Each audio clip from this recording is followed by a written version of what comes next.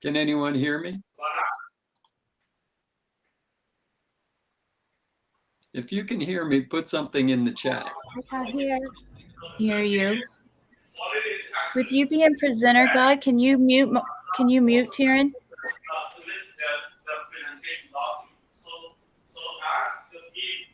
How would I do that? There's 3 dots that normally maneuver. Like if you find the 3 dots, normally it gets you anywhere. Yeah, but he's muted now, but I didn't do it. I just clicked the 3 dots and then he was muted. That doesn't make sense. Now we're seeing somebody else's slide. I'm not sure how that's happening. Someone's overriding me. Is that how that happens? Possibly. I am uncertain, honestly. So I see your slide now. Is that what you see?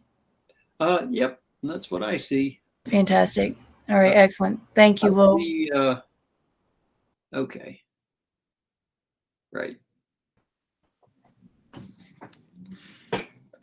Okay, so if y'all want to start talking to me, that's fine. I'm happy to introduce myself, or I actually wanted to ask Dr. Senior a question, but if he's no longer with us, I wouldn't blame him. Understood. I'm not certain either. And let's see, we just had a chat pop up. Oh yeah, he's here. He's here. You know, I have been doing different educational ventures for like the past, I don't know, 33, 34 years, maybe 35 years. And I didn't come at it from academia. I have an engineering and design degree, and then I have a business degree. So I've always been on the content creation and system creation side of this. At one point, a partner and I bought a medical university and started increasing its size using my expertise in educational marketing and enrollments. And as I looked at academia from the inside as an owner, I started to recognize a divide between process and, I'll call it content, but we could call it knowledge. So the processes of education, both higher ed, and I started out in pedagogy, infant education, all the way up to higher ed. But I see this divide emerging where the concentration seems to be moving toward process and at the expense of knowledge education or knowledge learning even. So my question to you, Dr. Senior, is if learning doesn't involve a focus on attaining coverage of factual domain knowledge, how can any meaningful competencies evolve? And I'd love to hear your thoughts on that. And maybe I could turn your mic on if I could see you. Where are you? How can I turn on his mic? I can't see him. Turn on your webcam. Uh-huh. If you turn on your webcam, then I can see you. Yes. Mr. Sihi. Yeah. I'm trying to turn on Dr. Senior's microphone so he can respond to my question if he. He's supposed to turn on the microphone himself. Let me find him. Okay. Dr. Senior, right? Dr. Senior. Yes. I was asking a question. I still have a few minutes before my start time, so I thought I would. Dr. Senior, let me make him a speaker. Oh, that'd be great. Hi, Dr. Senior. You are a speaker. If you can turn on your microphone. He's back. There he is. Hey. Hey, boss. Awesome. Welcome back. Okay. Thank you. Guys, please don't leave this meeting with the impression that this has been the history of this event. Oh man, you are the smoothest character I've ever seen. You're great. Sensei. So, all right, but in response to your question, I'm not obviously you have a good point. I totally agree with the point. I'm not advocating let's forget about knowledge and it's all about process kind of engineering and putting things in little slots and running people and learners through a process. Content is important. Even lectures are important. When I think of my undergraduate degree in Puerto Rico, the most significant course that I can remember, I even discovered my notebooks zillion years ago, was an elective course, an art appreciation course. I was just listening to this guy for hours and just take notes. I even signed up for the second time just to audit the course because this guy was just fascinating just to listen to. So there's a big place for yes, you need to acquire the content, but the subtlety, when I speak about this notion of not focusing only on content, the subtlety is that in the process of teaching as faculty members or even as trainers in industry, we become so driven by what we have to say that we forget who are we speaking to. And we forget that our job is not just to stand up and give them lectures or make them read things, but rather for them to acquire skills. Of course, the skills don't happen out of nowhere. They need to understand the concepts of the discipline in which they're working on. They need to see cases. They need to read the literature. They need to learn about different models. That's content. But all I'm saying is, you need to learn how to use the content as mental tools. So if you fail to provide opportunities for learners to use content and apply it, then it's like a halfway job done. So either extreme is terrible. Just simply process, go through the motions, or simply content, they don't work together. They go hand by hand. Thank you. I fully support that. I agree. I was asked recently, because I've been speaking repeatedly now on this concept of these adaptive smart apps, which is what my presentation is about, and how the science has evolved to enable them, which you might find interesting. I don't know. But sure. I have been asked, what is the future role of the teacher? One, the knowledge can be transferred so much more efficiently through these apps. And and see that there's a premise behind that. And it's like, even goes back to that you can just inject knowledge. It's like you download information into your brain. That metaphor, the brain doesn't work that way. So, we could debate that because it does work that way. Well, you can't download content. You can't download content, but well, look, maybe hit me with some hard questions after my show. It's only 10 minutes. All right, we'll do. All right. That's great. Please stay for it. Thank you very much. Sure, look I forward will. To talking to you again. All right. All right, Sage, you want to bring me online? How do I? turn Sure. off Am now? I audible and can you see me?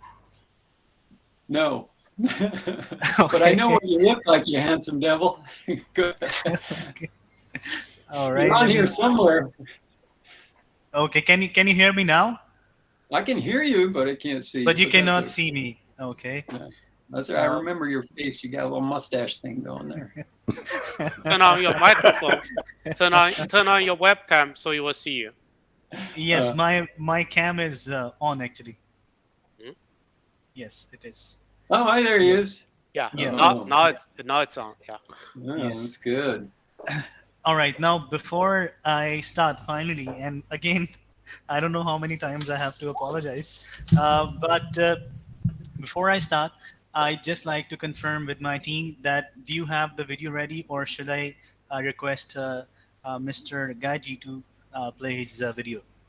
You see that little red thing next to apps? If I click on that, the video is supposed to play. That's my understanding. So I Perfect. think I'm Yes, good. yes, We're gonna you're good try to it. go. We're gonna Yes, try it. you're good to go. All right. Yeah. So, okay, now I'll quickly give an introduction to Mr. Gayachi. Exactly. Previously, I think fortunately or unfortunately, we were not even broadcasting. So now the broadcasting is starting. So I think we can still somehow fix, the damage. Okay. Okay, so let's start. Bismillahirrahmanirrahim. Once again, uh, uh, welcome to all the participants, all the audience, the people who are listening and viewing our live broadcast on social media and on our website channels. I welcome all of you. Thank you so much for being with us. It is Apoes 3.0 All Pakistan Online Education Summit. It is going to be for 3 days. In this Apoes, we're actually going to talk about the solutions of the challenges and the problems that we are facing during this lockdown COVID scenario, hybrid mode of education, online, on campus. We're going to connect, we're actually going to provide a platform that will connect the students, universities, educationists with edtechs, software houses, and the people who can actually give them the solutions and a vision that how we can cope up with these challenges in the future. For this, one of our keynote speakers is Mr. Gayatri. I know him personally, worked with him on many seminars, on sessions. I love to always, listen to his talks. He's actually a designer and a business strategist, a serial tech entrepreneur with degrees in engineering from the University of Bridgeport and business from Harvard Business School. Guy co-founded Australia's College of Natural Health, which has over 10,000 enrolled undergrad students. He's co-founded Learning Technologies and produced the Disney's World of English video program and several other innovative learning systems. Gaichi, a very warm welcome to you, and thank you once again, gracing uh, us with your presence today. Again, apologies. Now the mic is over to you. Thank you so much. I'm really excited for Pakistan. I think the country can leapfrog over years of mistakes in education, and with access to these new adaptive smart apps that are coming online, and to higher levels of understanding for the proper roles of teachers and students in an educational environment, plus these online technologies. I think that it's a fantastic opportunity for Pakistan with such a young population and a fast-growing middle class. When I look at the demographics of Pakistan, I'm just so excited for the country. So I'm really pleased to be involved with you, and I thank Dr. Anwar for introducing me to everyone there, and to you as well. Say thank you for hosting me, and I hope my presentation goes well. I feel really bad for Dr. Senior, but He primed the pump for me, so hopefully it'll go smoothly. So without any further delay, I'm going to run a 10-minute talk I give on adaptive smart technology and give you a peek behind the surface to see how it works. And then we can perhaps dream about how it might be applied in the future. Well, keep your fingers crossed.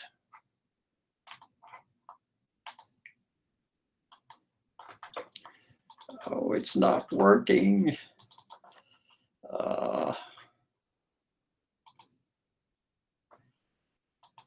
Let me help you out. Okay. Let me make myself the presenter, and we'll play the video. This video is unavailable. Do you have a newer video? This video is not available. Can you can you send me the older video? No, it's available. You're playing the old one. That's why it's not available. Okay, can you Skype me a new one? Yes, hang on. Sorry. I did. Scroll back up to 3:09 p.m. Okay. Well, I don't know what time that was your time, but that's my time. Should be the newest link you sent me, right? Yeah, well, there it is. I've just given it to you again in Skype. Okay, let me see. Looks like it does work, this one. Good. So 1 second. So let me edit this link, change it to the new link. Perfect. I hope this is the one. And say okay. Yeah. I'm going to play your wonderful video. Go for it.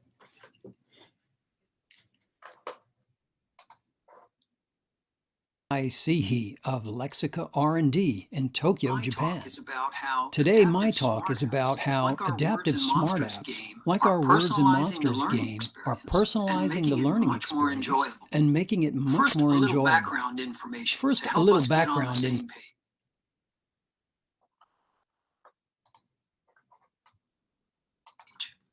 This is a list of what I consider to be the most significant technological advances in the science of human knowledge acquisition. Email me later if you think I missed any. 3200 BC, writing. Printing press. 1234, printing press. Typewriter. 1575, 1885, typewriter. spaced repetition 1885, spaced repetition protocol. Item frequency analysis. 1930, item frequency analysis. Personal word processor. 1980, personal word processor. Free World Wide 1989, free World Wide Web. 1994, free search engines. 2005, free social media. 2007, smartphones. 2008, item difficulty analysis. And 2012, free online meeting software. All of these amazing innovations increase the speed and scope of human learning, and yet not one of them changed the way the human brain learns knowledge. What they did was change the way knowledge is organized for learning. Humanity has steadily improved its ability to learn by better organizing the information for learning. If you search online for faster ways of learning, you'll find speed reading, mnemonic hacks, concentration techniques, and even nutraceutical advice. None of these have ever gone mainstream. Our brains learn the same way they always have, by exposure and associations. Adaptive smart apps are providing us with an improved approach to organizing knowledge for human acquisition. The best of these apps will do three things. First, they'll use item difficulty analysis to identify the specific knowledge each learner already knows about a subject, and then they will set that knowledge aside. There's no point studying what is already known. Second, they will organize the list of unknown items of knowledge such that the most important unknown items will be learnt first. Third, they will repeat the rehearsals of new knowledge using spaced repetition until the learner has fully memorized each item. It's simply not possible for a teacher to do these things with their students. It's too much to ask, and frankly, we're neither trained nor equipped for it. Words and Monsters is an example of one of these new adaptive smart apps. And Words and Monsters adds a fourth quality. It's a game. It's fun. The truth is, learning is brain work. It burns calories. And generally speaking, given the option, people choose relaxation or play over work. Words and Monsters is designed to convince players that their work is not actually work, but rather a form of play that produces eustresses. Eustresses, that's a fancy word for good feelings. Like Google and YouTube and Candy Crush Saga, Words and Monsters is free. Words and Monsters teaches the English language, all of it. Phase 1 addresses vocabulary, listening, and reading skills. Phase 2 addresses speaking and pronunciation. If you think this might be helpful for you in some way, please search Words and Monsters and download the app. Have your students download it. If they like it, great. If they don't, well, that's okay too. These kinds of games are not for everyone. We have another adaptive smart app that's not a game. It's called Word Engine. It's used at many high schools and universities all around the world. Most schools apply a grade to Word Engine study because, well, like I said, learning is work and students don't generally like to do work if they don't have to. But for now, in my remaining time here with you, I want to give you a peek behind the scenes at how our adaptive smart apps work. Hopefully this will give you an idea about how item difficulty analysis and frequency analysis are being used to determine which items of knowledge should best be taught to each individual learner. This is a list of the 16,736 words, or meanings actually, and all of these meanings together cover 99% of all English language ever written or spoken. We get these kind of lists through computational analysis of large bodies of texts. In our case, we scanned 1.5 billion words from all sources and counted the number of times each word occurred. Now, this version of the list is organized by frequency of occurrence. The most frequently occurring words are at the top left, and the least frequently occurring words are at the bottom right. Competence in the English language is attained at about 97% coverage. That's about down to here. Full mastery is attained at 99% coverage. That comes from knowing all of the 16,736 meanings. How many English words and meanings do you know? How many does each of your students know? Which specific words are known? Well, that last level of understanding eluded us all until the invention of item difficulty analysis in 2008. Today, we can plot and study all 16,736 words by two factors, frequency and difficulty. Frequency is on the horizontal axis and difficulty is on the vertical axis. This word, way over here on the left, is the most frequently occurring word in English. Can you guess what it is? If you guessed the, you guessed correctly. This one up here is frequent and somewhat difficult. Can you guess what it is? Of course not. How could you? This one is fill up, an idiomatic phrasal verb. Now, if this scatter plot was comprised of subject knowledge as opposed to lexical knowledge, rather than each dot representing a word, each dot would represent an essential term, idea, shape, concept, or formula for that particular subject. It'd be like a super glossary or an ontology of subject knowledge. But in this case, each dot here represents a word or a phrasal verb that has one specific meaning. Altogether, they cover 99% of all words ever spoken or written in the English language. What an adaptive smart app like Words and Monsters does is test each player with randomly selected words at different levels of difficulty. The level at which a player is getting about 70% of the words correct and 30% incorrect is the ideal starting level for them. After that, the app can organize the unknown words, the words that are above their ability. The app will organize them based on frequency of occurrence. What we want to do is teach the most frequently occurring unknown words first for each player. Finally, these new words will be taught with spaced repetition to minimize the time required to permanently memorize each one. Each item will repeat at increasing time intervals. First 1 day, then 3 days, then 10 days, then 30 days, etc. Any missed words go back to the start. In effect, the learner will spend less time on words they learn easily and more time on the words they have trouble learning. This type of adaptive smart app makes learning new knowledge extremely efficient. It skips over what's already perfectly known, it teaches the most important unknown items first, and it reduces the time required to memorize the new items. These same three processes can be applied to almost any type of knowledge. Well, anything that can be written or spoken. My firm has been supporting schools and teachers using our adaptive smart apps since 2010. That's when the first version of Word Engine was released. Personalization of knowledge acquisition is a great idea. It is more efficient, that's true.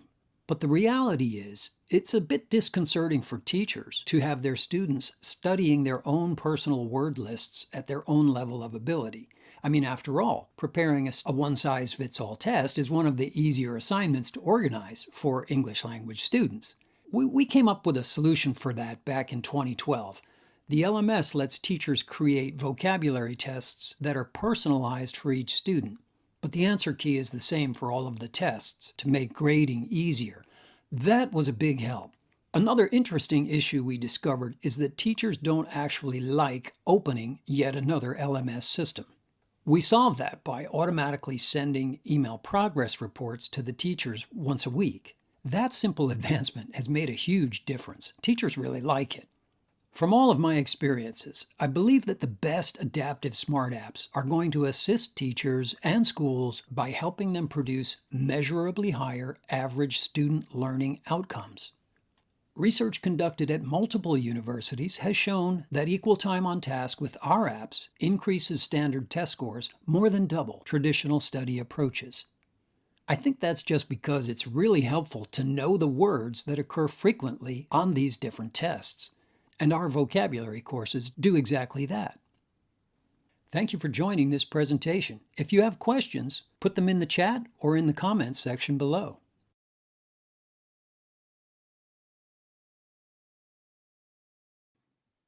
Is anyone still there? Yeah, that's fantastic. Very Okay. good. Okay, Very impressive, Mr. You can, yes, thank you. You can turn off the slides if you will. Okay, Taryn, thank you. Let me do that. So the And slides is off. I'm Wonderful. happy to take. Yeah, such an amazing and informative presentation. Yeah, I thank you for the opportunity. It's really the first time I've made it clear how difficulty and frequency are integrated in the process of testing and evaluating the needs for each student. And I think, as I say, I appreciate the opportunity to clarify that. I've only been doing this for like 13 years, but finally, even my wife understands what I'm doing.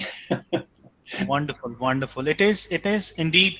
Although initially it looks a bit technical, but if you go through it, it is quite simple. I have a question.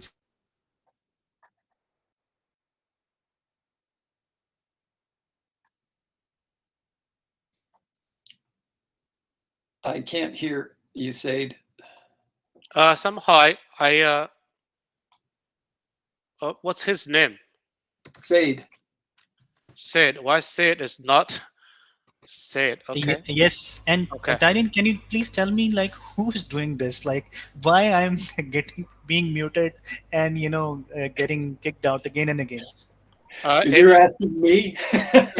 It could be. No, I'm asking Tyrion. It's Taryn. Yeah, it's me. I'm the host, so I accidentally click on you, and I don't You know are you doing are, too many accidents today. I actually. don't know you are C yet. Sorry for that. Yeah, now I Okay. remember you. Yeah. All right. Okay. Okay. Thank you. Do that. What's the Okay. question, sir? Okay. Let me repeat the question. The question is, when it comes to adopting such smart apps in our existing curriculum, would it require certain training to ensure students would be able to gain the complete benefits of it? I don't think so. We have 8-year-olds using Words and Monsters, so when it's done correctly, and the focus is on user experience or UX, right? The amount of tutorial required is absolutely minuscule. It barely requires anything. In fact, the Word Engine, which has no game elements, You can go online, just search Word Engine, and it comes with a 7-day free trial. You'll see for yourself. It's extremely easy. So no special knowledge. The hard work to make this happen is like is to prepare the ontology. So once you step outside of where we have focused, which is the entire English language for communicative purposes, speaking and writing, listening and reading, and you move into, say, let's take macroeconomics as an example, right? This is a commonly required course for freshman students at university. And if the students were required to attain at least 85% coverage of macroeconomic terminology and concept knowledge prior to showing up for class, things would go a lot smoother. You could really start talking about the kind of problem solving and procedural issues that academics like to talk about, because teaching actual factual knowledge is really not a good use of classroom time. You really do want to be setting up narratives that engage the learners and make it interesting for them. But let's say we take macroeconomics, and if you go into and try Word Engine, you'll find the macroeconomics course there, but it only has a small number of items in it to learn, because it's a massive job to create an ontology of knowledge for a subject matter. The last time I looked at that as a project, two things are needed. One is an easy to use editing platform so that many different writers and subject area experts could be contributing knowledge to it and have the expert oversight of an editor to help them. But it's not like writing a flashcard to make these systems work. If the word is like sociocentricity in the social sciences, you need to have believable distractors to evidence that the learner is processing the correct meaning of sociocentricity. You cannot just show the meaning and the term sociocentricity and assume that they're retaining it properly. That kind of pretending learning system doesn't really work, except for people who are intrinsically motivated. And increasingly, we're facing a situation where the students are not intrinsically motivated. They're almost entirely extrinsically motivated. And so we need to overcome that by assuring that they have learned something when let's say the app is indicating that they have learned it. In the early years of Word Engine, which has been around now more than 12 years, some of the teachers doubted whether or not the knowledge was being retained, right? Because their students are all studying at their own levels. They're all their own words. Some of them are close to native speaker level. Some of them are beginners and so forth. And they're unable to, give a one-size-fits-all test to see if they've learned anything. And the Word Engine is reporting how many words each person has learned and so forth. But they weren't sure if they were being retained. That's why we created that paper test generator that I described in the video. And that pretty much any school that uses it, they approach that for two reasons. One is they want to validate Word Engine that this concept was working, that knowledge is being retained, that spaced repetition actually does cause memory to be retained. Or two, they just want to, they just have a process hole in their system. They have to have a quiz or a test score for their grading system, right? This is not a knowledge related or an education related subject. It's just the process of running the school. They need a grade.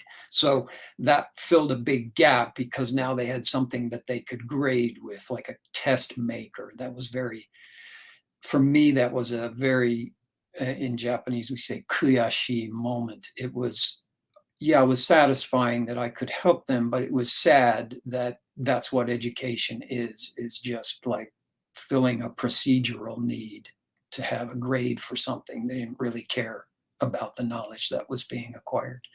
So yeah, the hard part is creating the content. Actually, now that the platform and the let's call them the algorithms or the APIs for the interface are all done.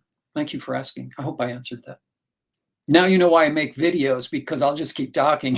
So I have to make a video. No, it is short. it is actually listening to you, and that was really insightful and thoughtful. I have another question, a serious question, but before that, I have another question. Someone is asking that when are you planning to come to Pakistan? As soon as I can. I mean, I really like putting my money where my mouth is, and I think I want to buy some land in Pakistan because it's just, look at a population pyramid for Pakistan. This is the place to be. 220 million people, and all of them are under 12 years old. There's nothing to go but up there. And just imagine living your life as a celebrity. I mean, people in Pakistan would treat you and offer you free food, free clothes, and maybe, who knows, a free land as well. Oh, thank you so much, Sid. I look forward to it. Sure. All right. So I have another question. Yes. When the pandemic is gone, how you foresee online education evolving you? What steps do you believe we should take to address problems with online education in third world countries? So I think the question have two parts. Can you give me some background on we? Who is we? Students. One of the students. Yeah. How can students? How can students? Ooh. Okay, say the question again by using the word the students in it. Sure. When the pandemic is gone, yeah, how you foresee online education evolving? That is the first question. Okay. I'm a guy who invented a way of transferring knowledge into an infant's brain, because there's what's called a symbolic or a semantic barrier, which exists up until about 20 months.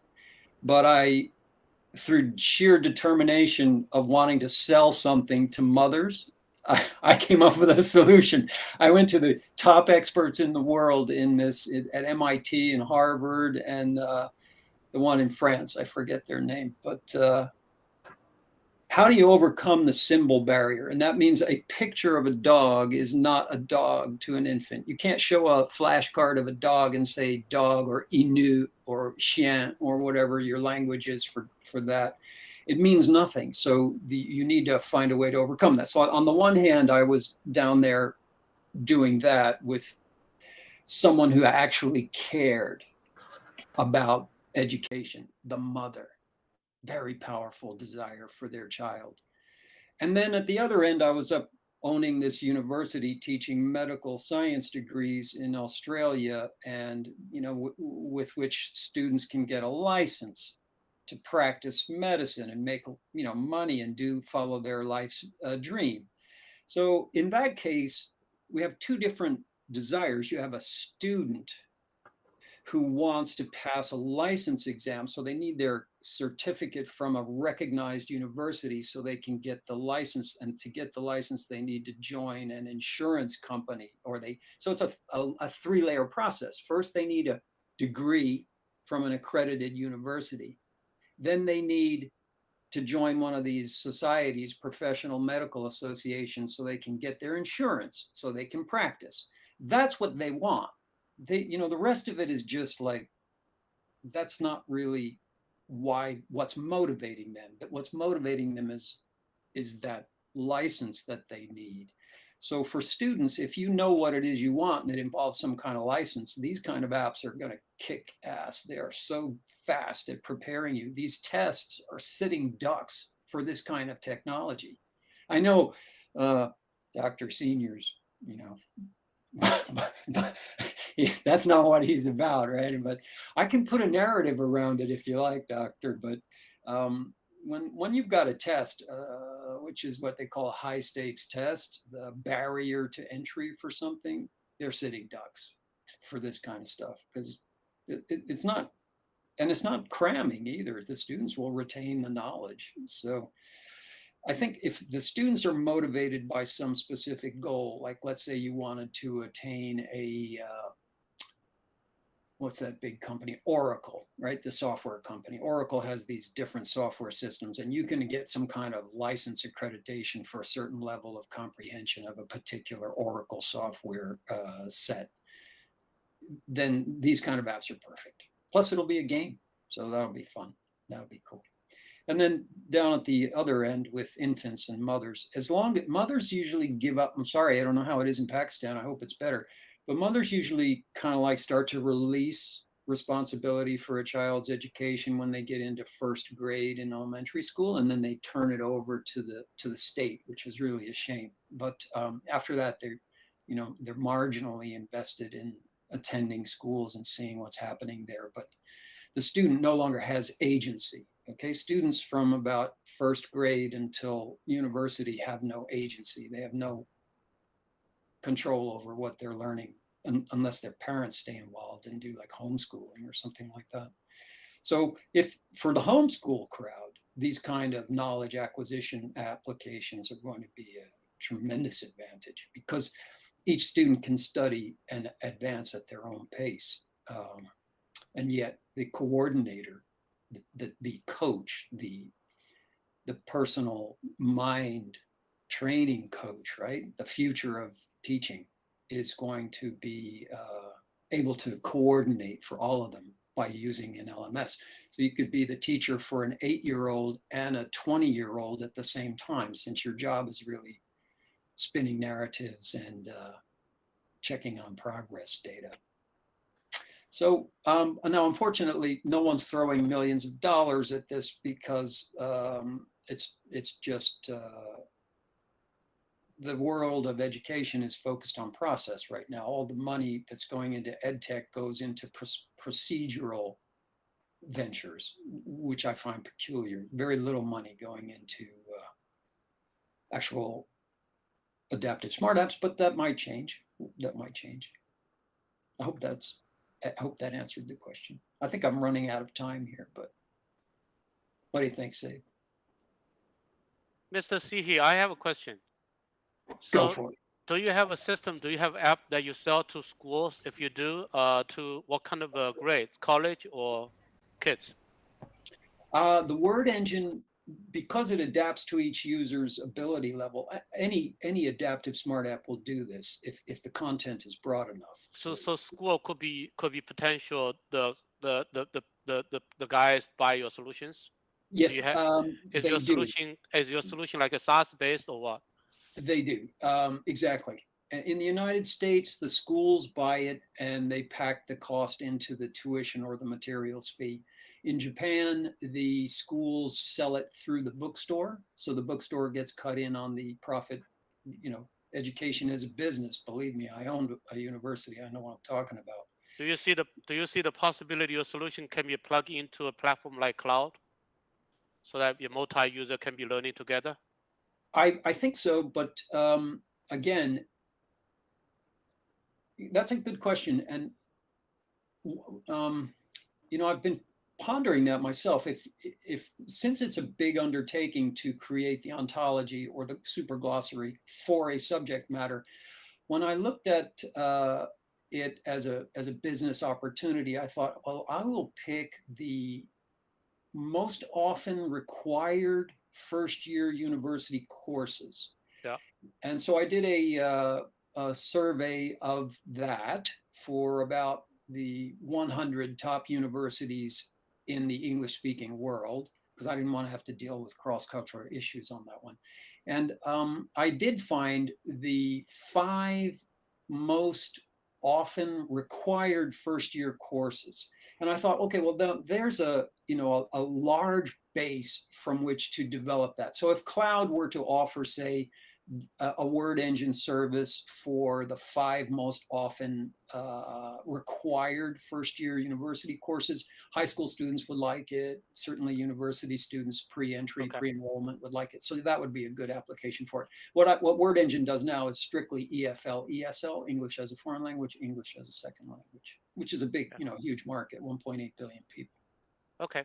Thank you. Thank you. Yeah, we'll keep in Not touch. counting China. If you count Yeah. China, it's 3.8 billion people. Yeah, of course. Yeah. Yeah, thank you so much, Titan, for asking this question. All right, I have some more questions. Actually, students are asking you a lot of questions. Oh, Uh, good.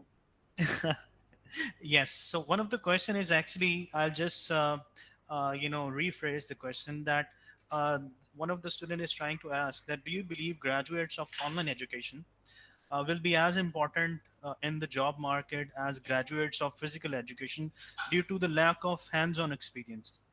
I mean, it's a general question, but I believe they're asking you.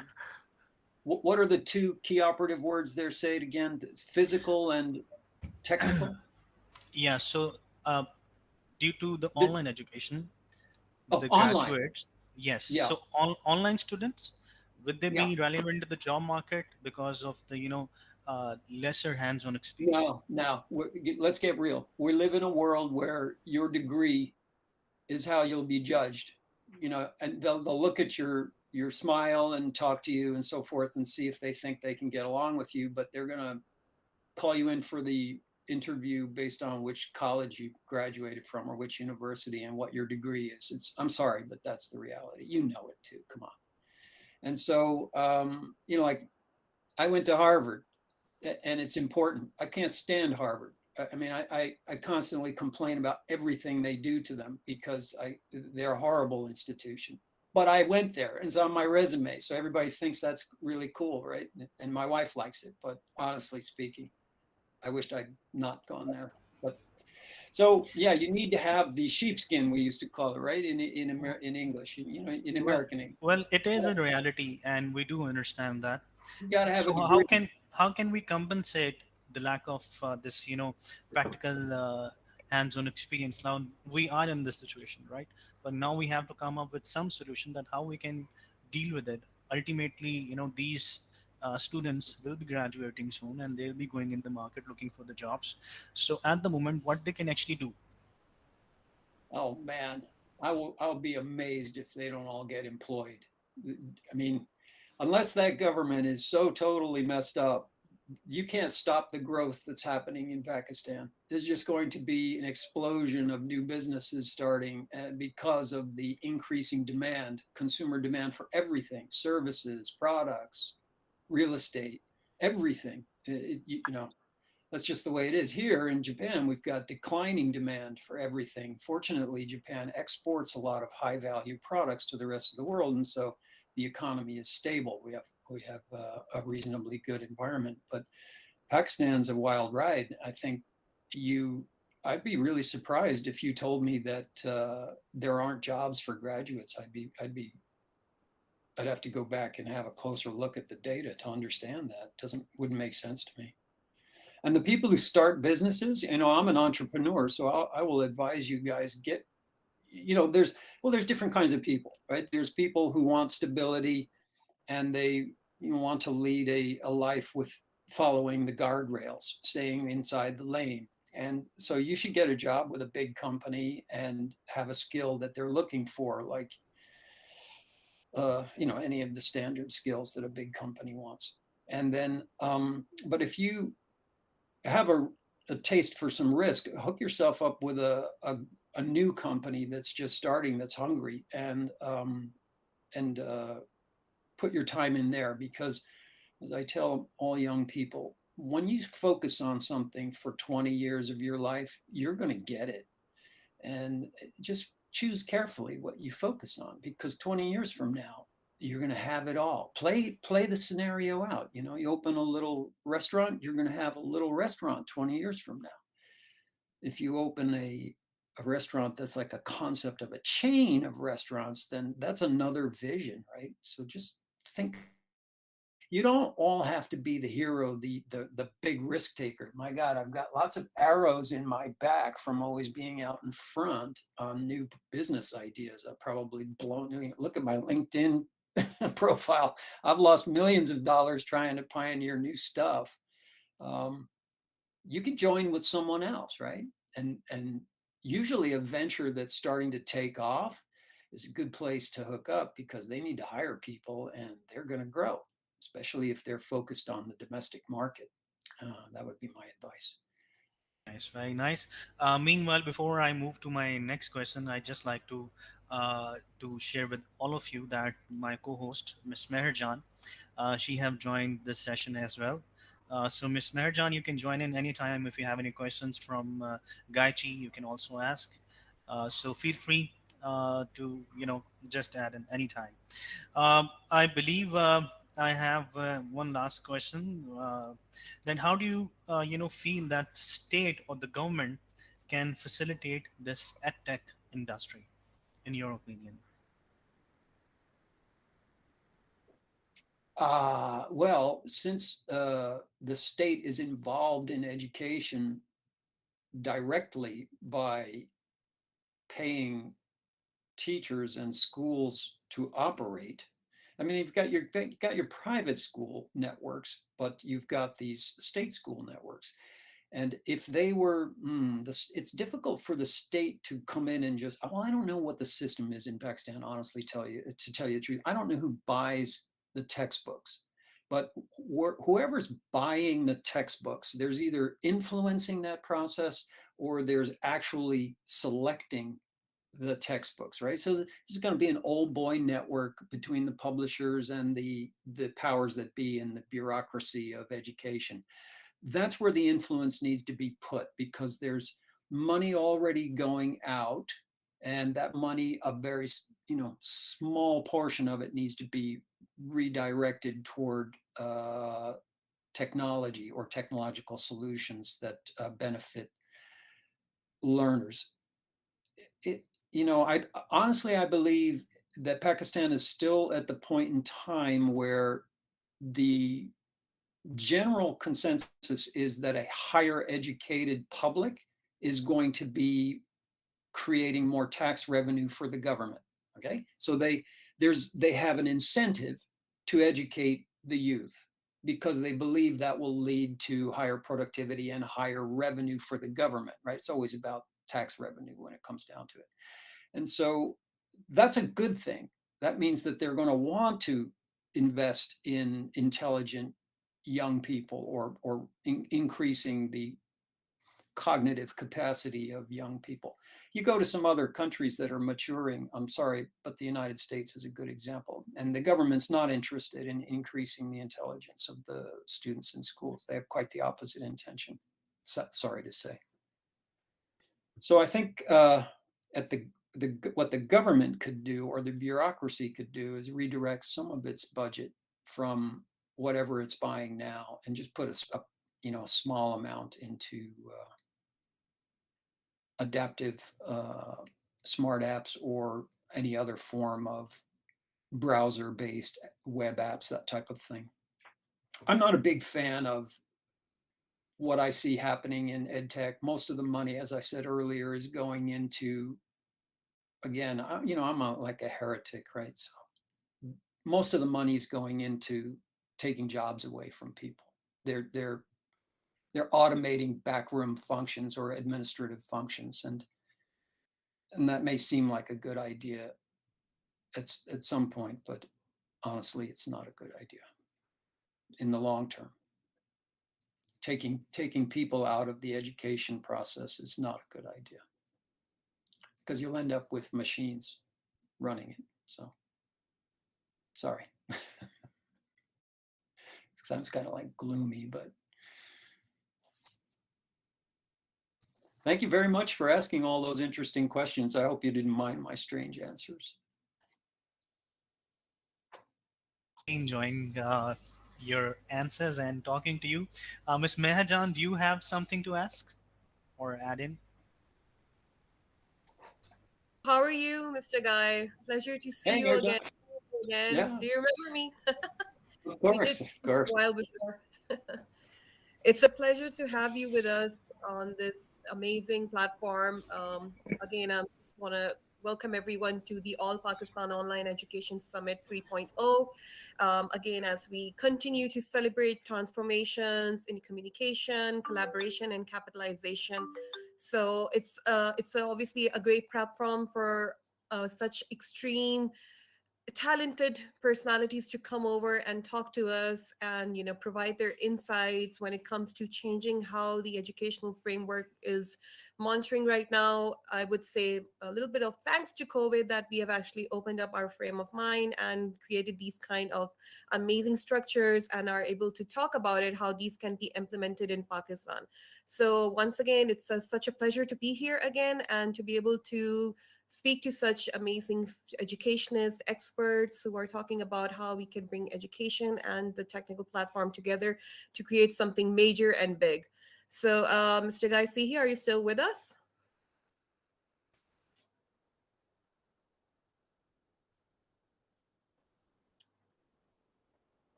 He is still with us but since you changed the presentation to be the next presentation, so Mr. Sihai automatically Oh, become attendee. So all right, okay. I will promote him back to a speaker.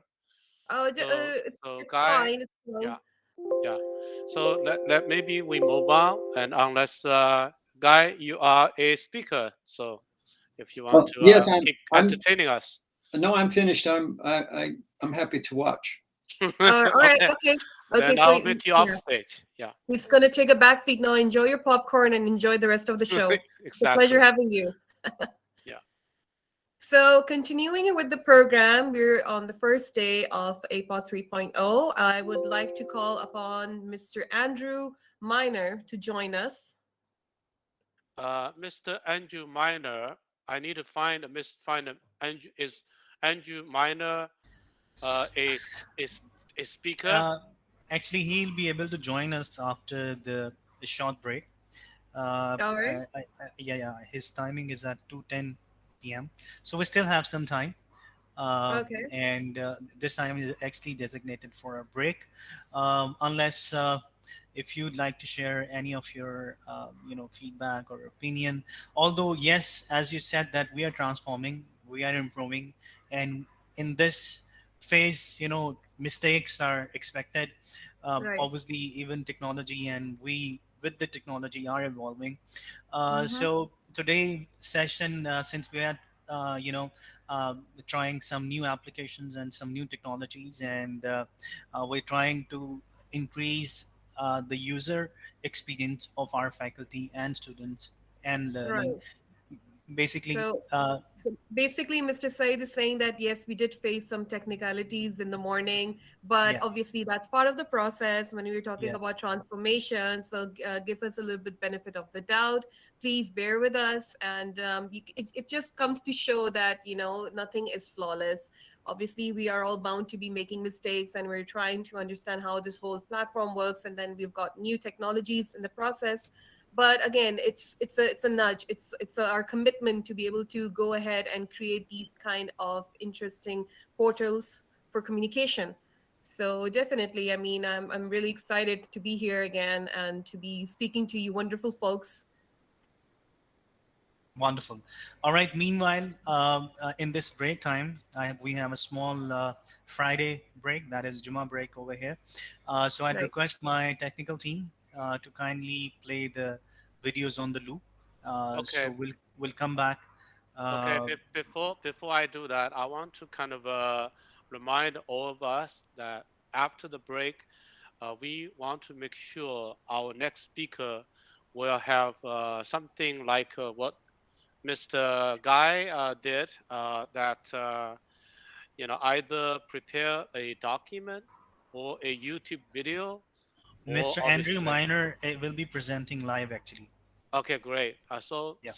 if somebody is presenting live, if you have a PowerPoint, make sure submit a PowerPoint so that the using this is a newer technology. Instead of share the screen, just using a live document, turn the page to next page, draw do animations, your presentation will be rendered at the unlimited resolution, which means it will be much better result. So hopefully, in moving forward, we would like every speaker to upload your document, and I would encourage, if you need to test the software to learn how to present it, you can.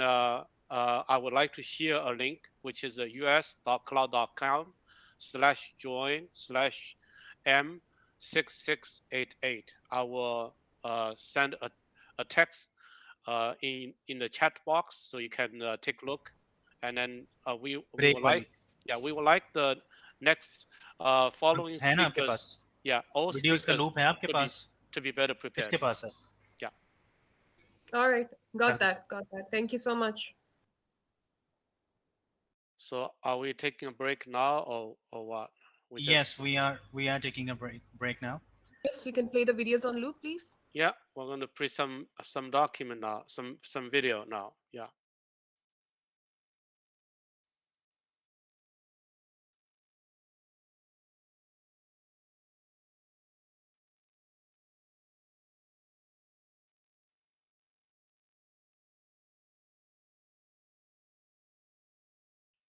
So here's 3 music videos. One of them is a nice song.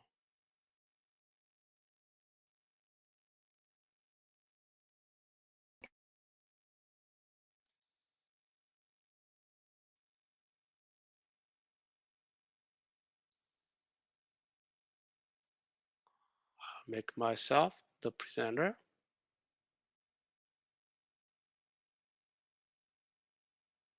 So here you go. Let's mute ourselves.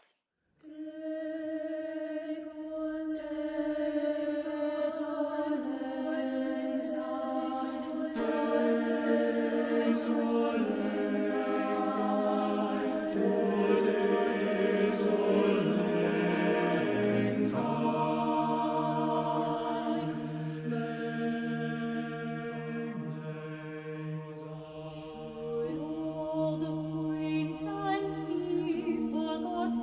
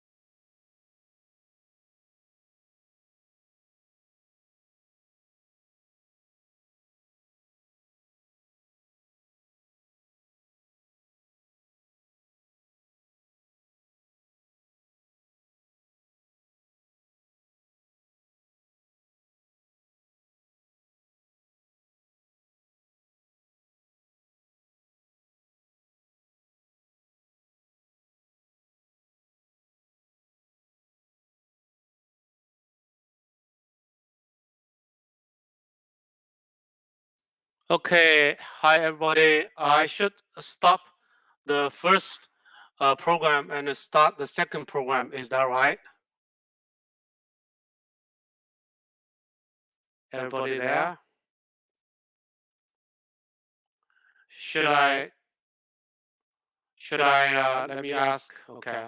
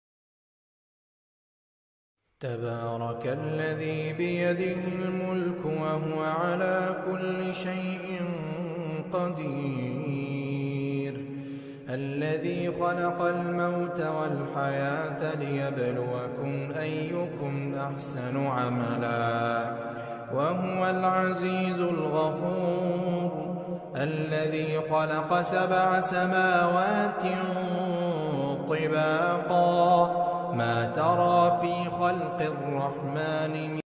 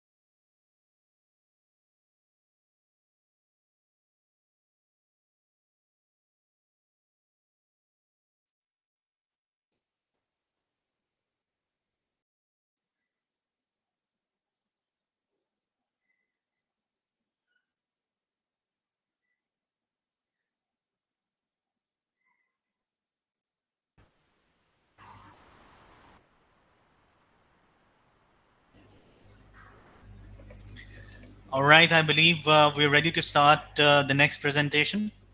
I'd like to welcome all of you once again in this All Pakistan Online Education Summit 3.0. Our next presenter is Mr. Andrew Miner. He's a member of the partnership teams of Lab Exchange. Now, Lab Exchange is a global science classroom open to every curious mind. Created at Harvard University, this powerful digital platform makes high quality science education accessible. Mr. Andrew is focused on helping to make educators, students, and researchers aware of this free resource. A huge and warm welcome to you, and thank you so much for gracing us with your presence today. The mic and floor is over to you. Syed, thank you very much. And thank you very much to the Hybrid Institute of Contemporary Studies for the invitation to speak here today. And thank you for inviting me to this wonderful summit. My name is Andrew, and I'm going to be sharing my screen with you today, and I'm going to take you through a brief explanation about what Lab Exchange is and what you can do with it, just as a means to communicate more widely as to what is available to educators and students from a free educational resource point of view. I'm going to share my screen now. Once I've done this, I'm sorry, just clicking on it now. Nothing seems to be happening. Syed, is share screen enabled? Can you please confirm? Yeah, share screen should be enabled. Make sure. Let me make sure you are the presenter. Can you click on the share screen at the bottom when you yes, click I on? am. When you click on that, what happened? It pops up to say share screen again. Yeah, make sure you select the entire window or select whatever the window and commit. Then it will be sharing. It will be sharing Okay. the screen. There's no option to select my entire screen or a window, and no commit button. Did you see an OK? The browser often asks you to give the screen sharing privilege to this application. I don't see any request from the browser popping up. Let me share my screen with you to show you how it works. So let me kind of share my screen. Can you see my screen now? Yes, I can. Okay, so what you will do is if you notice you have a hide, you will click on this. When you click on this, it will pop up. It will pop up a share screen unless your browser does not enable you to see a pop-up window. Once you pop up, you select whatever you want, the window or the entire screen you want to share, say share. There will be a button share and cancel once you see them. So this is a new platform. In the future, we'll create a Windows-based application will be easier. However, browser requires security access control, so you have to intervene. Hopefully, I will make you the presenter again. Give it a try. You should be able to make it happen. Let's give it a try again. Okay. Thank you for your help. Thank you. So I'll make you the presenter, Andrew Miner again. You are the presenter. Try to see a pop-up, enable the pop-up, No pop-up, but there is two options now: share screen or share screen in new tab. That's it. Share screen. I've clicked on share screen, but nothing is happening. Which browser you're using? I'm using Chrome. Chrome. Do you have a Firefox? Because no. To fix the. Okay, to fix hang this. on. Now it's saying share entire screen. Okay. Now it's giving me option to do that for some reason. Let's see if it is anybody able to see my screen? Yes. Okay. Are you still able to see my screen now that I'm in a slide deck? Yeah. Okay. Sorry about that, everyone. Thank you for your patience. Thank you. Thank you very much for your help. I appreciate it. So I'm going to take you through today just a bit of background to why Lab Exchange, what it is about. There's time for some questions, but please feel free to stop me at any point if you have any questions. I'm happy to make this interactive. So the goals for today is just to give you a brief understanding of what Lab Exchange is and what it offers, and to explain how it impacts students and teachers. And so if you're interested, we can also identify some resources to help you use Lab Exchange today. So Lab Exchange is a platform for teaching and learning science. It's a completely free science education platform developed at Harvard University, and it's free thanks really from our funders and supporters, the Amgen Foundation. And that means we're fully grant funded, so there's no commercial aspect to what we do, and we're a resource that's freely available to teachers, to educators, and to researchers. And when I say students or what I'm really saying is anyone ages 13 years up to undergraduate level, there is digital content available on Lab Exchange free of charge for them to utilize. And the same for their educators of those age groups from ages 13 up to undergraduate level at university. So we're also a community. We try to bring together the teachers, the learners, and the researchers to engage in helping resolve real world challenges that we face today. So why did we develop Lab Exchange? Well, we wanted to reimagine how to teach science online and make it free. So, right now you're all watching me from different countries all over the world. And so we're breaking down geographical barriers. And that's something we wanted to utilize the digital technology for, in this case with Lab Exchange. We wanted to create deeper opportunities for authentic engagement with the process of science. So often students are in a classroom situation where they are limited by either access to equipment or limited by time. And so educators do not have the luxury of letting students make mistakes and learn through their own curiosity. They have to follow a process within class in order to meet the requirements of a particular experiment, for example. We also wanted to reveal a clearer picture of ways to get involved in STEM. So the conversation around STEM is sometimes seen through a particular lens, which can have stereotypes attached to it. In this way, we wanted to showcase different personalities, different interests, and diverse voices that help enable what's happening in science today and what's helping to overcome the challenges we face, whether that be climate change, whether that be pandemics. There are multiple diverse voices, personalities, and interests involved in that conversation, and we want to make that make people aware that their voices can be added to this conversation. We also wanted to bring these diverse voices together to improve science education and to solve these challenges that we face today. So what can you do with Lab Exchange? Well, as I will show you in a minute, I'll take you on a tour of the website. You can explore new topics in STEM fields. You can design and share your own learning experiences, so it's able to be personalized or tailored to your students or your curriculum's need. And you can discuss innovations in science and education with other educators, with other students, with other researchers from across the globe. You can also apply all these discussions and these learnings into real world situations and real world issues. And again, we have content that helps educators develop their professional skills. And we have the ability for people to reach out to offer mentorship or to be mentored. So Lab Exchange offers the ability to create an account. It's all completely free, and it's a very basic process. You go to our homepage, www.labexchange.org.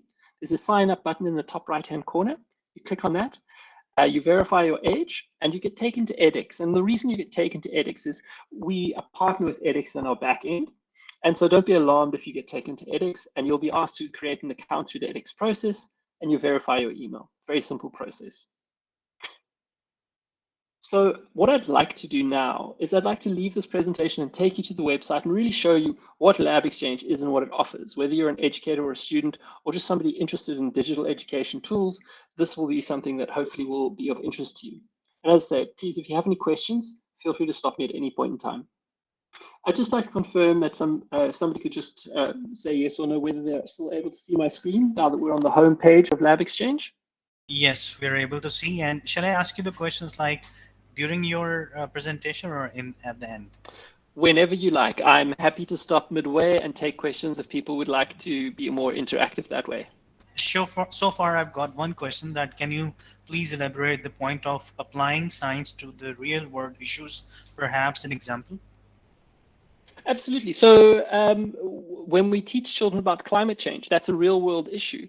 Who is to say that the next person who's going to help resolve some of the challenges around climate change in your neighborhood, in your district, in your country, that won't come from somebody who's learning science that might be a student or a teacher or a researcher or a combination of those. So what I mean is that we offer the ability for people to learn about science and to think creatively and to be maybe the next person who's going to come up with a breakthrough around some of the challenges we face in the world today.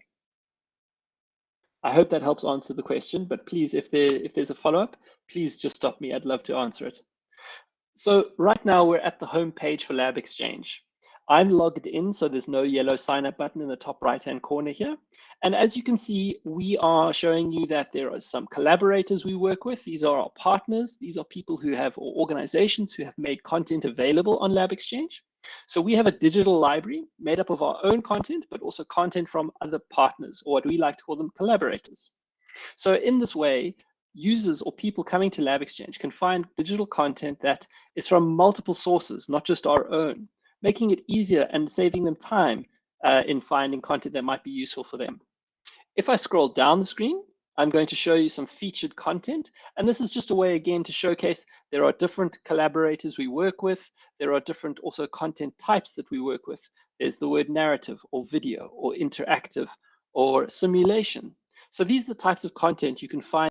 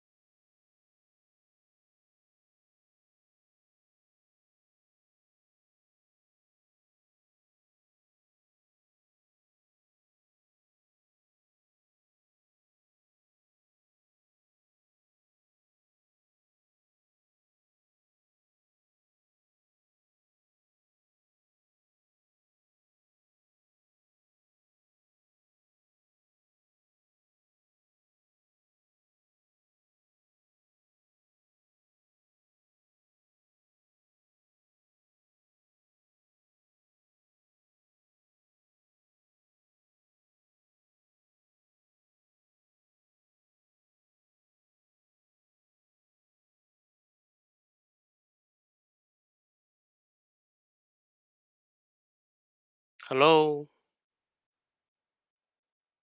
Hello, Hi. Are this you is Arooj. see me? Yeah, I'm Arooj Simi. Yeah. Yeah. Hi. Sorry, I'm the s- uh the founder of Cloud. Cloud got a bug, so it's accidentally closed the meeting. Oh, Yeah. So I have restarted the meetings. okay. Yeah. Sorry for that. Oh, okay. So I hope No, no problem at all. I No hope problem. Mr. Like, go Miner ahead. will be rejoining soon. Yeah, yeah, because he was in the middle of the presentation. Yeah. Are What we happened still is, live? yeah, we are actually. Yeah. Okay. All right. So we will hopefully Mr. Miner will be joining soon.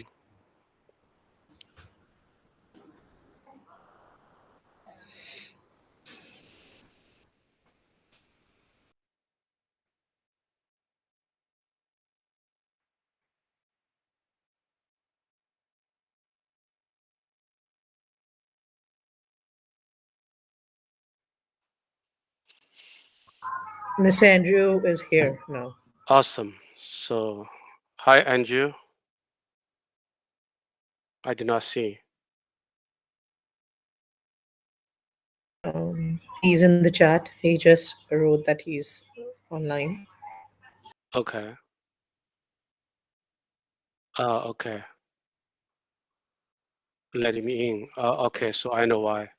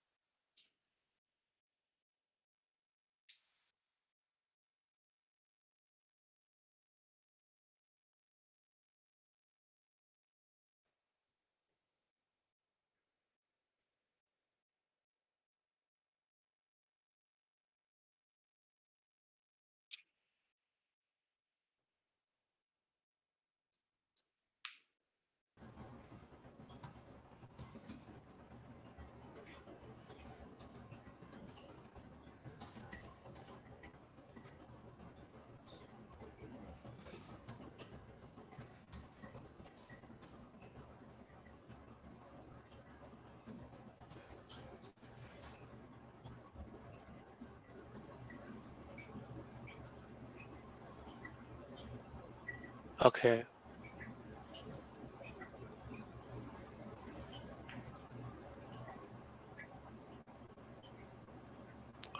Andrew, let me see.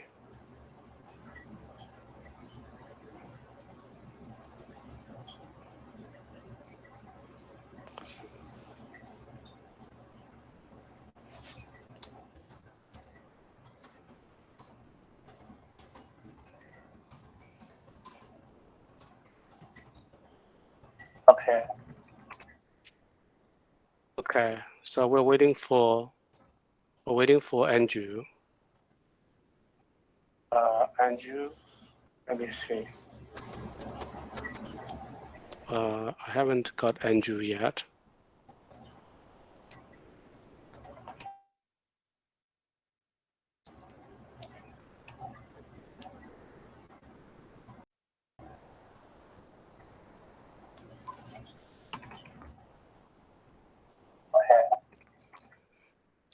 Okay. So we're waiting for Andrew. Yeah. Andrew. Let me check the password for him first. Make sure it's correct. I haven't got Andrew yet. So Apoes password, that should be correct. Hi, Tyrion. Yeah. The password is turn off. We're waiting for. Oh, you turn off the password? Yeah. Okay. Yeah. Okay, I'll turn off the password then. I turn off The password again. Yeah. Yeah. Now. Okay. Password is turned off. Ask him to join again. Yeah. Yeah. So. I'm here. Can anybody hear me? Let me see. I'll make you the presenter then. Hi, Thank you. Tyrion. Yeah. Yeah. The password is turn off. Oh, you turn off the password? Yeah. Okay. Yeah. Okay, I'll turn off the password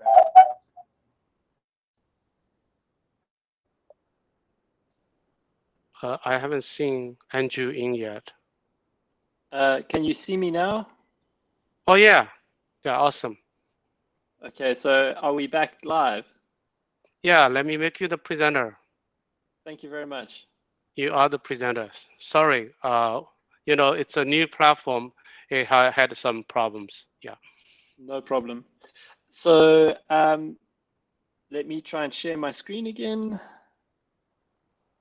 I think I'm having the same trouble I had sharing my screen earlier. I think most likely this time will be easier. Just to be patient. There we go. Yeah, no, there we go. All right. Can everybody see my screen now on the Lab Exchange platform? Yes. Okay, thank you very much. All right, apologies everyone. Thank you for your patience.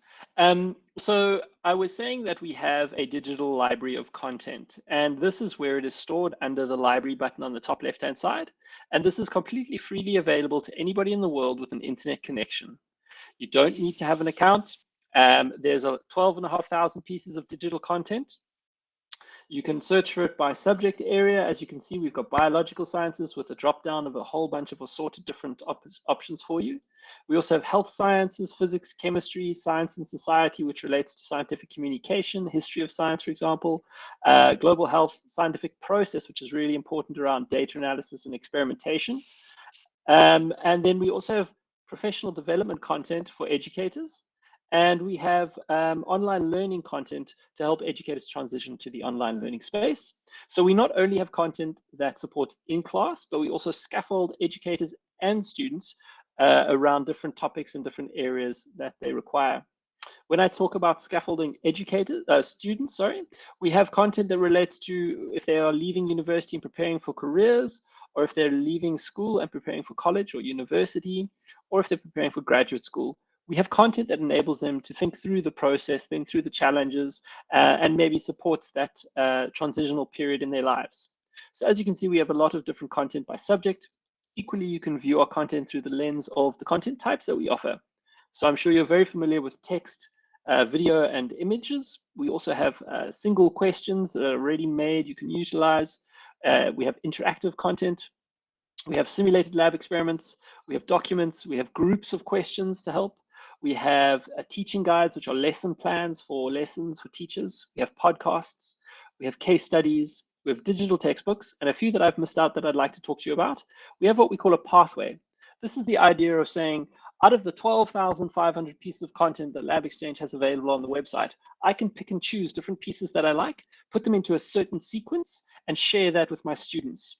That is what we call a personalized pathway. We have developed some of these pathways which people can utilize and edit if they create an account. And likewise, you can create your own if you have an account as well. And essentially that means you can pick and choose the different pieces of content you want that you know your students will learn well from. You can arrange them around a certain theme or topic. You can order them in a certain sequence, and your students can work through those, and you can monitor their progress working through those through our classroom function. So if we then say we have, then we also have narrative content, which is really nice because it showcases different identities in science, and it's written by real scientists, why they got into science, the challenges they face, etc. Now we also have the last type of content I'll show you is the cluster. And this is the idea of taking, if we have individual pieces of content and you put them together into a pathway and you have 5 to 20 pieces, that's a pathway. If you collect more pathways and put them together in a higher order, we have what we call a cluster. So I'll quickly show you a couple of these types just so you get a sense of. Andrew? Yes? Somehow you just turn off the screen sharing. Can you re-share your screen? Certainly. Sorry, I didn't know that happened. Okay, clicking on it. Yeah. Waiting for it to come up again. Let me see, Andrew. I know why. Somehow you lost the presenter privilege. You are the presenter now. Yeah, sorry for that. Thank you. No problem. Thank you very much. Okay. Can you reshare your screen? At the moment, I am. Can you see it now? Yeah, it's coming up. Brilliant. Yeah. So we also have, as I mentioned, the pathways, but if you stitch pathways together, you get clusters. So I'll show you a few of these different types. I'll just briefly show you some more information that you can refine on your search by. We have background knowledge. So if you're coming to science for the first time and you have a piece of content you want to view and it needs no background knowledge, that's for you. If you've finished high school, started university, you've got some background knowledge, that content is relevant for you. And if you have extensive background knowledge, you've finished undergraduate level of science, that content will be relevant for you. You can also search by video duration, by our content sources. These are collaborators or partners that are on the site live and have made content available that you can search through. And they are varied from YouTubers, private for-profit companies, not-for-profit institutions, scientific academies, universities. There's a whole range of content there. And then we also have content that we've been able to translate into different languages. So we have English, we have Arabic, we have Mandarin, we have Dutch, French, German, Italian.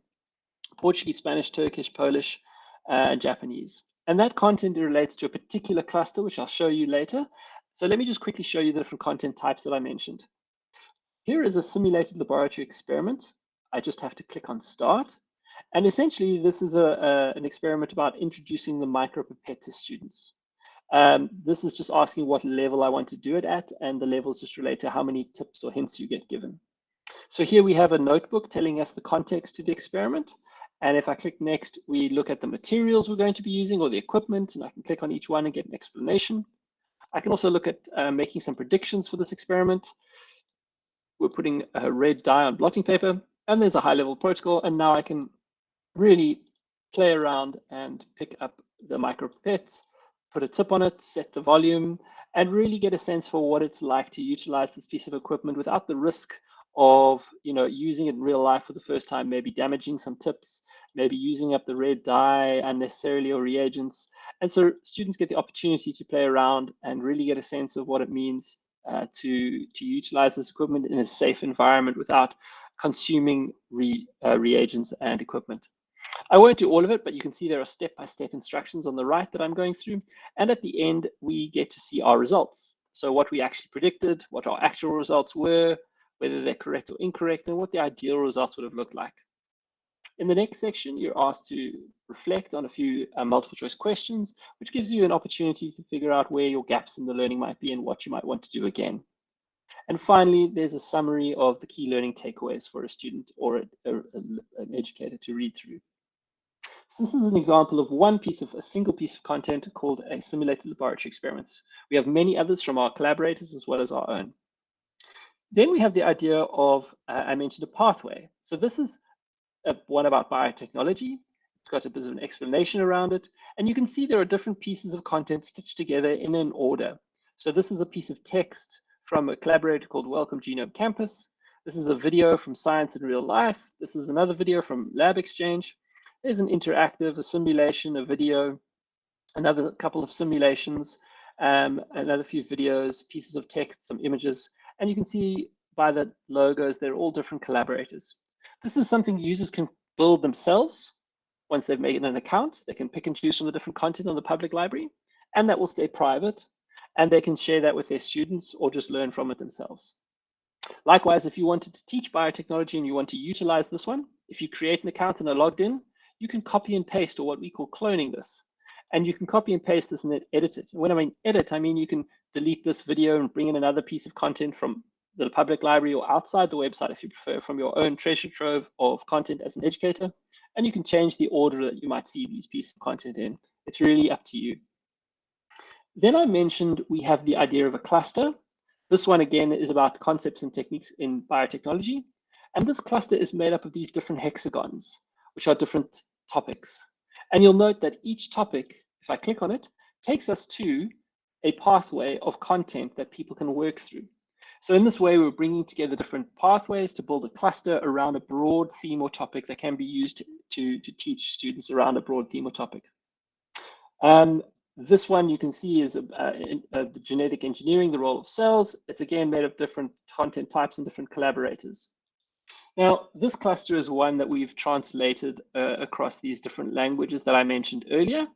And so this is made up of 80 to 90 different pieces of content that are available in those different languages. Lab Exchange also has the ability to offer you your own private space, or your dashboard up here on the top right, which I mentioned, which you need to create an account in order to have. The dashboard is a way for you to add your own content. This can be from outside of Lab Exchange, so not on our public library. So you can bring in content to your own private library. And you can bring in these different content types. So if you have a video you want to bring in, you just put the URL in there. It will save it here in your private space, which you can access anytime you like. You can also have some content that you favorited from the public library, so on our library, if you want quick access to it. As I mentioned, there is the function of being able to teach a class through Lab Exchange, and this is really a way to share content that you've created.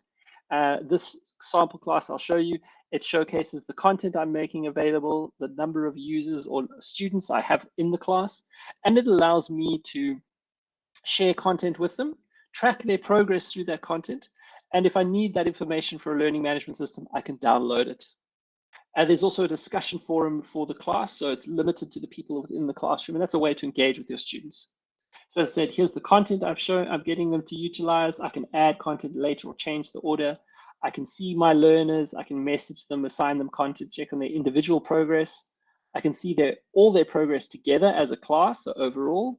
And then I can see them individually here. And this is the information you can download if you have a learning management system that this is relevant to. In this way, this is showing you the dashboard from a teacher's perspective. And so that's about classes you teach. But if you're a student, there are classes you're in, and you have to join the class. In order to join the class, you need a class code. And the code is created on every class that a teacher creates. And it's the teacher's responsibility to get that code to the students so the students can join. Students as well would need to create their own account in order to join a class. Likewise, in the dashboard, you have a messaging function if you'd like to message anybody on Lab Exchange. That's what we offer here. We've also got this button up here for community. And if I click on that, what it does is it opens up this public discussion forum. And in here, this is a way, as I mentioned in my presentation earlier, we help to bring the students, the educators, and the researchers together to collaborate, to chat, to talk about different topics in science that are interesting to them, to pose questions and hopefully engage with each other. Finally, we have this way to find a mentor or be a mentor. So what I've done is I've brought us back to the main library, but I'm on the people button up top. And essentially, I can look here by mentors. And that's going to show me everyone on the Lab Exchange platform who's created an account that's over the age of 18 and has decided to become a mentor. So open myself up to mentoring other people. You don't have to be a scientist or have scientific skills to offer mentorship. I am not a scientist, I'm not an educator, but I have an account and I've opened myself up to be a mentor. That's a choice. You just really have to select it if you'd like. And in this way, we help to offer students who might be in other areas or countries in the world a way to connect with scientists across the globe, to ask them questions about how do I become a scientist like you? What do I have to study? What should I be reading? What should I be talking about, and who should I be engaging with? And really a way to help connect people, to make the world smaller and to enable these opportunities to encourage people to think about a career or a further path of study in a field of STEM education. So I've given you a very quick whirlwind tour of the Lab Exchange platform. If anybody has any questions, please feel free to stop me. I'm going to go back now to my presentation and just wrap up this presentation. So I've given you the tour of the platform. So this is generally the part of the presentation where there's an opportunity for people to ask me questions. So please feel free to stop me and ask any questions. Mr. Miner, I have a question. Certainly. This is a wonderful project, and is it open source, or how many people are involved providing this kind of a platform? So Lab Exchange is a project of Harvard University. It was founded by a gentleman who was a faculty member at Harvard University about 4 or 5 years ago. Over the last 4 years, we've been developing the product that you've seen, the platform, and we launched last year in January, the 22nd of January last year. Since then, we've had 14 million people come and view the platform or visit the platform as of today. Wow. In terms of the number of people working on it, the team at Harvard is really small. They're about 10 to 12 people. I'm based in South Africa in Cape Town, and I work for a company that is an extension of the Lab Exchange team, and we're about 50 people. There are other organizations that support them with other services, and so we are a global team of collective global teams helping to keep the platform going and helping to grow the platform.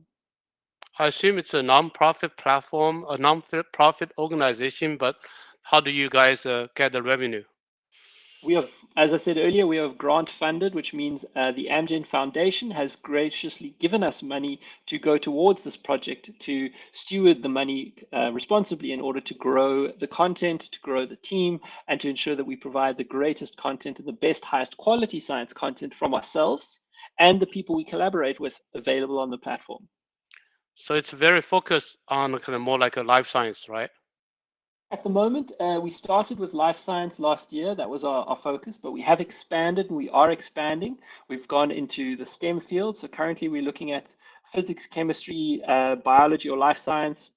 We're also looking at data science, mathematics, and we hope to expand that as we have resources available to do that in time. And those resources would be obviously financial, but also the right people and the right skill set. We're made up of teams of educators and scientists, so subject matter experts who are able to help us review content from other collaborators and ensure its scientific accuracy before we make it available on our public library. It's a wonderful, wonderful platform. Thank you very much. If there are any more questions, please feel free to stop me. I'm just going to continue, but this is not the end of the question session. So if anybody wants to know a bit more about what we've been through today, we do have a cluster of content that I'm going to send you the link in the chat, if that's all right. And that link will then enable you to go through some of the things that I have spoken about today. I'm just looking for the chat box quickly. There it is.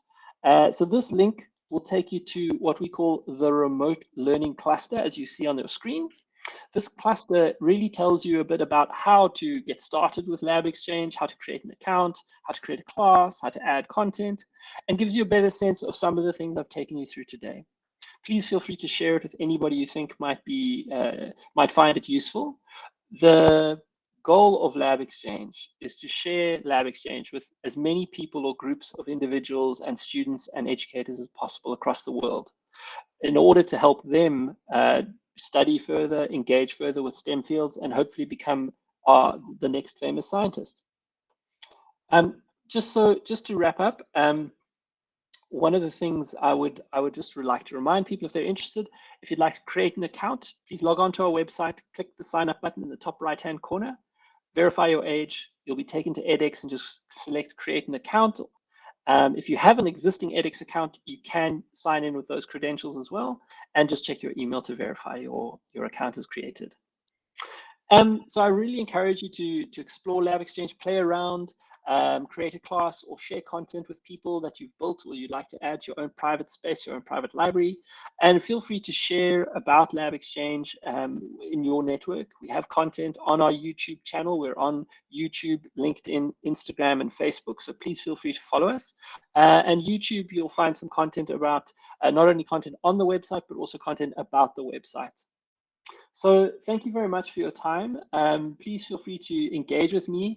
My email address is available through the organizers if anybody would like to contact me directly. Otherwise, please feel free to use the email address on screen, collaborate@labexchange.org. And yeah, follow us on social media and let us know if you'd like us to come and do a similar presentation for your school, your university, your students, your educators. We'd be more than happy to do that. Again, we do this free of charge. So thank you very much, everyone, for your time today. And thank you again to the Hybrid Institute for inviting us to present. And thank you very much for this time. Really appreciate it. Well, thank you so much, Andrew. That was really, really insightful, and I was really enjoying the information that you were sharing. I just quickly like to request Tehran, if you can please make Meherjan a speaker as well, please. She's in students in the part of members.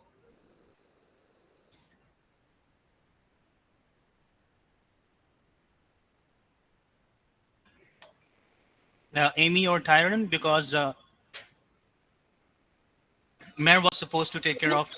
Hi, Siad. I believe I have made her as a. Let me see.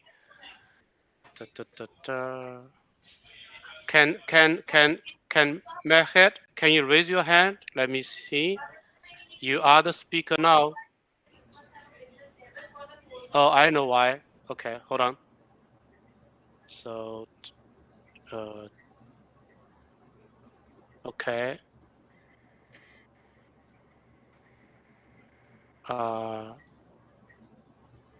Mehed, you are a speaker. Let me see.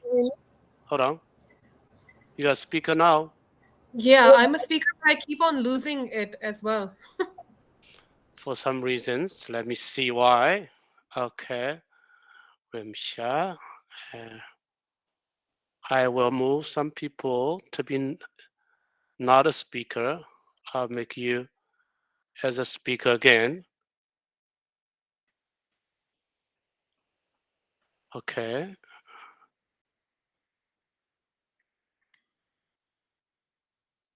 make you speaker. Yes, hello. Yeah, somehow the system It keep making you back to be a non-speaker. yeah, I don't know. Oh, I know why. I needed some people volunteer not to be on the stage, so that's why. So let me make okay. Okay, so now I should be able to make you a speaker. Okay. Wait a minute. Make assistant.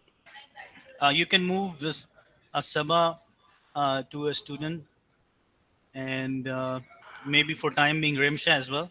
So Mayor can continue. That looks like that's not the case. Uh, Jan, is it possible you re-log in, but you log in with your login name and password, and then join the meeting again? Can you kind of can you refresh your page and log in? Right now, I think you know you enter the system as a guest user. Did you log in when you join the meeting? Let me see. Let me make you speaker now. Yeah, can you refresh your browser and when they ask you to log in, try your login and then enter the meeting with a login name and a password. Can you refresh your browser, Majan?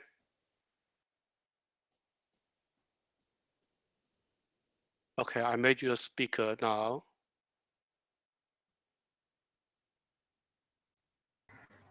Majan, are you a speaker now, should be?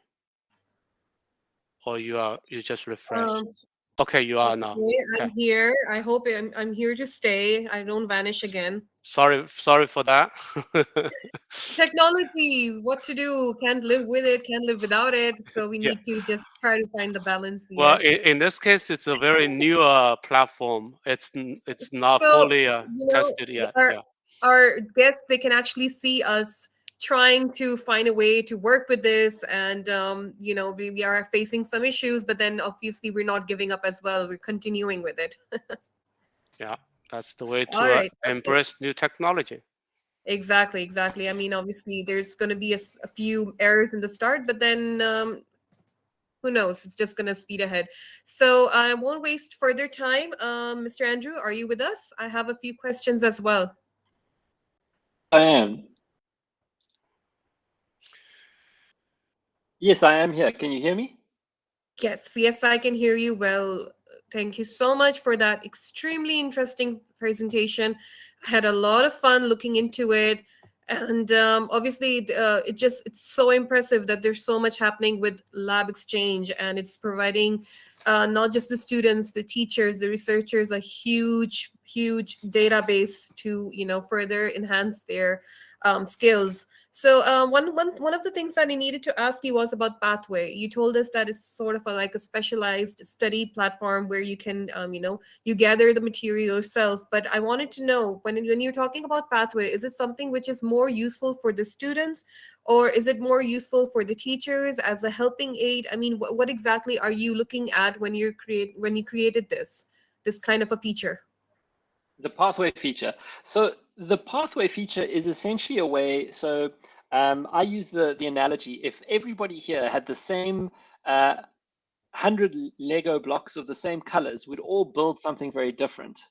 So in that analogy, every country's curriculum is slightly different and requires a different perspective on the same topic. So what that means is that when you're able to take the same digital content that we have available, you're able to personalize that to your needs. So that what that means is I can take a video, I can put a question, I can follow that by an interactive, I can follow that by simulate a lab experiment by another question, whatever I like. And I can put that in that order and share it with my students. So from a teacher's point of view, it's great that we've got a library of content, of pathways already created. So we've got one on coronavirus. So if you need to teach about viruses tomorrow, you can go there and you can make a copy of that coronavirus one and tailor it or edit it, change it to suit how or what your curriculum requires you to teach about virology, as an example. So there's the ability to save a teacher time by having that pre-made content.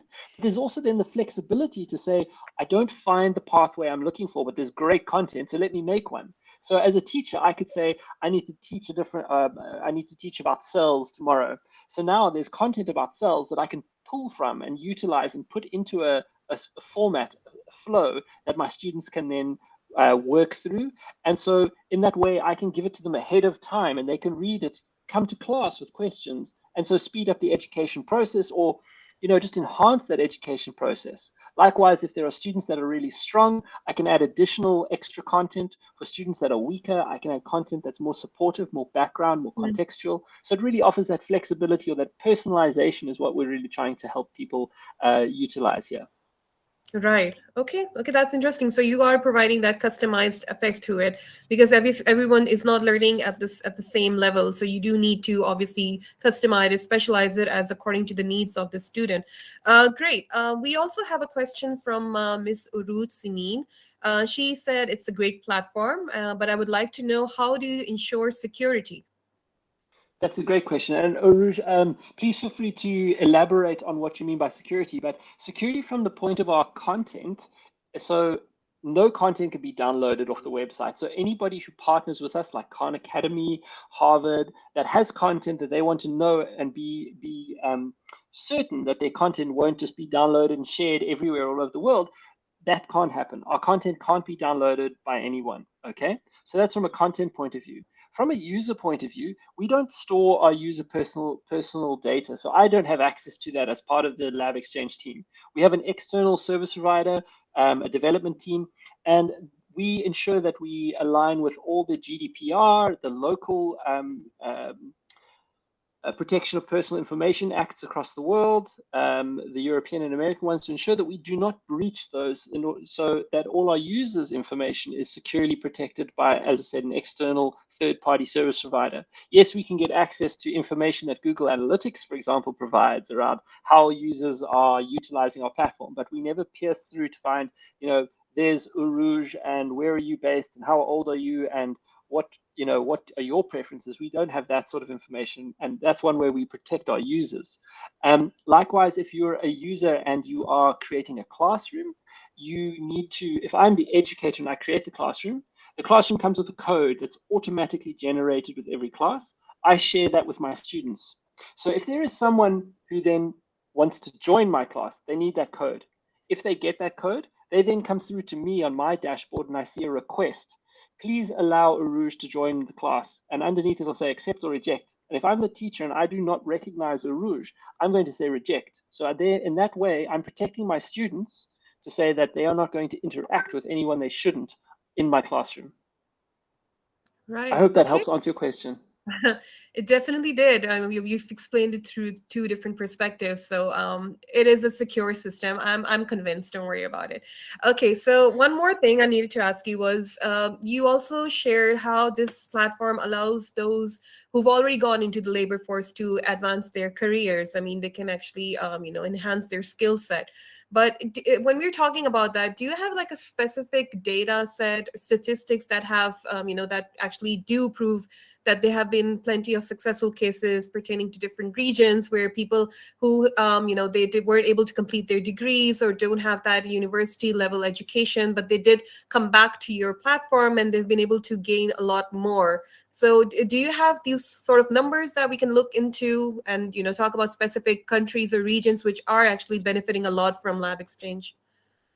So the short answer is unfortunately not. So as I said, we launched last year, so we are a year and 10 months old. And in that time, we haven't yet been able to partner with an external collaborator who's well placed to do that sort of testing, to monitor and evaluate the impact of our system. That's definitely something that we want to do over the next 6 to 12 months and figure out how can we then showcase to people, here is hard data that shows by using Lab Exchange, it helped certain students in certain countries or in certain situations learn more, which helped them pass their exams or their tests. That would be wonderful for us to be able to develop. So if anybody has any insight or ideas around how to do that, please feel free to let us know. But yes, the short answer is we don't yet have that. That is an area we want to definitely have hard data, so we can say, like, we're a free platform, but by using us, people have been able to achieve these results. That would be wonderful. Right. Okay. Awesome. One more question. You actually did a small demo as well when it comes to the lab simulations. But Mr. Andrew, being a little bit traditional and being used to that kind of environment where you go into the lab, obviously you make your mistakes. You've got potions. You're just creating your there's a huge blast in the lab. I mean, how you see it in movies, but then it's the way you learn. You have these errors, and then you learn from your mistakes.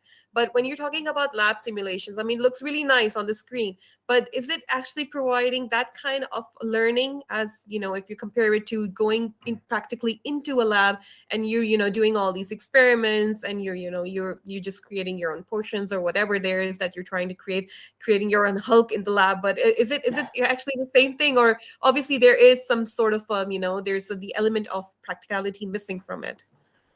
Yeah, absolutely. So I think what we offer is a great way for students to engage in laboratory work, especially in the time that we've had over the last 2 years. Lots of labs and universities have been closed. Lots of first-year students haven't had the opportunity to even pick up a micropipette yet. But this offers them the opportunity to play around with it and get an idea of what the equipment does, how to utilize it, how to use it safely, what are the correct etiquettes and procedures to utilize it in. And so in this way, we're not trying to replace in-person labs at all. We're trying to supplement and support them. So what that means is that students can play around before they go into a lab with this equipment or after and figure out where their gaps might be, whether it's an experiment, whether it's a piece of equipment they are utilizing and learning from.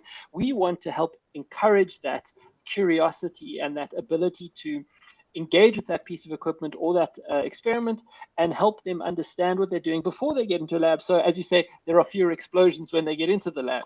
I remember as a first year science student, I only did the first year of science, I must be honest, that when it came to labs, we still had to follow, you were creating a blue liquid, so you had to follow these 7 steps. And if you didn't get them right, your liquid was pink, you had done something wrong. But in the same way, there's a limit in time and in equipment and in what I have the space to make mistakes in. Whereas online, there are limitless opportunities in terms of your own time, hopefully, to make those mistakes and really learn through that process. So we want to help people understand that making mistakes isn't bad. That's how some of the greatest scientific discoveries were made. But in some instances, especially in high school, I remember in high school, you had a 30-minute or 40-minute class, and you had to do everything in 30 or 40 minutes and move on to the next class. And so that time limitation obviously really didn't offer that ability to make a mistake and learn from it so much. And that's what we're trying to offer people here. But again, we're not looking to replace in-person learning. We're hoping to support that and enhance that through this extra means or digital means. Right. Mr. Miner, I have a related question. You mentioned your mentor program. How does the mentor help such student to learn the lab information, the lab skills in a better way? And are these mentors at a charge, or they are free as well? So mentors are anybody who in the world who goes to Lab Exchange, creates an account, and then on your account, you're able to select, push a button. Do I want to be a mentor? Like yes, no, on, off, basically. Once you've done that, you cannot go out and look for a mentee or someone to mentor. It's up to the mentees to go out and say, I want to learn from Uruj or Mirjan. I go and search for you and I find you, and you have created an account on Lab Exchange and you've selected to be a mentor. And I come to you and say, you're a scientist in area ABC. I would love to learn more about ABC. Please, can you tell me what I should be reading? You're then able to go onto the digital library and you can assign content from that library to me, or any content you like, and say, read this journal, read this article, watch this video. And you can see if I do it or not. It says complete or incomplete. So you can see if I'm wasting your time. And then you can say, listen, I'm a busy professional. I'm doing this in my spare time. I can't give you more content. I'm going to have to end this relationship. Please, can you find another mentor, or I can connect you with another colleague who's on Lab Exchange, whatever the case might be. Likewise, a student could be really diligent and work through all the content. And these mentors might find that they are able to offer them jobs once they've finished their studies. It's really just a platform we're offering for people to connect. And once they connect, it's up to them, the process in terms of how long they are in that relationship of mentor-mentee. And to answer your question, it's completely free. There's no cost for any of these functions, accounts, mentoring, classrooms. The whole platform is free to anybody in the world with an internet connection. It's wonderful. It will help to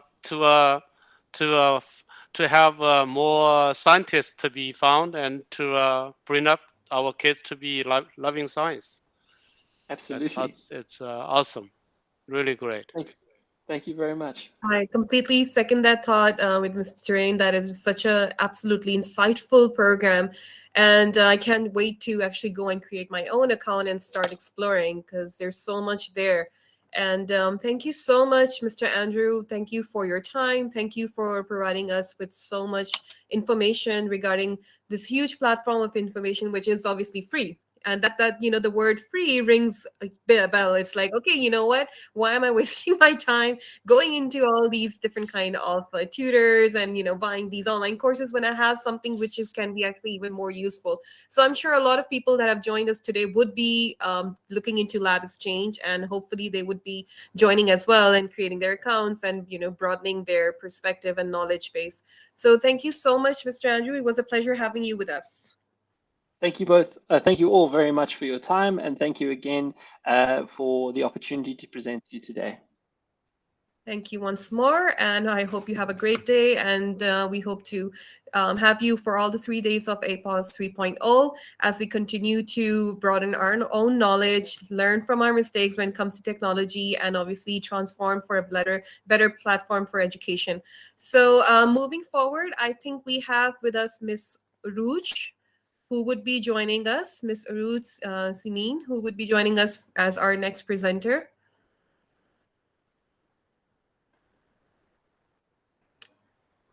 Is Mr. Rouge with us? Let me check. Please.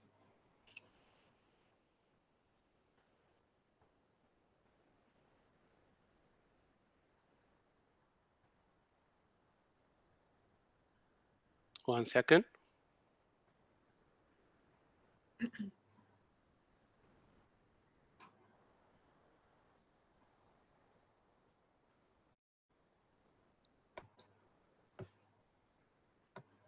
So, Mr. Rouge, you are the presenter now. Can you turn on your microphone?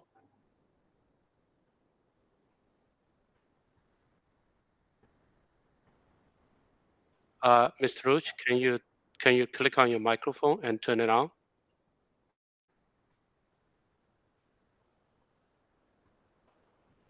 At the bottom right, there's a microphone. If not, please refresh your browser.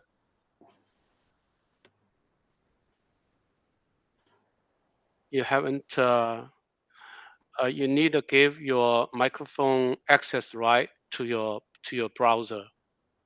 Are you using Chrome or using Firefox?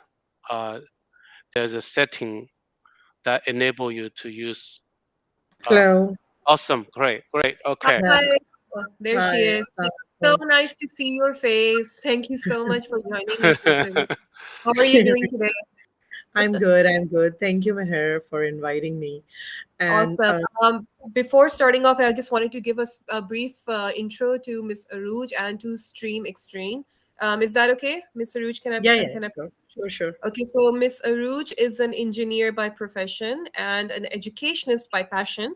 She has a degree in computer engineering and she's certified with the Six Sigma Black Belt. And she has been working in this field for the past 12 years. And as an educationist, her main focus is on child led education using project based and stream based, which is science, technology, research, engineering, arts, and mathematics, and game-based learning. And just to give you a little bit brief over Stream Extreme, which is a platform that is designed to connect youth with mentors. It is an interactive digital platform that can be used for online teaching. And the mentors have an option to conduct live sessions and to upload pre recorded videos, lectures, PDF notes, images, and interactive 360-degree tours. Wow, quite impressive, Aruj, huh? You've kept yourself busy. Uh, 2020 Really have keep given a yourself lot of busy. time to a lot of people. Right. Look at you, all busy. I don't know if you sleep, but okay, fine. I mean, you're doing such a good job for us. So okay, fine. It's okay if we don't have Ruj who doesn't sleep, so that's fine. So Ruj, without wasting any further time, I would please request you to go on with your presentation, and then we'll proceed for the Q&A session. Yeah, sure, sure. So let me begin. Okay, you guys can see my presentation. Is it correct? Can you see my presentation? Yes, yes. Yeah. Okay. So just a little, I'll start again. My name is Ruth Simi, and I am the CEO and co-founder of eServices and Technologies. And under the banner of eServices and Technologies, we started this program called Stream Extreme to connect the mentors with the mentees. Um, so, before I begin the presentation, I would like you to imagine that youth around the world connected with each other and then connected with the national and international experts or mentors. A student sitting in Chakwal, Pakistan, mentored by an astronaut on International Space Station. Pakistani youth solving complex stream-based challenges and get evaluated by international experts. Young student attending world artificial intelligence competitions and then getting connect with AI experts. This is not a dream. We have already made it a reality. We started e-services and technologies around 4 years ago, and with the aim to bring quality international programs from around the world to Pakistan.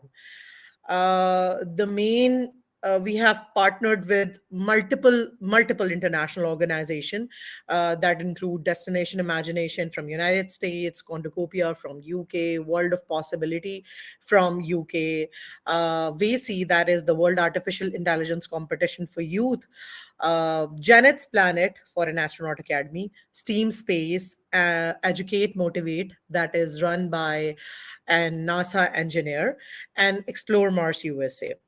So what right now we are doing is that under the banner of e-services and technologies, we are running two different programs, Stream Extreme and Space Extreme. And under both of these programs, we are connecting the Pakistani youth with international experts and youth around the world. So, as I mentioned earlier, that we started Stream Extreme as an on-site program.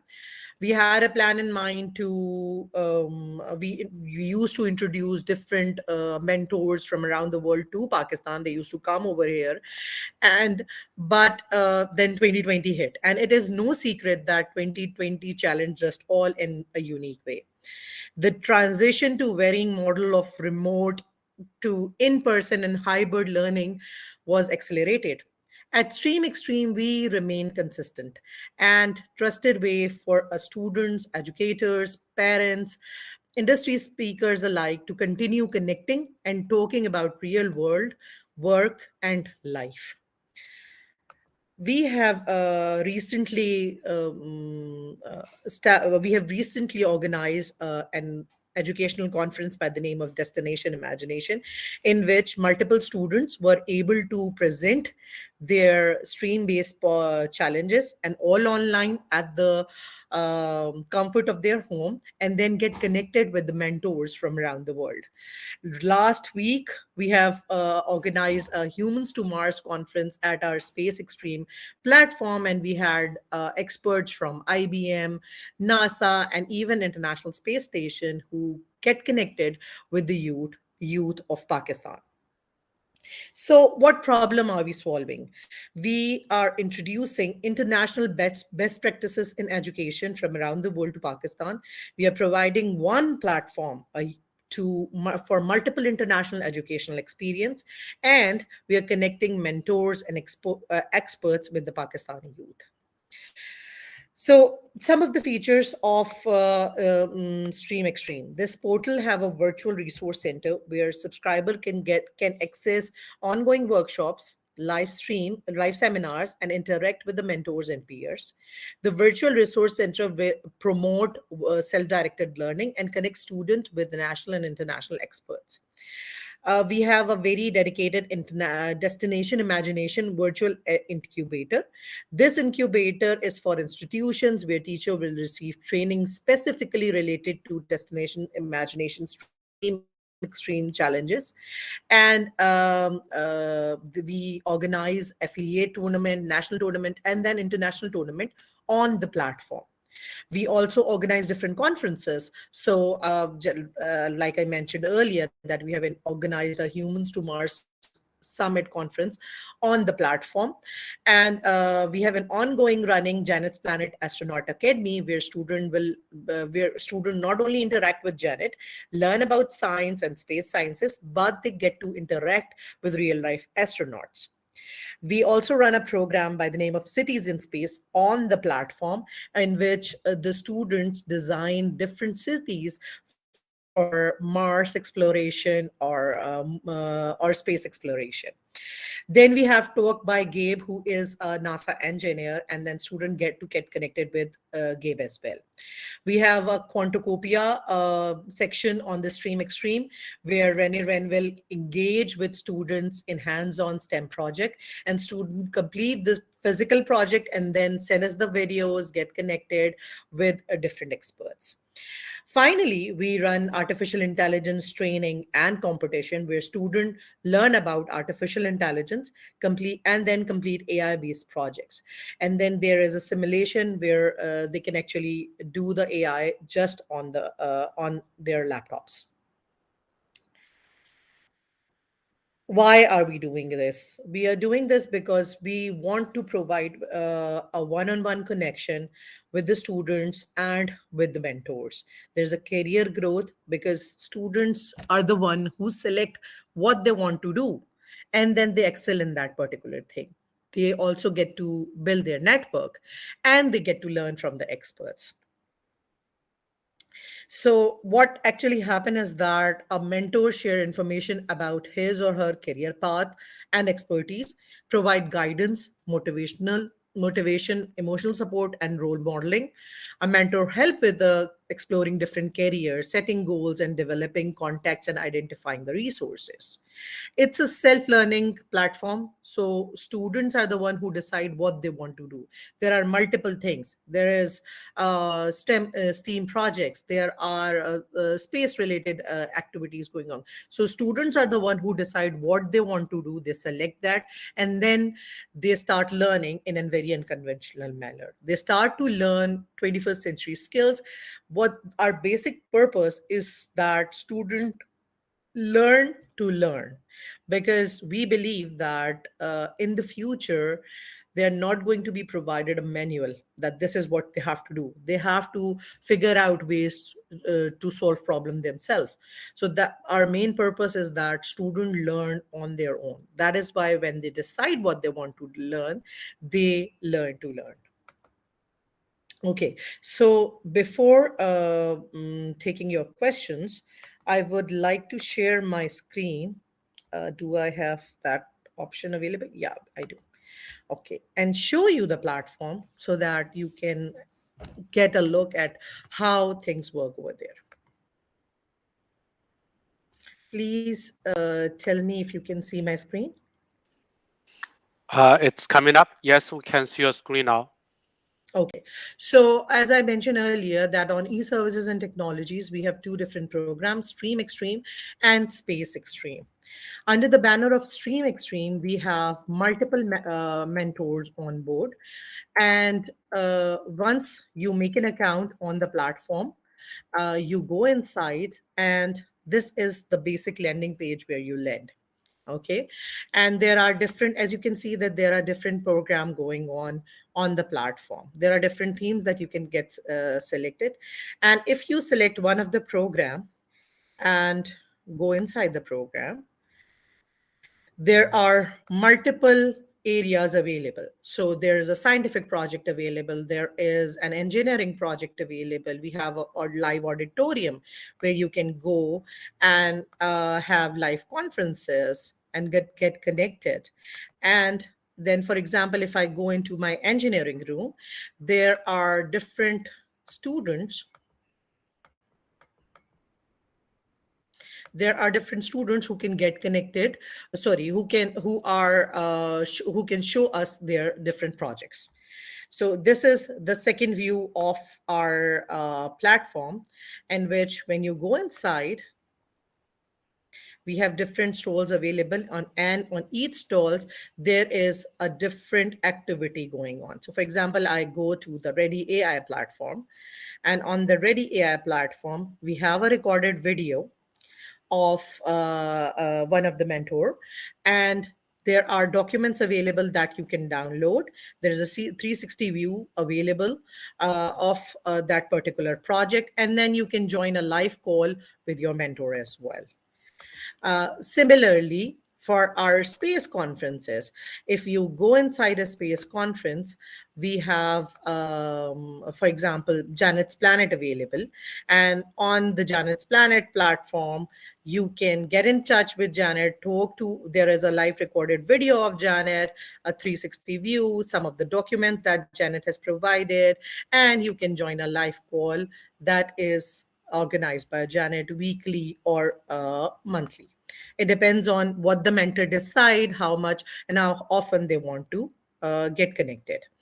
So, for example, in some way, if something happens and you are not able to attend any live call, then you can send a private message to the mentors as well, and then they can get you. Then they can answer all of the questions privately as well. So there is a live call available. You can get in touch and take that live call. If you are not able to take the live call, you can always see the recorded video.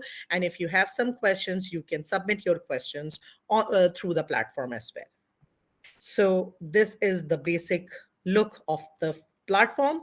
As I told you that we have multiple speakers on board who are with us and who are get connect, who provide this kind of information to the students and get connected with the students. So I'll stop sharing my screen now, and I'll come back over here. And if you guys have any questions, please do let me know. Wow, thank you so much, Mr. Ruth. That was extremely awesome.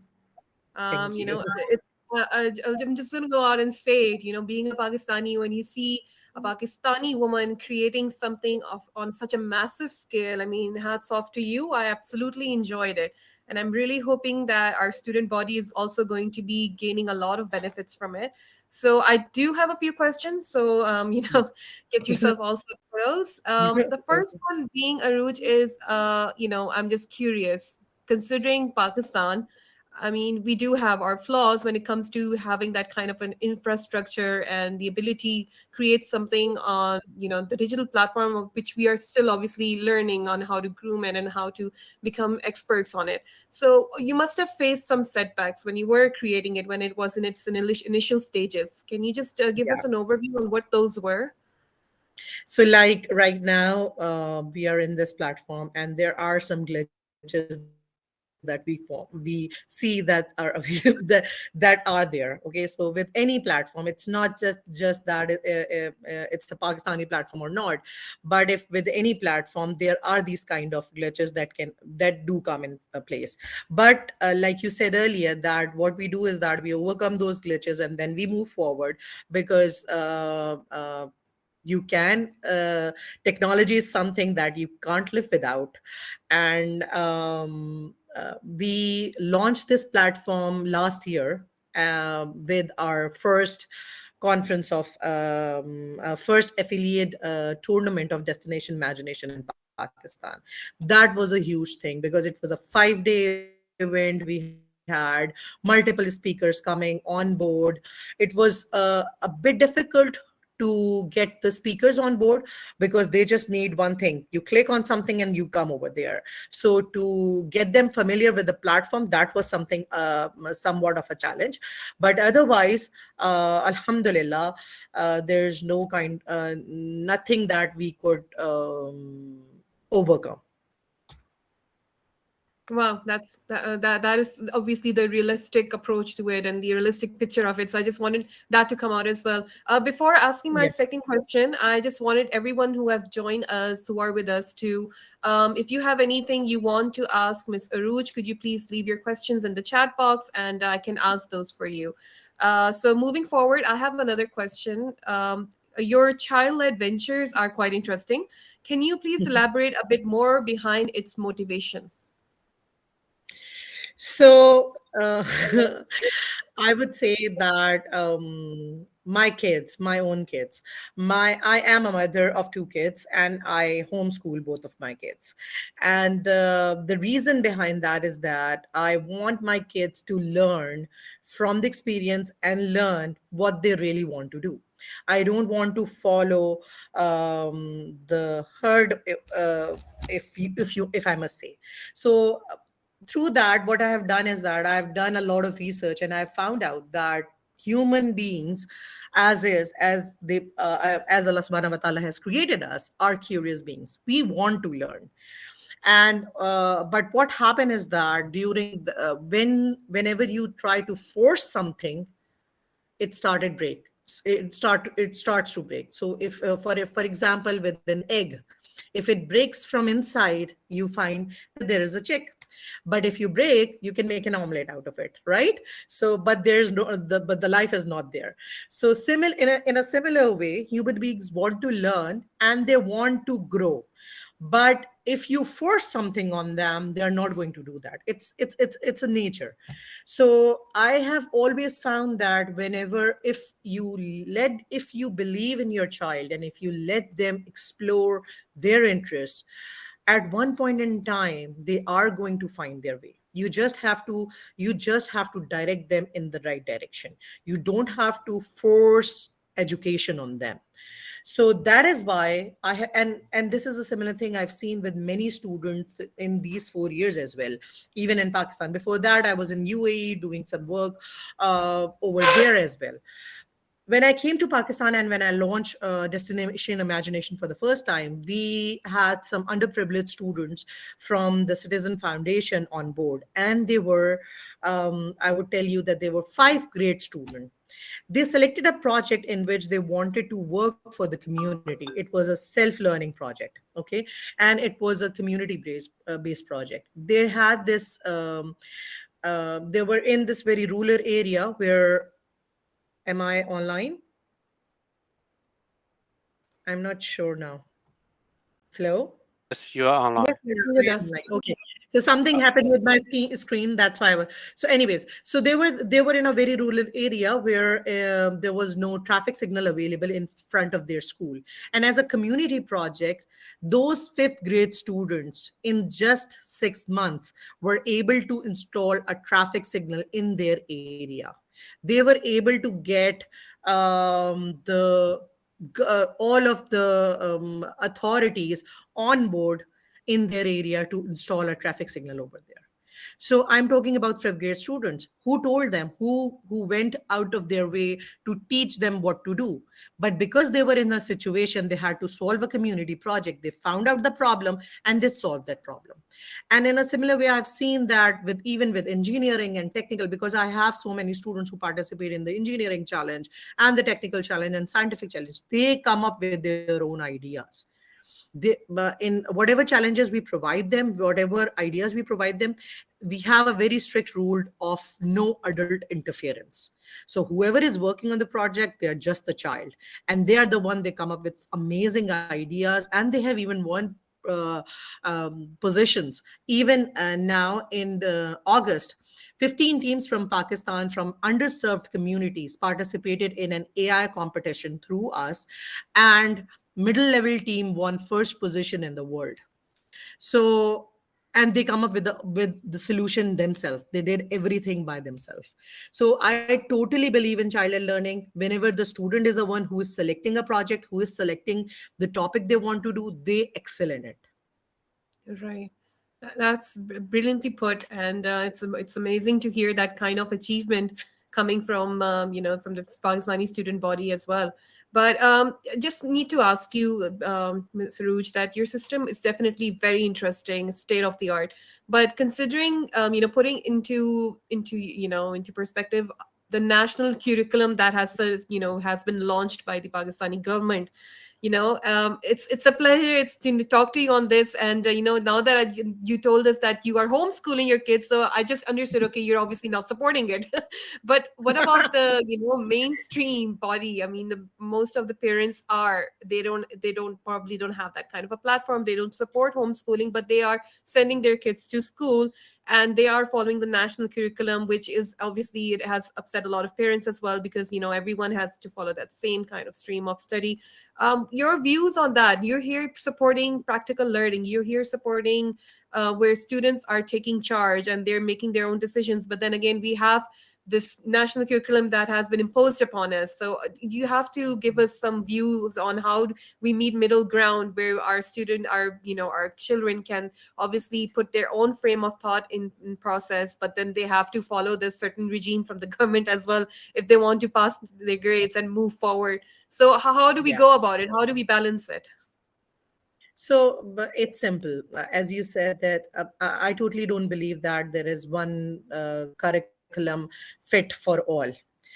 I don't believe that there's one thing fit for all solution, because everybody is different and everybody should be given a chance. But again, whatever the reality of the situation is that this curriculum is here and it is implemented, and it's implemented in a very good or sense as well, because the government wants that there should be a balance in everything. Fine with that.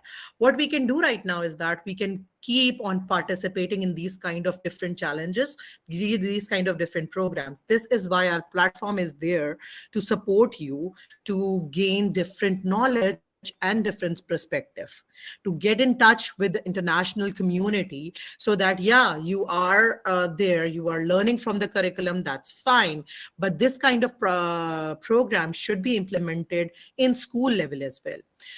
I have many schools who are on board with us, who keep on participating in these kind of programs with us. We have schools from Islamabad, Chakwal, Hyderabad, Sakkar, Karachi, Lahore, Peshawar. So there are different schools who want different studies for their students. So it can be after school program where they can learn from this as well. So, yeah, the curriculum is there. You have to follow that curriculum. That's fine. You follow that curriculum. But then but when the real life learning comes in, you can have it as an after school program. The parents can even the parents can enroll their children. If they want, they can enroll their children individually as well. They don't have to wait for the school, but the schools can also participate as an after school program, Right, because this right. it is really needed. Right, right. So that probably that is the only way of getting best of both worlds. So Yeah. definitely that is something that should be thought through. We have another question for you. There's a question coming in from one of our okay from one of our presenters, I believe. Creativity is the Okay. staple of your institute, and you integrate it very well in your programs. Which creative ideas were exciting for your team? Okay, so it was really nice to explore different kind of scenarios, for thinking that, for even when we were creating the platform, we thought that how can we make it as nearer to the reality, or as nearer to the real life experience as we can. What do we need? We need to communicate with each other. We need to see each other faces. So we have a video conferencing platform available over there. So what we did was that we came in the mind of a student and we start thinking what we really want, and then we started creating different kind of themes for the platform. So we have a space theme available in which you would go and explore just the space programs. We have an animated theme available in which you are going to go and explore the animated part of it. So it was a very fun learning experience, and it's growing. We haven't stopped yet. We are still making a lot of improvement in it. So the best part was that to think like a child, and how it would excite a child to come on the platform and then get connected with the mentors. Definitely. Very interesting, very insightful. Mr. Ruj, I wish you the very best. And one more thing you need to tell us, we need to have another session where you give us an overview of time management. Because I've been thinking you doing all of this, and then you just told us you're homeschooling two kids. So honestly, I need to know how you're managing your time so we can actually move forward with an after school program as well with the stream experiments. Definitely. Anytime you want, just let me know, and I would be glad to tell you all about it. Awesome. I'm going to hold you on that. Okay. Yeah, I would definitely be Yeah, needing it. I need that practical approach in life. So thank you so much, Ms. Aruj. thank This you. was extremely interesting, and we had such an awesome time talking about the program, and obviously, letting the kids take charge, let them take the driving seat, and, make their own destiny, make their own Yes, dreams come true. So we just need to give them the nudge and to support them. As you said, it's like everyone has their own way in life, they have their own gifts and strengths. So we need to honor that and support it. So with that true. thought, thank you so much, Ms. Thank Aruj. And it's a pleasure having you on Apoes 3.0. So we'll be moving Thank you forward so now. much. Thank you so much for inviting me, and it is a really nice conference. I was listening to the presenters in the morning and in the afternoon as well, and I wish you all the best. And I think I would be joining you for a game-based presentation as well on Sunday. Oh, that's So awesome. looking That's forward to great. it as well. Thank That's you so great. much. Well, Thank you for when we inviting. hear games, it seems okay. It's gonna be very interactive and practical. So yeah, obviously we would love that. We would love to have you again. Looking forward to Thank it, Mr. Root. So see you on Sunday again. Thank you, Ji. Thank you. Awesome. Assalamu alaikum. Awesome. Walaikum Assalam. Thank you so much. So moving forward, I think we have Miss Seher Wahid with us. Okay. Thank you, Ms. Rouge. You really set a perfect example of using cloud, using live document mixed with screen sharing. So now we're going to move on to the next speaker.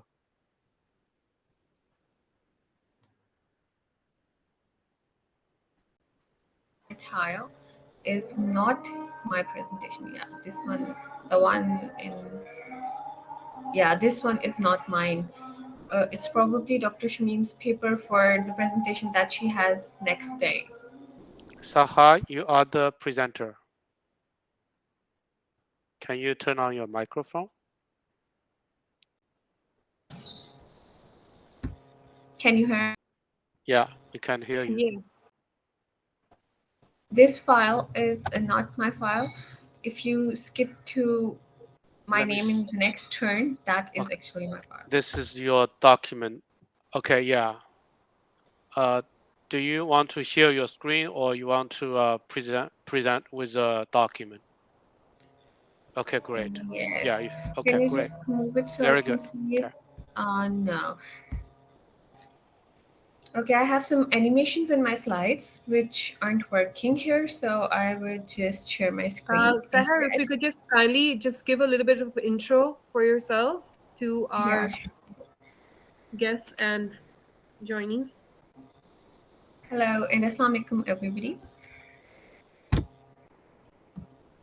My name is Seher Wahid, and I really wish if you could see me now. Can you see me? Hello and Assalamu alaikum everybody. My name is Seher Wahid, and I am a psychology student at ComSits University. I have passed my graduation and now I'm pursuing my master's at University of Central Punjab. I have worked along with Dr. Shamim, who is head of department at Humanities sector in ComStats University, and she has been great help in pulling out this particular research. We have been working throughout the COVID situation just to pull out something which will be beneficial, not just for, you can say, teachers, but also for students, for everybody who is trying to study and work during the epidemic, as it's been a really hard time for everyone. So we had our major focus on online education, which was a completely new experience for the youth, for the teachers, for everyone, because we are a nation who has been working on the traditional module since really, really long. Hardly ever our students have used YouTube for tutorials or just minor things. They have never shifted to a completely online learning system so far. So I would like to share my screen with you. But I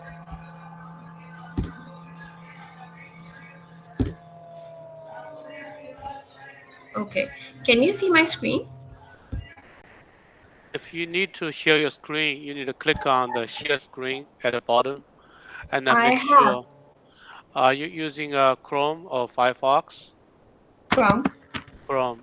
When you click on that, you will need to choose sharing which screen, then commit it. Then it will allow you to share screen. Yeah, like that. Yeah. Okay. Can you see it?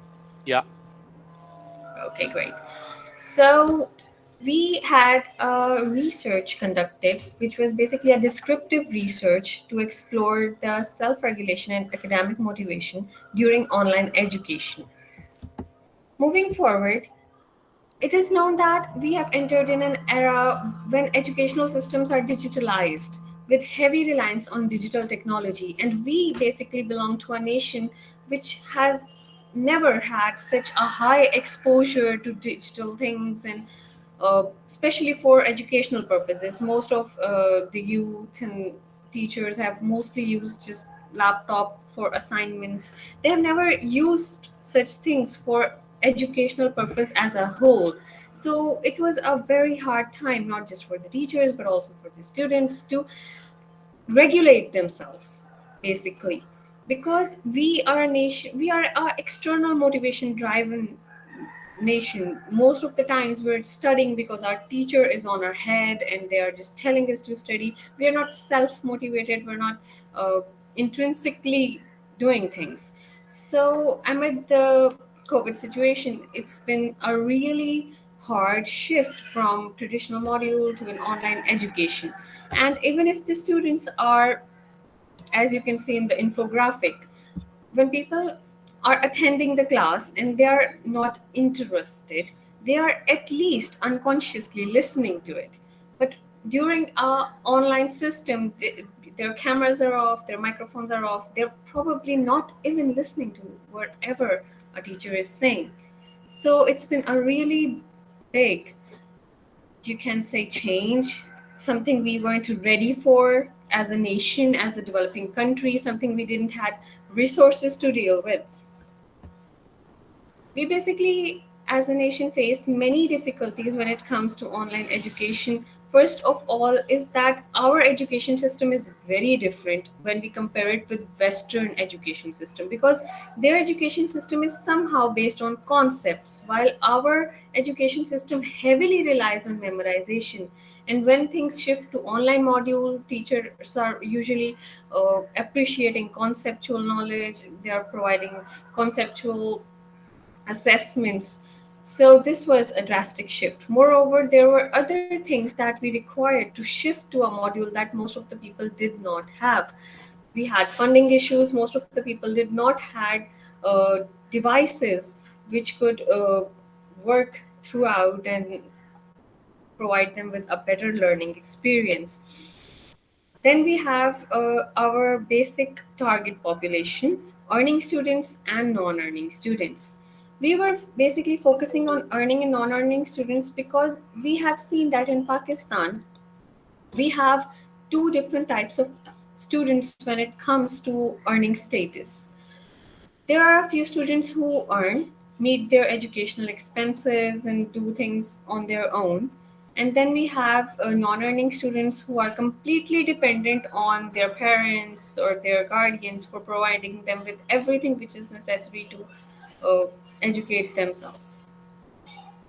Both of the students, as we had a general you can say observation, are not same. The reason being is that challenges and the pressure, the stressors on the both ends are very different. When it comes to earning students, they have to deal with time management, they have to deal with their job, they have to deal with their education, and not just attending classes but assessments and exams and everything in between.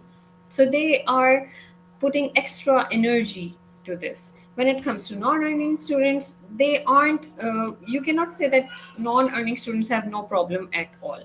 Non-earning students might have funding issues, but their parents may not want them to work at their parents mostly want their children to focus on their studies.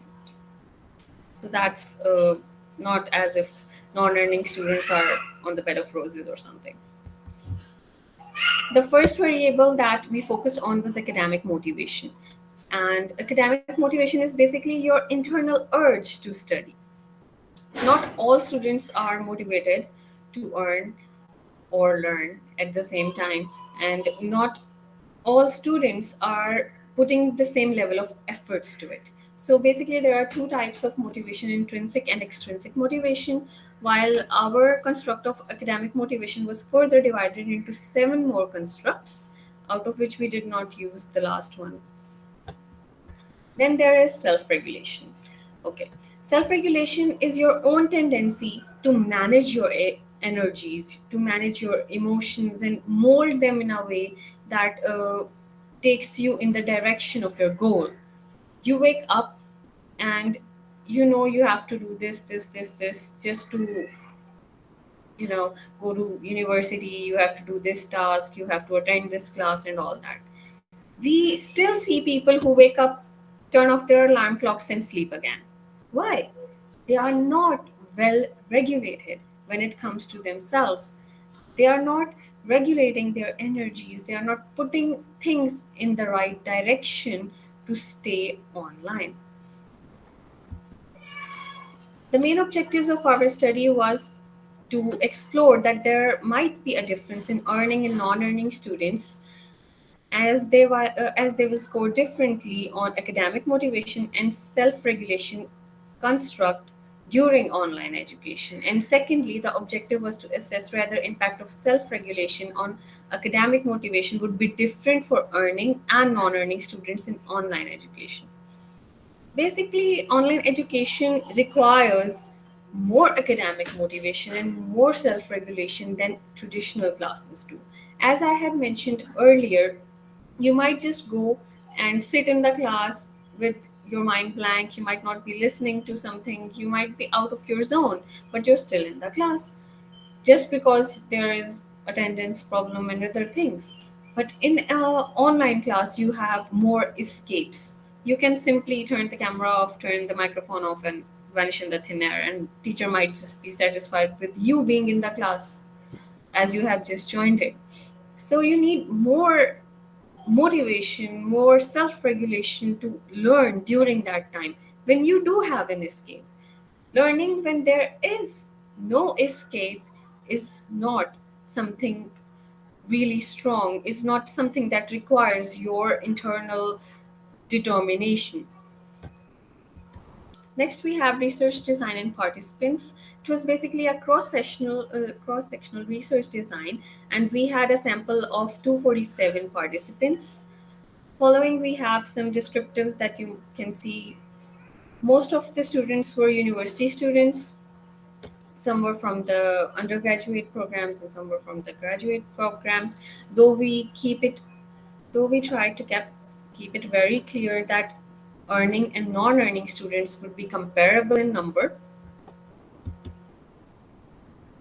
Our inclusion criteria basically was to include all the young adults who were in the age of 19 to 30, who were studying in a university, who were earning or not earning, and both genders were included. Exclusion criteria were students who were not studying in a regular university, because we know that there are virtual universities and other such institutions in which people are already studying and all that. So we did not included those students because they were already adapted to the environment before the epidemic. We kept our participants confined to the students who had faced an abrupt change, who had came from a different mode of study and moved to a different mode of study now. The tools we used were academic motivation scale and self-regulation scale. The academic motivation scale we used was basically designed by Robert in 1993, and it had 28 items. And next is the scoring scheme. I think that might just bore you out, so I'm just skipping that. The next is self-regulation scale, and it was designed in 1999. It had 10 items, and following is the alpha reliability in our research. We basically tried to keep the scales and the items at minimum so that the participants won't be like, ticking randomly and getting bored out of it. First, we took the permission from department committee, and then most of the research was conducted on Google Forms to abide by all the COVID SOPs. And then so we had initially we had a few face-to-face form fillings, but we realized that it won't be feasible during the situation. So we shifted to Google Forms, and we had kept the graphs under consideration to see that the sample remains comparable. We followed all the ethical considerations before each form was filled. We used to brief the client that they can go at any time they want. It's completely normal. If they don't want to participate, if they're busy right now, they don't need to. And all the permissions were taken from the department, all the ethical considerations were kept under review. These are some descriptives that describe the participants better. We kept under consideration the age, gender, degree level, family system, because we have two distinct family systems in Pakistan, financial status, dependent and independent. Sometimes students are earning, but they are still dependent on their parents. They're just earning and they're just giving it to their parents, and then their parents are spending on them. So they're still dependent. We have socioeconomic status, we have scholarships or non-scholarships, because students who are already studying on scholarships might not face the same level of financial stressors and financial issues, funding issues, if they are already on a scholarship. And then we have some self-reported CGPAs, birth order, and all other things that might have an impact.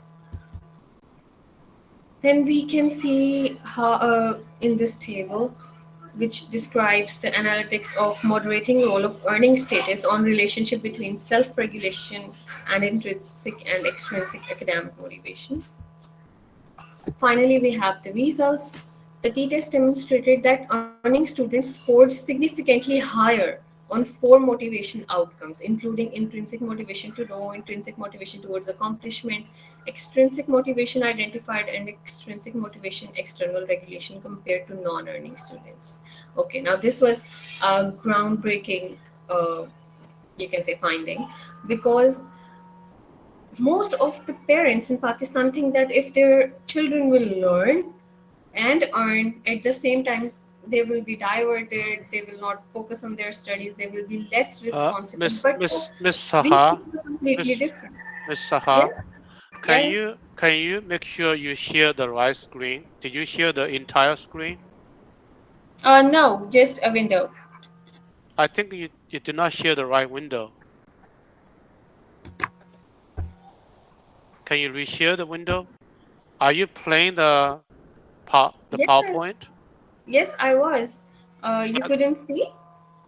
I think you somehow not share the right window. Can you reshare it? And maybe Let share the me, entire screen? Can you let me. reshare it? Or just use the live doc to do it? I think it will be better anyway. Can you see the slides? Yeah, right now we well Now can you? no, it's showing the PowerPoint, but not the PowerPoint player. Oh, damn. Got it. Maybe you can just go back to the live doc to do it using the Sure. doc. Yeah, I think this will be so much more clear actually. Oh, yeah. Yeah. Actually, So my slides had some animations. All these figures and pictures you can see they yeah, move. in the future But we'll turn on the animations, but at this time, animation yeah, was disabled. In the future, we'll enable it. Yeah, but it's sure. much more clear because it's unlimited resolution. Got it. So the results basically demonstrated that earning students had more academic motivation. They were more self-regulated than non-earning students. Mostly, parents think that if their children will earn and learn at the same time, they won't be able to do either of them. But this is not true. When children are put into a situation where they earn and learn, they basically grow. Their energy levels increase and they are more motivated to keep everything organized. Moreover, female students showed higher level of gratitude, intrinsic motivation, and extrinsic motivation as compared to male students. So we had two differences on the basis of earning and non-earning status, and then on the basis of gender. All three intrinsic motivation outcomes and three extrinsic motivation outcomes were significantly and positively correlated with self regulation. Basically, when students have a motivation, intrinsic or extrinsic, they are more uh, self regulating because when you're motivated to do everything, you will put yourself in the direction of doing so. Finally, the conclusion. It was found that self-regulation is a significant factor in intrinsic and extrinsic academics motivation of all students and particularly for earning students. That we can say that earning is a good thing, especially in a developing nation. We need to put our students in a place where they can earn and learn as well, just like the Western countries. In our country, most of the students are mostly dependent on their parents. For the most time, they are uh, taking all the help, financials, and everything from their parents. While in the West, after teenage, at least, they let their children be on their own. They can earn, they can study, they can do whatever they want, they can do both. But in our country, children are heavily relying on their parents. And if we need to shift things, we need to provide opportunities for youth to earn that are flexible enough to give them time to learn as well. It will be better for them as they will be more academically motivated and better at self regulation. Thank you.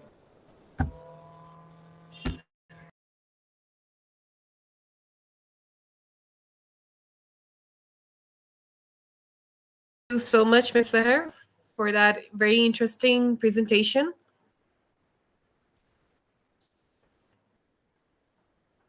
So, moving forward, Really see sorry, things. I didn't catch you there, Ms. Seher. Were you saying something? I didn't knew at first that you couldn't see the infographics or anything. I was there and Yeah, that's what I'm saying. We just need to go with the flow, you know. Sometimes technology works, sometimes it fails on us. So it's a love and hate relationship. So but you know, we're not gonna let go of it. So let's just keep it at that. So, Sahar, we do have a few questions for you. One of the questions that we got was from Mr. Emmett. So he's asking, how can students be motivated to self-regulate when there's no check on them? It was a descriptive research. We were defining things as they were. We didn't manipulate any of the things. And the thing was that when you are put in a situation where you are earning and you have to pursue a degree as well for promotion, for earning differently, for shifting your career or something, it gives you an internal urge to learn because you're spending on yourself, you're paying for the classes, you know that I have worked this much and that is how I am affording my education. And that is when you are intrinsically motivated, you're spending on it, you're motivated, and then you know that okay, I have to get up, I have to regulate myself, I have to move in a way that I'm successful because I'm already putting an effort to achieve this thing. Right. Definitely, the motivation factor is there. Once, if that is there, then there's no issue at all. But that is the problem. Now, how to go about it? You know, how to keep yourself motivated and committed to this. One of the things I wanted to ask you was, you talked about how we need to obviously learn from the West because they have that kind of a culture. They have that traditional framework where it has been given to them that, well, if you when you go to college, you need to do your part-time jobs to be earning that sort of an income to support your education. So obviously, the sense of responsibility has been given from that very start, but that is something, unfortunately, which is not happening in Pakistan for the most part of it. So, but you need to also give us a little practical approach towards it, and how are students to manage their time? If because when it comes to education, you have a lot of projects that you need to work on. You get a lot of assignments. There are deadlines to adhere to, and then you're planning to go for a job as well. So how do we get that kind of balance? Because parents are rightfully so concerned about it. They're spending so much money on it, so they want their students, their children to completely be committed to their studies. But then how do we create that kind of a balance where they are committed to their studies, but then of course they're supporting themselves, and the self regulation equation also comes into focus. uh, Even if we have a dependent family system, you might have noticed that students at your home, your siblings, your cousins, even if they have a lot of assignments, even if they have a lot of things to study, they still have time for their games, they still have time for their movies, they still have time for using their cell phone and social media and all that. So uh, But we need that, sir. Come on. We do need our social media. We need a little bit of Netflix time. So please grant us that. we can take it along with it. I have personally been working as a content writer internationally in the freelance market since 3 years, and I have spent my entire degree studying and earning, doing both, and I'm a gold medalist as well. So I can prove it doesn't affect the way you learn. Right. Okay. Awesome. We have your example to follow then, huh? And basically, I would not say that children should go and have physical jobs, basically, things that drain their energies, things that are demanding more of physical effort. They must actually focus on things that help them grow, like writing, like there are other things, some things related to their own profession, something related to their degree. Like if you're in psychology, you can have some online consulting things and motivational speaking things. You can explore things in your degree that will benefit you by providing you hands-on experience, providing you earning, and everything in between. You don't need to have a full-time job, you don't need to have a part-time job. You can just initiate something and then take it to the next level, slow and steadily. You might not make a, you can say, family size income out of it, but at least starting from somewhere is better than starting from scratch when you finish your degree. That is very well put, and hopefully that is taken into consideration for a country like Pakistan, which continues to have very strong traditional values in place, which obviously is, I believe, what you said is limiting the students as opposed to actually, supporting their educational platform. So definitely that is something we need to look into, to ponder upon, and especially our government, if they could also provide such kind of, art frameworks where the students can support themselves and no, don't go for full-fledged extremely tough jobs. I would, So I would, yes. I would like to add this here. Our government basically has a DigiSkills program, which is a completely virtual program. It's a program which has been made by the government with the help of virtual university, which is providing students with marketable skills in the international market, but free of cost. You can learn WordPress, you can learn writing, you can learn graphic designing, anything you want. They have a lot of marketable skills there already. The government is pushing things through to help students earn from home and learn as well. People are not looking for the opportunities, there are opportunities. That's interesting. Sarah, if you could just provide us the link as well for that, for DG Scale in our chat box, maybe our attendees would like to look into it and get into the details of it as well. So that is definitely a very interesting update. One more thing, you had talked about the self-regulation scale that was created. I mean, can you just give us a brief overview over the factors on which it was based? I think your mic is not on, Seher. Could you just check on that?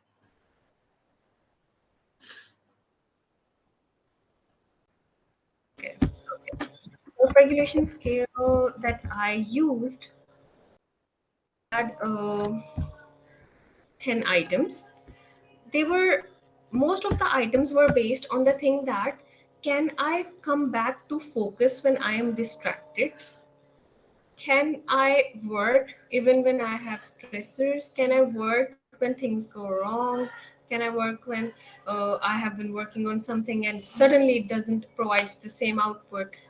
Almost all of the items were focused on coming back to the right level, coming back to the equilibrium when something has been disturbed. That is self regulation.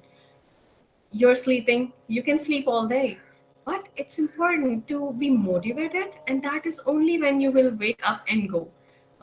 Extrinsic factors excluded, when parents will come and just grab you off your bed. But when it comes to just yourself, it's when you have harmony and it's disturbed, but you're still focused on the goals. You can move back to equilibrium, you can stay focused. Wonderful. That is a wonderful thought. So I hope it stays on, that you can move back to equilibrium and get yourself focused on your achievements. So with that thought, Miss Seher, I had it was extremely insightful, and to understand it from that perspective, that we do have two kinds of students: those that are completely dependent on someone for their education, and then we have the earning students who need to balance. And the way the self-regulation concept came into play is extremely informative and interesting. So thank you so much for bringing that to our viewers and letting us know in detail how that whole thing works. Thank you for joining us for APOS 3.0.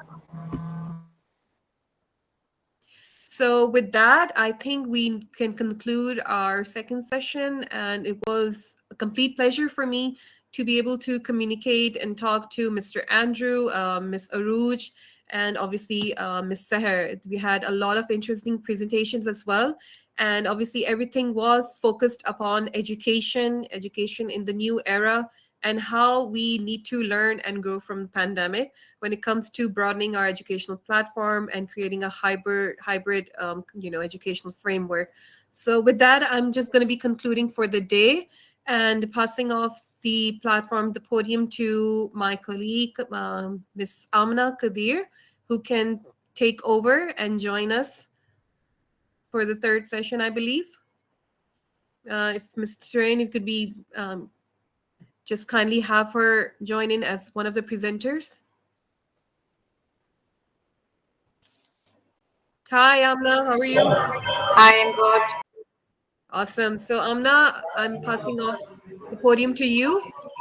Good luck to Okay. you. Take over. Hope you have an awesome Thank you. space to take over and you don't face any glitches, which we have been facing every now and then. But then that is the part of learning and growing, right? Yeah, of course. I mean, it is part of all these things, and we do learn from the errors that we face because that I believe would not happen again. So I think in a way it is learning both ways. So we are at, I think, on a very good ground today because we've Obviously, learned a lot as well. that is definitely there. It has been a learning platform, and it's all about you just need to keep pushing standards, and you need to keep on progressing forward. And there's like no mountain is high enough to climb. So thank you so much, Amna. I think Thank we have a you. lot of distortion in the back. If you could just quiet that down, Yes, and I'm it working should on be it, and I've asked my team to, fix the glitch. But just give me a second, and we'll be good. Go. all right. Okay. Thank you so much, Amna. Have a great one. Okay, everyone. Thank Thank you so you. much. Take care.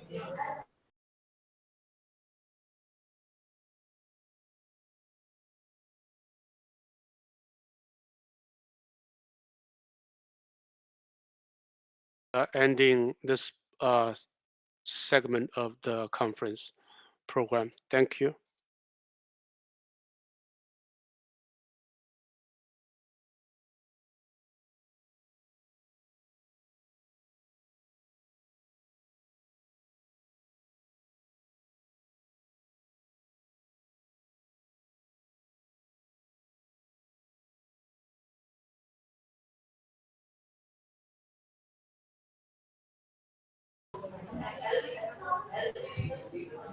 Good evening, ladies and gentlemen. And I will be moderating this session for you on behalf of the Hybrid Institute, UMT Connected, and Department of English and Literary Studies, UMT, and all our partners. I would like to welcome you all to Apoes 3.0. We're extremely grateful and humbled by seeing so many of you here at Apoes. It is because of your enthusiasm and overwhelming response that Apoes has come out to become Pakistan's premier online education summit, and for that we're tremendously thankful for each and every one of you. And it is our hope that you will continue to show the same enthusiasm for many years to come. Now, moving towards a session from all of the corners of the world. But to start a session, I would like to introduce our first presenter, Mr. Raghav Gupta. And Mr. Raghav Gupta leads Coursera in India and APAC. And he is responsible for growing Coursera's consumer and enterprise business in the region, thereby bringing the world's best education to learners across Asia Pacific. He is also the global lead for Coursera for Campus, Coursera's platform for universities and colleges. Mr. Gupta has 22 years of experience across consumer, internet. Amina, Yes, sir. I need Am I audible? I need to move on to the third session, right? Okay. I need to close this one, and please re-log in again Okay. because we are ending this one. So I'm ending it, and we'll continue with the next segment. So I will restart it. Give me like 2 minutes so you can rejoin. Okay. Thank you.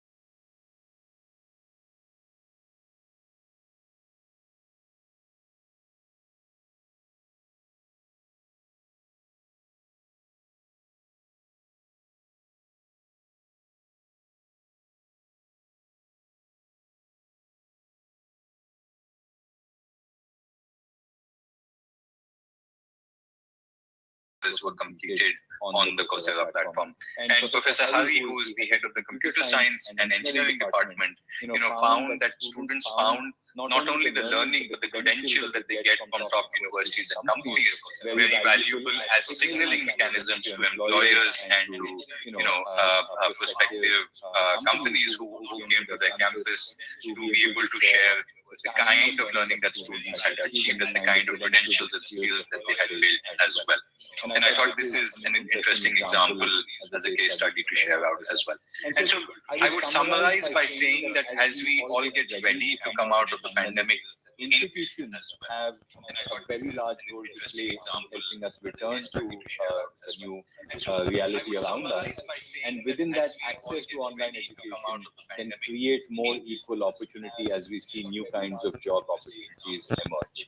And we believe at Coursera that with more equal opportunities, we can together create a more just world again as we come out of the pandemic.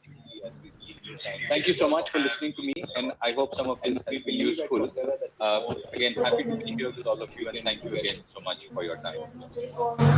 So yes, my audience, I believe, have actually heard to Mr. Gupta, as Mr. Gupta has talked extensively about the importance of e-learning platforms and digital certifications. So there is a wide range of courses available for both the students and professionals at Coursera. And Mr. Gupta has shared the case studies which show how conspicuous divide in terms of level of education online platforms as such as Coursera aim to fill the gap and equip the students and professionals with the important skills as we need today. And we have learned the importance of digitization for the digital market. And as pandemic has actually changed the ways in which the employers actually employ.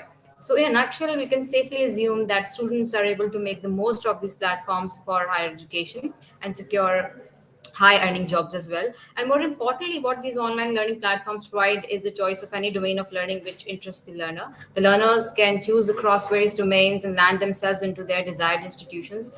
And lastly, I would say that largest growth in terms of online learning actually has happened in the most emerging economies such as Pakistan, India, and other South Asian countries. And Pakistan is being one of those countries where students have actually made the most of it. And I hope that the chasm between all these backgrounds that we have, either economically or academically, we face today, the chasm can be filled from such enriched platforms that we have for online learning. So yes, we're going to move towards the next presenter.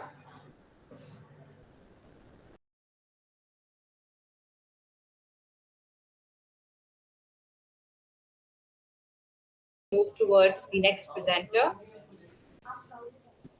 So we have Ms. Ramsha Aslam with us today, and we'll be discussing about a very unique, a very different course that we offer at UMT. So a little bit about Ms. Ramsha. Ms. Ramsha Aslam is a specialized learning trainer with over 5 years of experience with certifications from reputed institutions and organizations, both national and international. She has led academic writing, research methodology, and formal writing training throughout the country with many well-reputed organizations such as Information Technology University, University of Engineering and Technology, AU Pakistan, and of UMT, of course. For the past 8 months, she has been part of UMT Connected and the University of Management and Technology as a dedicated e-learning trainer and instructor. So Ms. Ramsha will be talking about the English immersion course today. A little bit about English immersion course for the ones who are not really aware of it, what actually is. It is. So it's a 0 credit hour course, which is mandatory for all the undergraduate students at UMT. And it is co-taught by DELS and UMT Connected. So let's just welcome Ms. Ramsha. And I hope I'm able to connect with Ms. Ramsha Aslam.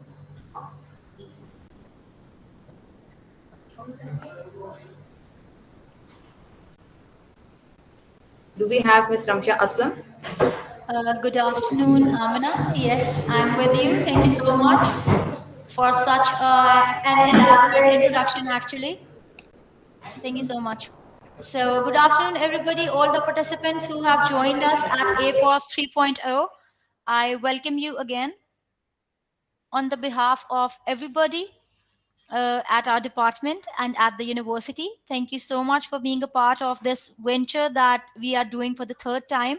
And it is a success because of all of you guys who join us and who are here with their innovative ideas.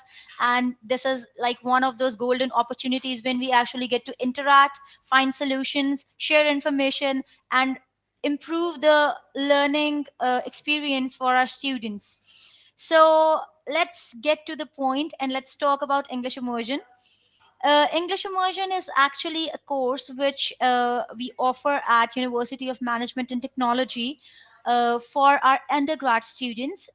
This course was developed with the pure intent of actually improving the communication skills of our undergrad students. We very well knew that the curriculum, English curriculum, actually across the country at university level is developed around like the skills of reading and writing, on like the major part focuses on reading and writing, and very little attention is actually paid to listening and speaking skills. But when we actually enter our professional lives, or when in situations we have to switch to our second language, that in our case is English, we often find a lot of difficulty, and we face a lot of challenges. For example, we are very anxious. Sometimes we are looking for words, sometimes we are using words but they are not in the right context. So to get rid of all these problems, our department, two departments at a university, one is UMT Connected, which is also famously known as the district or the directorate of online education, and the second department, that is DELS, that is the Department of English and Literary Studies. They collaborated for this particular course and they came up with English immersion, which is a very widely loved and widely appreciated course at a university. So I didn't actually prepare a set of slides for this introduction to English immersion, and I believe that I should just take all of you on a tour of English immersion on our learning management system. I hope you would enjoy it. But before I take you there, I would just like to share with you a brief, you may say, detail about the structure of the course. It's actually a fully online course. It's a 0 credit hour course, but at the same time, with the help of our higher ups, that is like the president and the rector at the university, we have made it mandatory for all the students. uh, we don't Another strategy that we actually adopted for this particular course, because the whole purpose and the whole idea behind it was motivating the students and not actually intimidating them uh, with this learning of second language. So we have a different kind of grading criterion for this course, that is pass and fail. So what we do is that we encourage them to send their work, we encourage them to get involved in the course, and we encourage them to uh, do all the assignments whenever whenever it is convenient for them, because it's a self-paced course, so they have that kind of liberty with it. And once they do it, we basically do not pinpoint them and give them all kind of single them out with all the mistakes, because even though I'm also a speaker of language, like I'm a second, I started speaking English as a second language. It was not the mother tongue always. So I understand that if you pinpoint students, you actually do a lot of damage to their confidence, and this is something that we don't do in this course. We encourage involvement, we encourage engagement, and we just boost their confidence through this set of activities that we have specifically developed for improvement in communication skills. So the course has actually been developed following the model which is known as basics. There are like 6 characteristics of this course. B stands for blended, because there's a blended approach in it. A stands for accessible. It is easy accessible because it's on the LMS. Number 3 is self-paced. Students can set their pace according to their convenience. Number 4 is integrative. Again, the 4 skills come together. Then there's contributive. They share a lot. And the last one is supported. Through This course is not actually supported, basically entails that this course is not actually taught by an instructor, or we don't need a teacher for this. It's actually facilitated by one of us at the back end, and in this case it has been me for the past semesters actually. So now let me take you to the learning management system. A lot of people from both the departments actually contributed to it, but the person who actually perceived the idea and developed on it has been Dr. Nadia Anwar. She conceived the idea and then she developed it with the people that she needed on her team, and this is all her effort. We have just taken the cake from her and serving it now to the students. So this is how let me just share with you the screen now.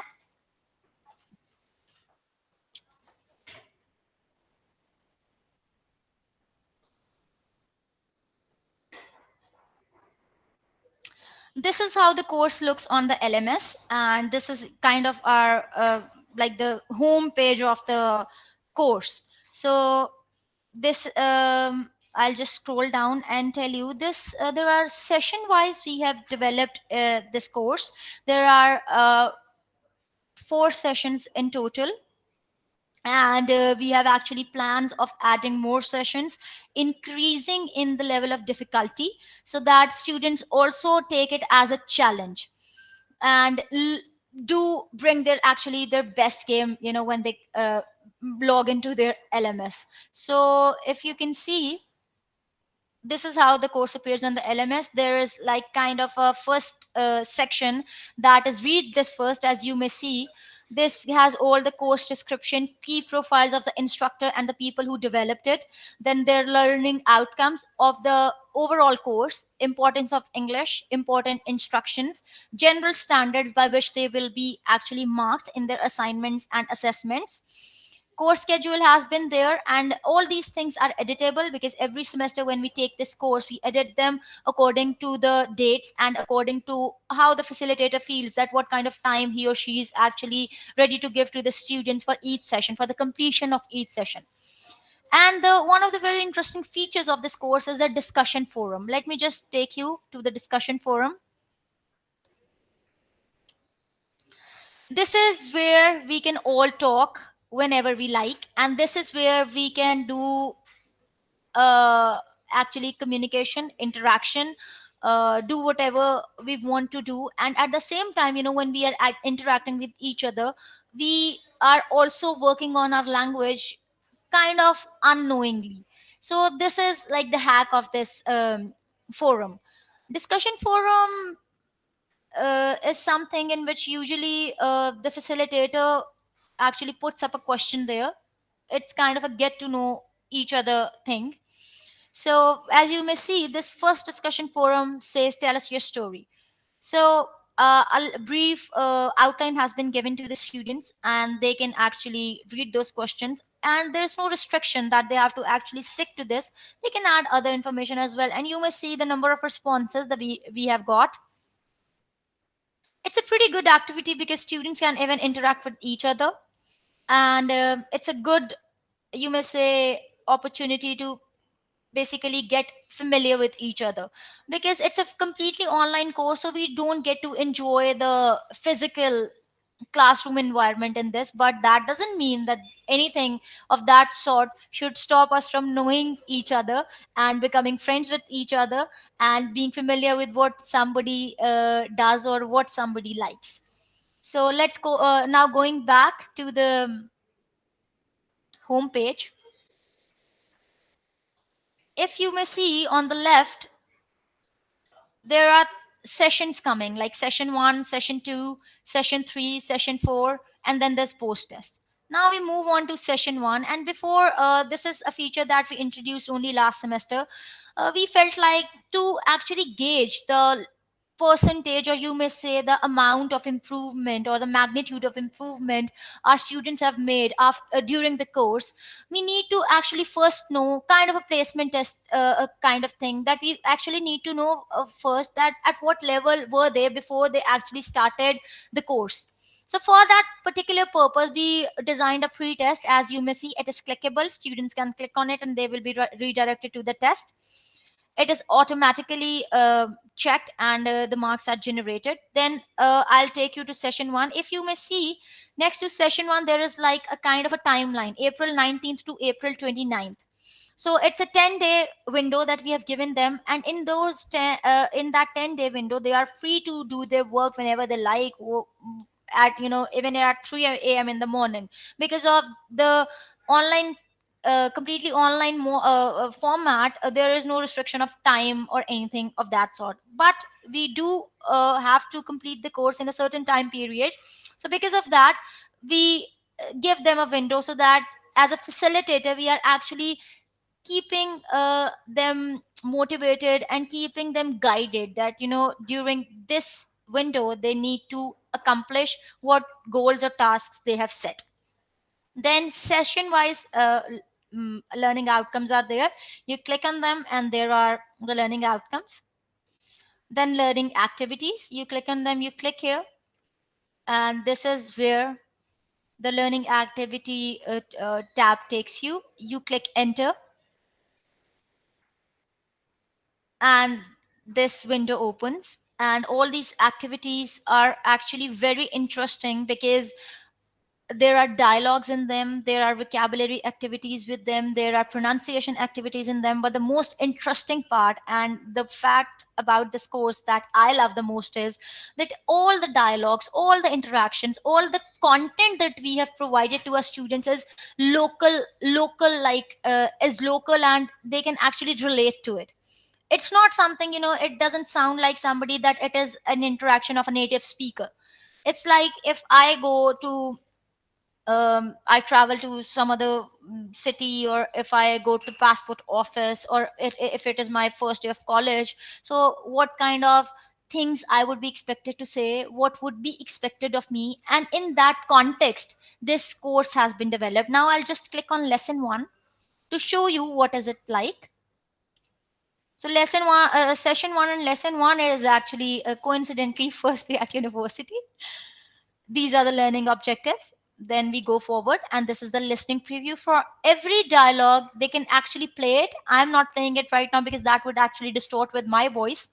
So they can just play each and every utterance, and then they can just move on. So then we click on the activity. It is the vocabulary hunt. There are like 9 words. Until and unless they actually click on go through each and every word, they cannot actually move on to the next level.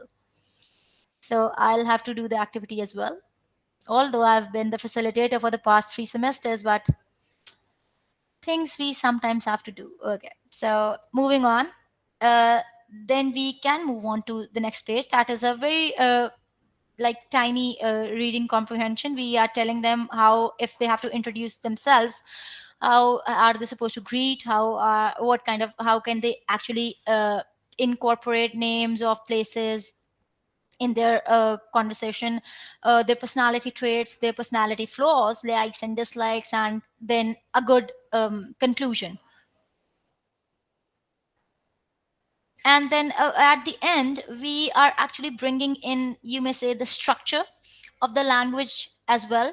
Because when you are this is just my own opinion, people may disagree with me as well, but I feel like to know a language, knowing the structure of it is also very important.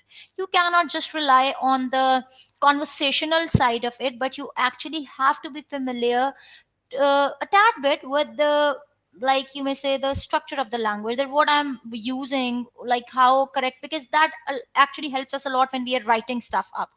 So that's about the activities. Now I'll just close this window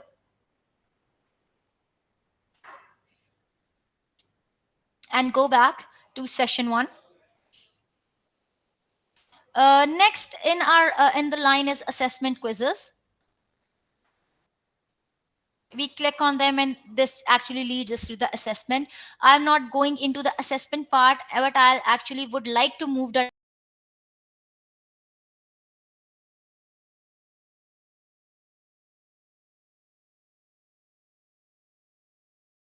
I'll actually would like to move that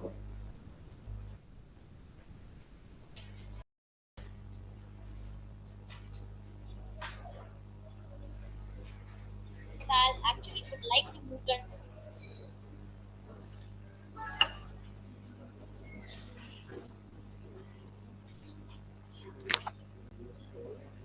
I'll actually would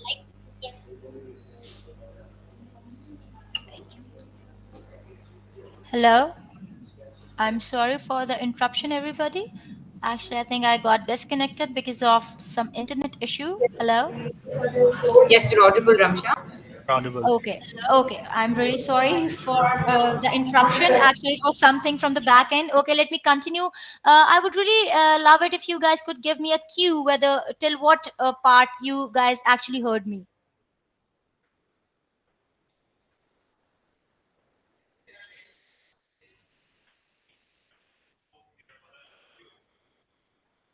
And you were talking about the activities. Okay. It was Okay. Thank just you. about Thank you. the was the Thank you Celtic so of much. Thank you so much, Amina. That was very kind of you. Okay, let me just continue. Yeah, I actually wanted to show you guys. I was not going to go into the assessment quizzes part. I actually wanted to take you guys straight to the assignment part. Discussion forum, I've already shown you. In this discussion forum, obviously the nature of question would be different. Not like the first one, like, introduce yourselves and stuff like that. So, and I'll just move straight to the assignment part. We click on assignments, and then there are two assignments in each session. In English immersion, each session has two assignments. So assignment 1 and assignment 2, and I'll just share with you like in a second how these two are different from each other. For assignment 1, what the students are required to do is they are required to actually practice one of the dialogues that they were introduced to in the learning activity. They need to practice it, and then they have to perform it. So in this, the actually the target in this assignment 1 is that we want them to work on their pronunciation, work on their confidence, because we don't want them to think too much, just learn from somewhere and work on their confidence, their the clarity in their voice, their pronunciation, and with what conviction, or you may say how expressive they are while they are delivering something, whether they understand what they are saying, what kind of expression does it need, or does it need a backing of what kind of expression. So this is what it is about. We give them liberty to actually practice it with any of their class fellows, because it's a dialogue between two usually. So this is what they are supposed to do. They are supposed to practice it, and then they are expected to send us an audio or a video, and they can upload it on the drive, because sometimes the file is pretty big and it cannot be uploaded on the LMS. And for that, this is if you may see, this is session 1 assignments. We click on this, and this is where it goes. Assignment 1 and for assignment 2, two, you may say, folders have been created where they send us their work.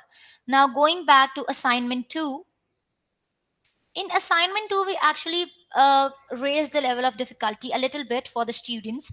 What we do is that we do not give them any dialogue. We actually want them to write a dialogue of their own, and it has to be in a very conversational manner. It cannot be like crying kind of a monologue. No, it cannot be that. They have to interact with each other, and they can actually pick any topic under the sun. It is up to them. They have free liberty to talk about anything they like. And we just give them just to set the bar a little difficult this time. We just give them a time, like, you are supposed to have a conversation for like 3 minutes, or in some cases 5 minutes. And you can pick a topic of your choice, and then you need to record it. And in this, we are actually making them write something.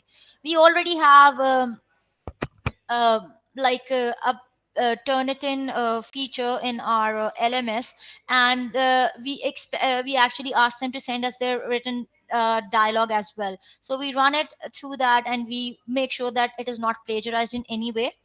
And once we check that, then we check their audio or video in whichever format they have sent it to us. And later we mark them on the basis of sentence structure, how they have delivered it, and the correct use of vocabulary, because that is really important.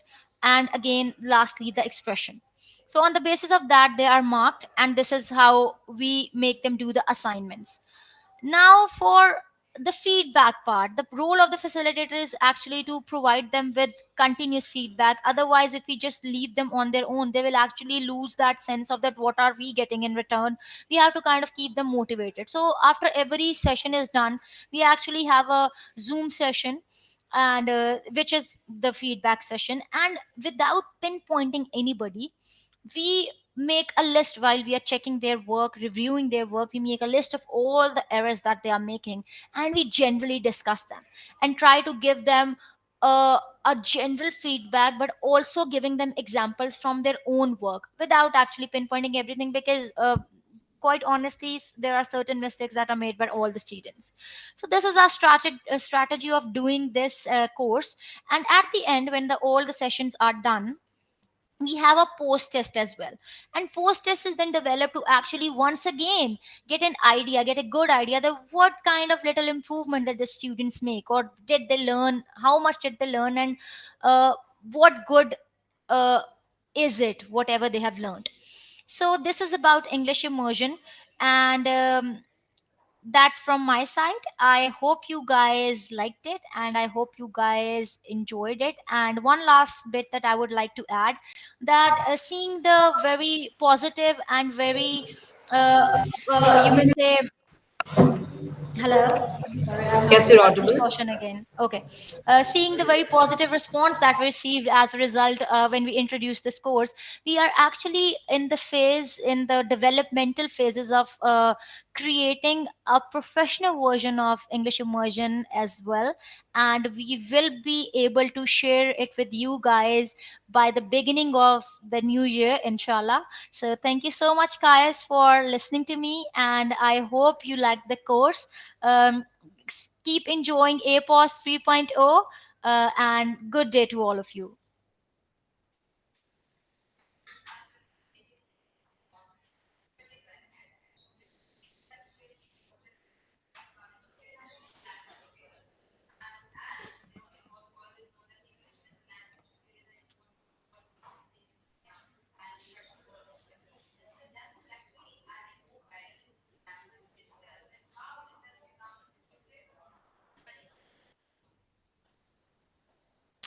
Actually, I'm really sorry, Amna. I am unable to hear you.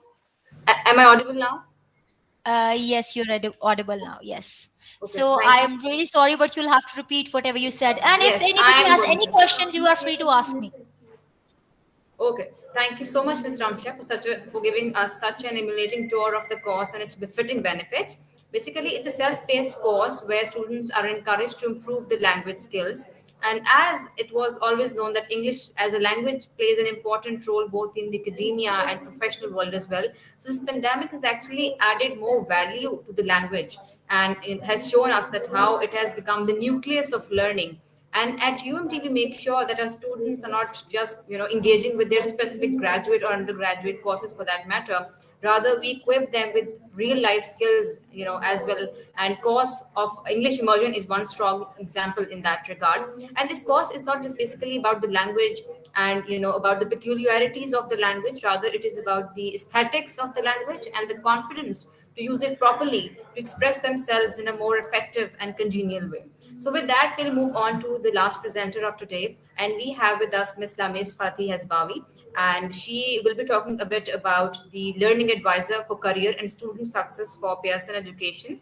And Ms. Lamis has 10 years experience in the education field, and she's currently heading the student and career success programs to prepare students for college and for their career, which is actually very, very important, because at times we found ourselves and our students in a very, you could say, bewildering situation where they do not understand that what career they must choose. And at times they choose wrong career that would lead towards, you could say, towards the wrong career choice that they make, and it will leave them unhappy and unsatisfied as well. So Ms. Lamis will be talking about the soft skills in the 21st century workplace. So let's just see we can if we can connect with Ms. Lamis over here. Hello and good afternoon. Can you hear me? Yes, absolutely, I can hear you. How are you, Ms. Lamis? Welcome you I'm aboard. good. Thank you. I hope you're good. Really well. Ready for the session. Thank you. So please, could you go ahead and tell us a bit about the top soft learning skills in 21st century workplace? Very good to learn from you and hear from you. Absolutely. And thank you so much for your kind introduction. Allow me to start by asking everybody to be on mute. Thank you so much. Well, My name is Lamis. I work for Pearson Education as a learning advisor, as been mentioned, to support learners to acquire the skills that they need for college, career, and life. I've been with Pearson for more than 7 years now, and happy to be with you today to share actually our knowledge, experience, and learn from you and learn more about your needs. We're gonna talk about 21st century. Before we go in depth about what is the 21st century, why do we need to really equip those fresh graduates with certain skills to help them actually find the jobs that matches their skills and capabilities? Let's start going briefly through our agenda of today. Sorry, I think I clicked the wrong arrow. Yeah, here we go. So we're going to talk about briefly the education landscape, the future of skills. We're going to focus on 21st century and share with you what is Pearson skills journey. What does the education landscape look like of today? We have, by the way, different statistics. I don't know if you can see my screen. Are you able to see my screen?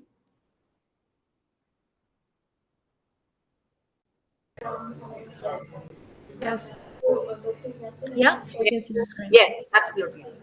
Fantastic, because I can't see actually the slide. Unable to see your own slides? This is what I you're saying? can see it now. Yeah, apparently it's a transition time, so I can see it now. Thank you so much. All right, here we go. This is statistics been shared. You can see the source if you want to review it also online. The number that I really would like to highlight today is that we have 38% of employers worldwide finding difficulties filling jobs vacancies, especially for skilled workers. So we're talking about a big percentage, 38% of employers, which is considered as a big number. When those employers are looking for a pipeline of talented graduates, talented workers, and they cannot fill it, that's a bit of, actually, it rings a bell. It's telling us something that there is a gap. There is something that we need to look into it, especially that we will have by 2025 more than 262 million learners around the world will be enrolled in higher education. What we will end up with a huge number of graduates who cannot find proper jobs or cannot find jobs that matches their skills and capabilities. Remember, here today we're talking about skills, we're talking about jobs. So why we're comparing those together, why we're actually focusing on those together? Because it's very important, and we will find out today that we equip those learners not only with knowledge, 4 to 5 years of knowledge, but also with the skills. Why? Because when they're going to use those skills on a daily basis to be able to excel in their daily work, in their daily task, at least they will be able to deal with their colleagues, complete task on time perfectly. So when we talk about skills, basically, we know this is honestly a challenge happening worldwide.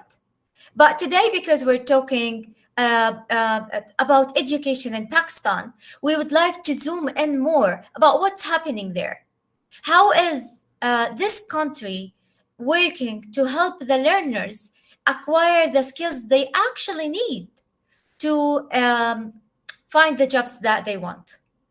And I would like to emphasize today on finding the jobs that I want, finding jobs that matches my skills and capabilities, finding something not only I enjoy in doing it, finding something that can help me manage my career path. So let's have a look at what is happening in Pakistan market. So there is 64% of the population today, people with an age 30 years and under. So we're talking about 30 years and youth, where we have 8.5% of unemployment rate between 30 and under. So we're talking about a range from 18 to 30, and we have an unemployment rate of 8.5, which is considered really high. Why we're really excited to talk to you today? Because what we found out that Pakistan have already started an initiative to help learners acquire the skills that they need to succeed in whatever they're doing. The skills that employers are looking for, skills that required by the workplace, not any workplace, 21st century workplace. And I will tell you why we're emphasizing on that. There is a great initiative. I'm not sure if you are all aware of it, but a great initiative happening in Pakistan today called, hopefully I'm pronouncing it correctly, Barwaz. So Barwaz initiative focuses on 3 different things: lifelong learning for upskilling, future readiness for our youth and future readiness for employability, innovative skills. And that's exactly aligned with Pearson solutions, aligned with Pearson research and studies. That's exactly what we've been doing. So I was really excited to talk about this session and to talk about what we've done, because it's aligned with the awareness that Pakistan has started approximately early 2020, late 2019, to help everyone, every single citizen find a job. All right. What does that mean? Let's dig deeper into what's happening. So here we found that as industries somehow pointing at academia, saying that your graduates are not ready. They don't have the skills from an employer perspective that I'm looking for. From our perspective as an education system, what do you mean by our learners are not ready? We've been delivering, we've been teaching, we've been providing an up-to-date knowledge through cutting-edge technology to help those learners, graduates, secure an income, find a job, succeed in life. That's correct. That's our education system mission. But when we give them our outcomes, the employers were not very happy with that. 76% of employers are not satisfied with the quality of graduates. And let me tell you something, although this is a statistic from a Pakistan market, but it's a worldwide challenge, because same thing happening in the US, same thing happening in the Middle East, same thing happening in Africa, because we've been dealing with different learners around the world. And we know, based on a study, based on research, this is a global challenge. 95% of recruiters believe that students don't receive quality career advice. Here we go. We started to zoom into the issue itself. So here, employers saying, here you go, take back your graduates. We're not going to hire them because they're not ready. When we start to look deeper into what's happening, why they're not ready, what do you mean by they're not ready? We talked to recruiters, we spoke to employers. So we found out that based on research, 95% of recruiters saying that they're not receiving good quality of advice. This is very important. Before our learners graduate, it's very important to talk to them, to show them the tools and techniques available for them to understand who they are, and then start applying for jobs. And we're going to talk about that. Another thing I would like to really highlight today, which is automation. Automation is accelerating. We think that robots are coming to take over. Yes, Robots are coming to take over. Does that raise a concern? Indeed, it does. But what type of concern? Does not mean we will be jobless. Does not mean that robots are coming to take over all of our jobs. Apparently, robots are coming to take over the routine type of jobs. So what do I do? Do I just give up on my job and my career and sit at home? Of course not. What we're trying to do here, we're trying to show our learners before actually they join the workplace that there are certain skills you need to acquire before you leave college in order to keep your job, in order to get the job that you want. And based on a study, usually low wages jobs are the one that gonna be replaced with robots or automation. When we talk about automation, we're talking about artificial intelligence. We're talking about processes, but does not mean only low wages jobs. Also, if we look at radiologists, radiology we can see that they're replacing radiologists with artificial intelligence solution, right? With automation. Does that mean we don't need radiologists anymore? Of course not. There are certain skills, certain processes can be managed only by humans who have certain skills. What are these skills? Here is another statistics from also a pro-Pakistani .pk website. Can I move this one here? Perfect.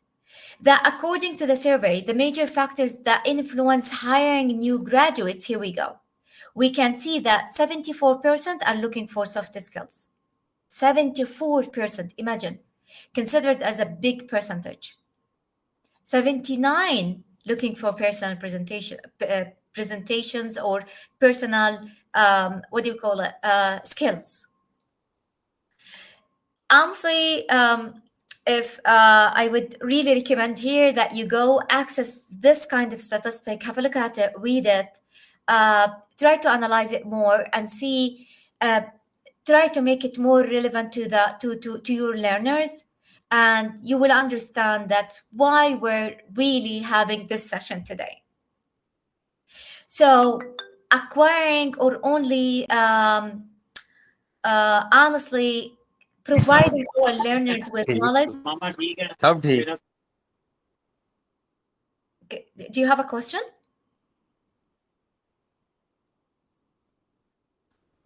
Please continue.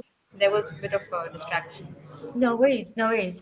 So really, we'd like to focus on the importance of acquiring and helping learners to gain the skills of 21st century, because at the end of the day, those learners, once they graduate, they are facing reality. They are required to put effort in finding jobs. So when they face reality and they start facing those kind of challenges that they did not expect, they will start like doubting everything they have done. Like, did I study the right program? Did I join the right college? Do I have that? Am I enough? Am I ready for this? So when they have those concerns, it's very important to be there for them, to reassure them that you are ready, that you have everything that you need to get the job, because no matter what happened, there is something out there waiting for you. We're talking about unemployment rate, we're talking about lack of jobs, we're talking about robots are coming to take over. So all are kind of scary things for those who are about to join the market.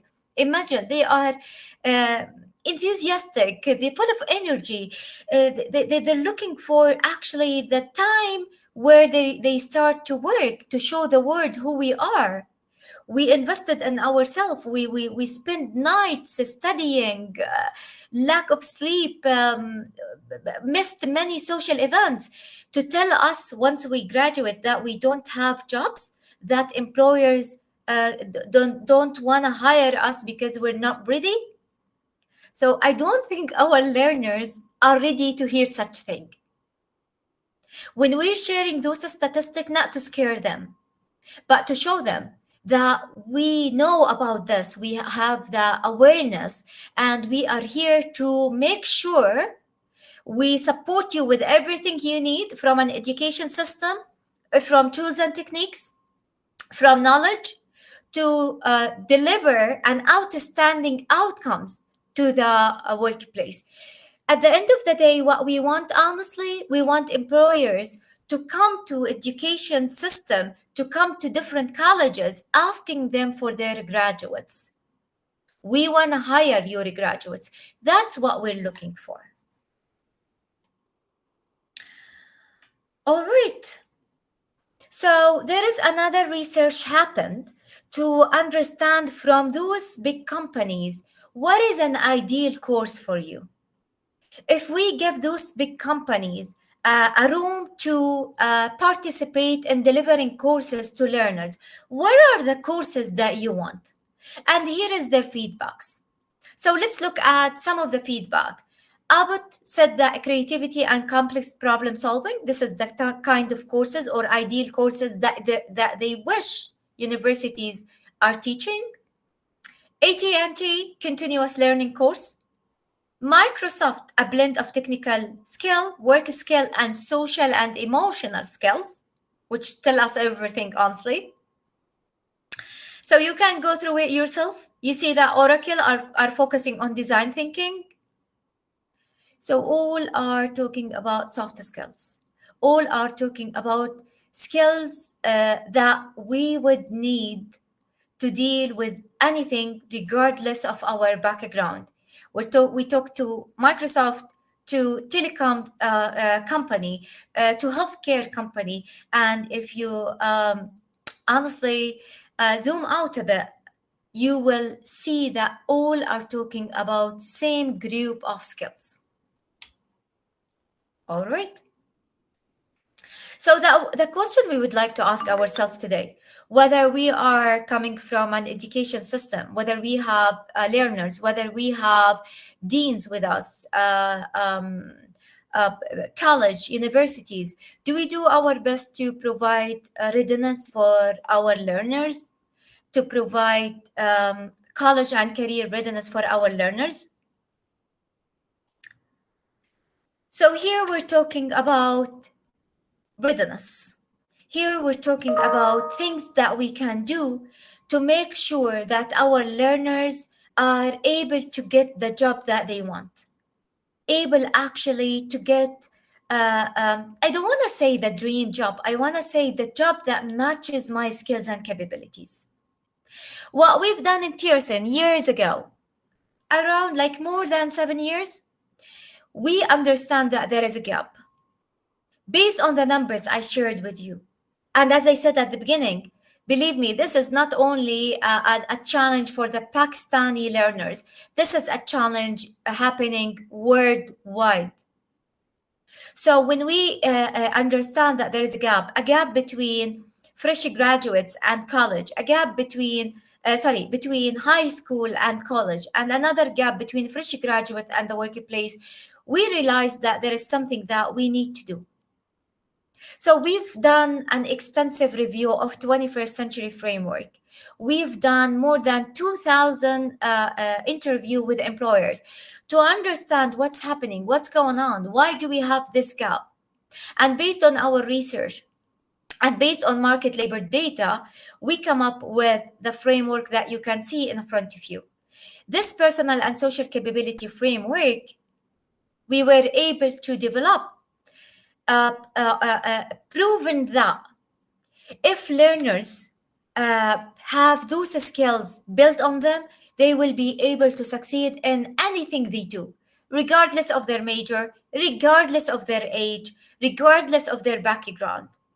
So here, this is aligned with the Barwas initiative the country is working on, which they're focusing on upskilling employee, upskilling learners.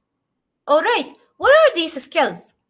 We're talking about 6 categories of skills: communication, critical and creative thinking, leadership, self-management, social responsibility, and collaboration. The moment I said that, some of you, they will say, especially those who are coming from an educational background, hey, guess what? We're doing this. I fully understand that you're doing this, but are you doing it directly? Many of educational system focusing on helping students acquiring those skills in an indirect way. Yes, you're applying practice-based learning. You're providing students with different tools throughout their learning in college, like they're doing presentation. So you are helping them to enhance their kind of public speaking skill, presentation skill. You're giving them project, so you're helping them and enhancing or empowering their teamwork skill. Yeah, that's absolutely right. But guess what? When we're talking about skills, it should be obvious for them. We shall tell them directly in their face that here you are working on your teamwork skill. Here you are working on your communication skill. Why is that? Because as we've seen, 74% looking for soft skills of people they're trying to hire fresh graduates. We've seen it in the previous slide, correct? If I am a student learning, I am focusing on the hard skill. I am focusing on the knowledge I'm acquiring from the university. I'm not focusing on the soft skills unless you're telling me to do so. So that's the difference. That's the thing that I want to focus on today. We're doing our best. Our educational system is doing their best to provide opportunities for their learners. That's correct. But what we want to do, we want to show them that who's them? Our learners. That we are directly providing you the opportunity to acquire the soft skills that the market is asking for. Why? Why we need to do so?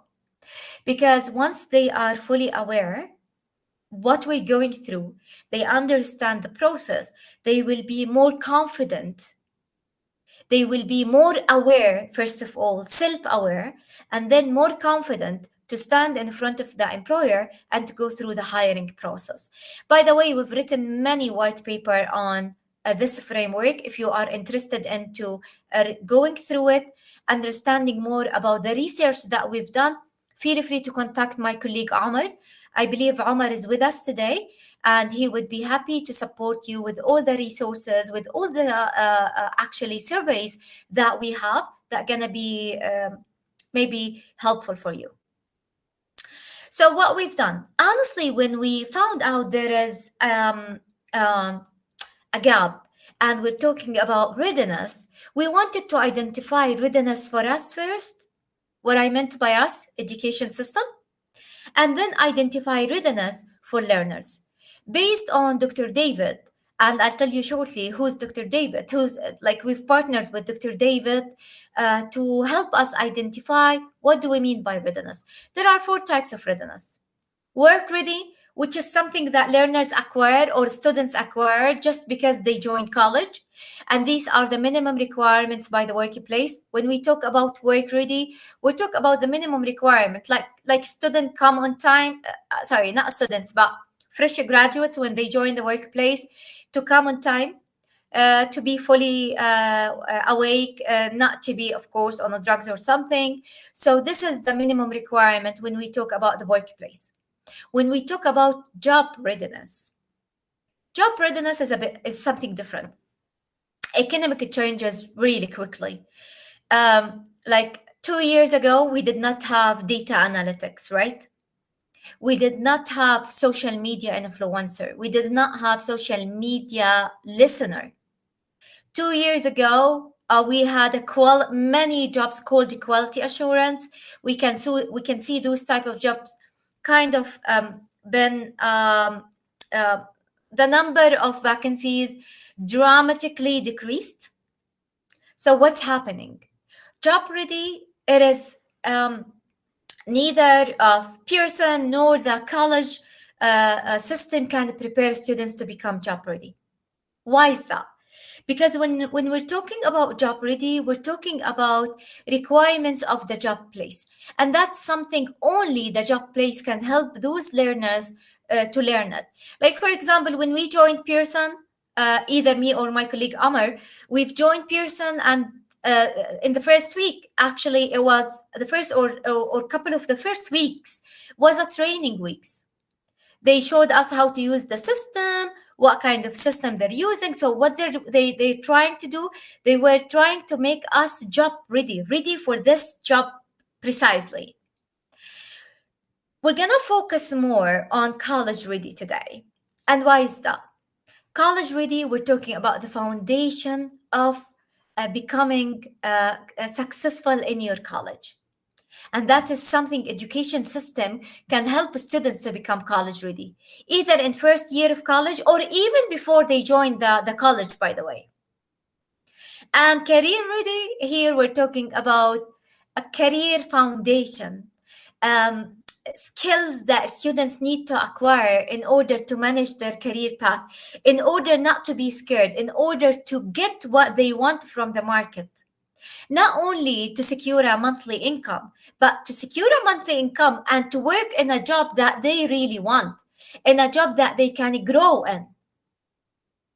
So what we've done, we've designed a solution. This solution consists of 3 different things. It works as a centralized hub. It works as a source for students they can access, first of all, to learn more about who they are. Who am I? We're talking about skills. Okay, what are the skills that I have? What are the skills that I really lack? Not only that, we empowered them with tools and techniques to capitalize on their strength and to acquire the skills that they don't have. Adding to that, they wanted to show who they are, right? So from this centralized hub, we make sure that students have a body of evidence. They have a tangible evidence between their hands to show potential employer that, hey, guess what? I do have the knowledge and I do have the skills that you're looking for. Not only for employer, but also for educational system. Because also for educational system, they want a database. They want to make decision on database. They want to know quantitative and qualitative kind of data about their learners, right?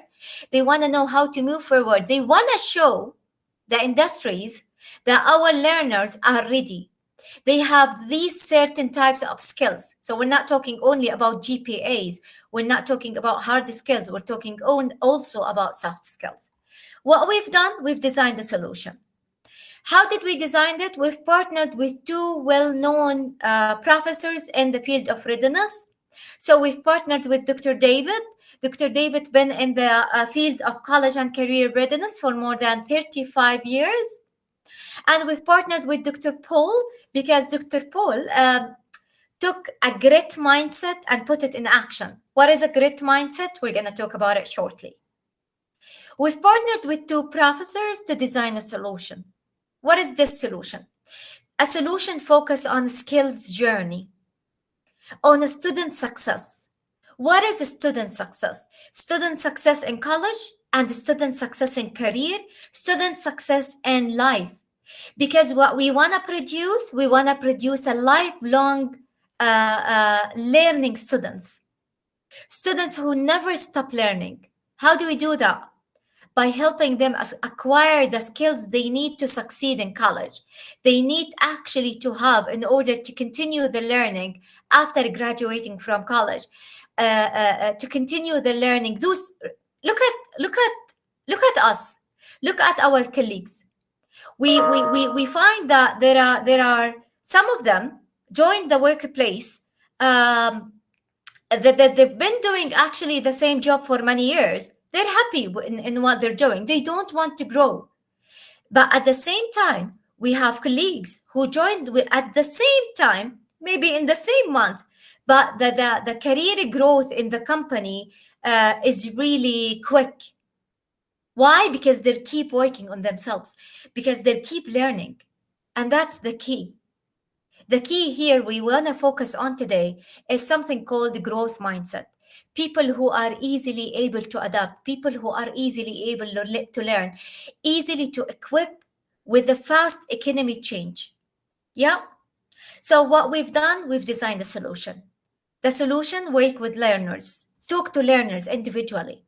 First of all, assess who they are. Where do you stand? What are the skills that you have?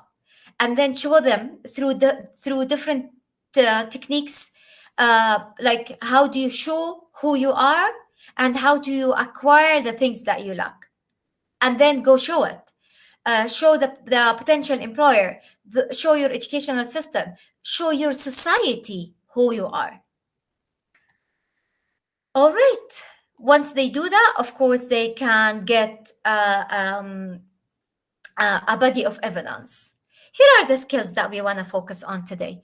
Remember the framework we talked about? Based on that framework, there are 20 different skills that we've designed into our program to help students become ready. Look at it. It's like, honestly, life skills. We're talking about goal setting, stress management, learning preferences, teamwork, test-taking skills. So these are skills that if I am aware of it, I would have a better quality of life. Yeah.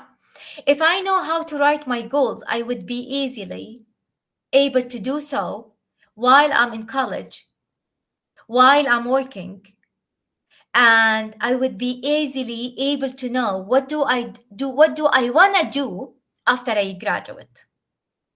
If I know my learning preferences, I would be fully aware of how would I seek knowledge. Am I somebody who like to watch videos and then read a book and then answer questions? Am I somebody who like to no? I like to attend lectures and then maybe watch a video and maybe start answering questions. Am I a self-paced learning? Do I prefer going fully online?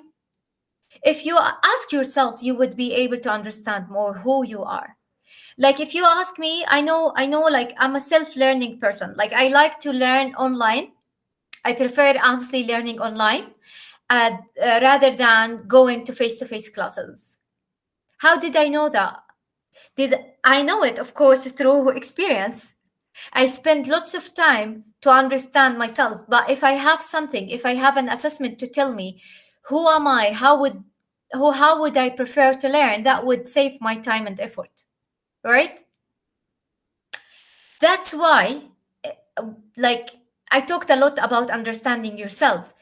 The program starts with an assessment because it all starts with self-awareness. So we start with two types of assessment. The first assessment that assess your strengths and weaknesses, that tells you who you are. Where do you stand in terms of keys for college readiness?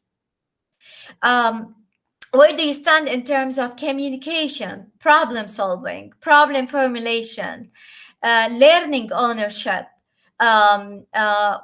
data analysis, like when you have, or that's under problem formulation as well. What else? Teamwork. So this is a scientific assessment designed for learner to know more about who they are.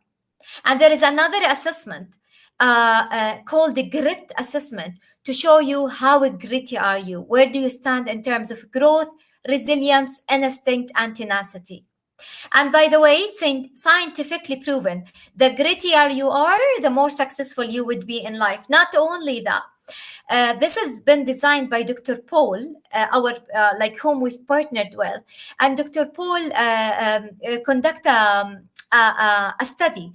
In that study, actually, he was able to find out that an HR department willing to hire one gritty person over 7 people. So imagine a gritty person can replace 7 people in an HR department. What does that tell us? That we need to become more gritty. Let me share with you what gritty mean very quickly. Grit means, are you willing to sacrifice to achieve your most valuable goal? Are you willing to do whatever it takes to achieve your goal? Some of us willing to do, but that's on a scale. Some of us like willing, like it's a 100, they get 100 score. It means they stand on the scale, they stand here. Some of us are willing to do more, so they stand there. So it is based on, like, we all are willing to sacrifice to achieve our goals. Let's admit it. But where do you stand? What do you mean by sacrificing? Some of us, if they don't watch, I don't know, their favorite movie, from their perspective, they sacrificed. Other, they are willing to spend the whole night awake studying, preparing, planning. That's what sacrifice means to them. Who can measure what sacrifice means is the assessment, because it's a scientific assessment based on research and based on study that will tell you, comparing yourself to gritty people around the world, where do you stand in terms of grit? What do we mean by growth? Growth, like, how do you look for knowledge? How many doors are you willing to knock to find the information that you're looking for? Resilience, not only how do you bounce back from failure, but how do you switch failing to a success? Please think of yourself when we say that. Think of the events that you went through. Instinct, like the capacity to pursue your goal. Are you somebody who just give up facing the first challenge? Or no, you're still able to put more to achieve it? Tenacity, are you willing to do whatever it takes to achieve your goal? Look at those people, like, let's mention those successful people around the world. Bill Gates. Look at Bill Gates. Bill Gates started when he was 17, right? He was like, he had something in mind. He believed in it. He started working on it, but not everybody supported him. Did he give up? Did he say that, hey, I don't think that's going to work? Of course not. Bill Gates is a very gritty person. He proved to the whole world that when you have something you believed in it, make sure every single person on this earth able to say it. Right? So that's what grit means. And that's why we start with those type of assessment, because we want our learners to combine between their knowledge and the skills. We want them to see a full picture. What our learners are doing, by the way, they are thinking that we are violating knowledge if we're using it differently. Like, if we learn math, we're violating the information if we use the same concept and we applied it in our business skill or business class. Of course not. What we want you to be able to do as a learner, we want you to have a full picture, right? How can they do that? They can do it only if they have the skill and the awareness to do so. All right.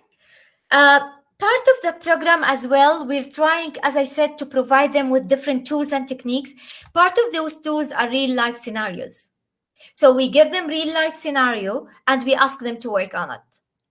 We wanted them to get an opportunity to apply. That's why at the beginning, if you remember, I said, it's not really enough to teach the skill in an indirect way. It should be really direct. It should be really obvious for them to learn what we're doing. So we start with soft skills. We start with self-awareness. But guess what else we're doing? We try to help those learners to think or to get the job that they want before actually they graduate. How possible is that? We want them to think of their career path before actually they hit the ground, before actually they start applying. Why? Because we want them to apply for jobs that matches their skills and capabilities. We want them to massively apply for jobs that matches their career path, because only then they will be able to succeed. Only then they will be able to manage a successful career path. That's the career path that they have. That's the flexible, the career path that they can plug in different jobs in it. It's like, it's not wrong to study something and work in a different field. That's absolutely fine. But how are you doing that? How are you utilizing the knowledge that you've gained throughout the 4 or 5 years in knowledge to implement it in a new industry? Like if I am somebody studied engineering and I could not find or I don't think I know what am I going to do. That's nothing wrong with that. But what's not really right is you graduates, you apply for not still ignorant about why you're applying for those type of job, and then you got the job still ignorant, don't know how to do it. You're doing it just for the sake of doing it. I might be an engineering student, but I might be an excellent trainer at the same time. Who's gonna tell me that? The assessment. Who's gonna tell you that? Self-awareness. So here we start with the 3 different types of phases. The first one is discover who you really are using grit assessment. Discover your personality type. By the way, personality type has nothing to do with jobs. Like if I'm an introvert person, it means I cannot do presentation. No, it has to do with work preferences. Yeah. So personality types is something gonna help you a lot finding different work preferences. So what we do in this program also, we help learners based on different assessment find out their work preferences. So what are we doing? We're trying to open their eyes to see the field they can work in. Then once they graduate or even before, go apply massively to those kind of jobs. Make sure that you're ready. So once you apply, the employers will not come and say, oh, you're not ready, you don't have the skill. Guess what? You were smarter, you've gained the skills, you made sure that you have every single skill that you need to pass the interview process. So once you finish discovering, you will jump into develop from a learner perspective. Develop what? Develop your brand, develop your skills. So when we talk about the brand, it's something become really important today. You're gonna develop who you are and showing the whole world who you are via using different online application. Most importantly is LinkedIn. We have a partnership with LinkedIn. So we show students how to do every single step in LinkedIn and how to replicate their e-portfolio in any kind of recruiting website. Doesn't matter whether it's Monster, Indeed, we have many more, so they can replicate whatever they do in LinkedIn in those kind of recruiting websites. And then demonstrate it. How is that? We help them to learn and train on how to pass an interview, on how to actually write an attractive resume, how to seek for an advices from different people, how to get a mentor, how to utilize career services properly in order to help them get the job that they want. In a nutshell, this is what we do in the program. We help them, first of all, learn more about themselves. And I cannot emphasize more on self-awareness because everything starts with a self-awareness. And then here they start by developing and showing who they are, and then demonstrating to show the whole kind of industries that we are ready. There is actually a YouTube TED Talks available on YouTube by Dr. Angela Duckworth. I recommend that you watch it whenever you can because she's talking a lot about grit concept.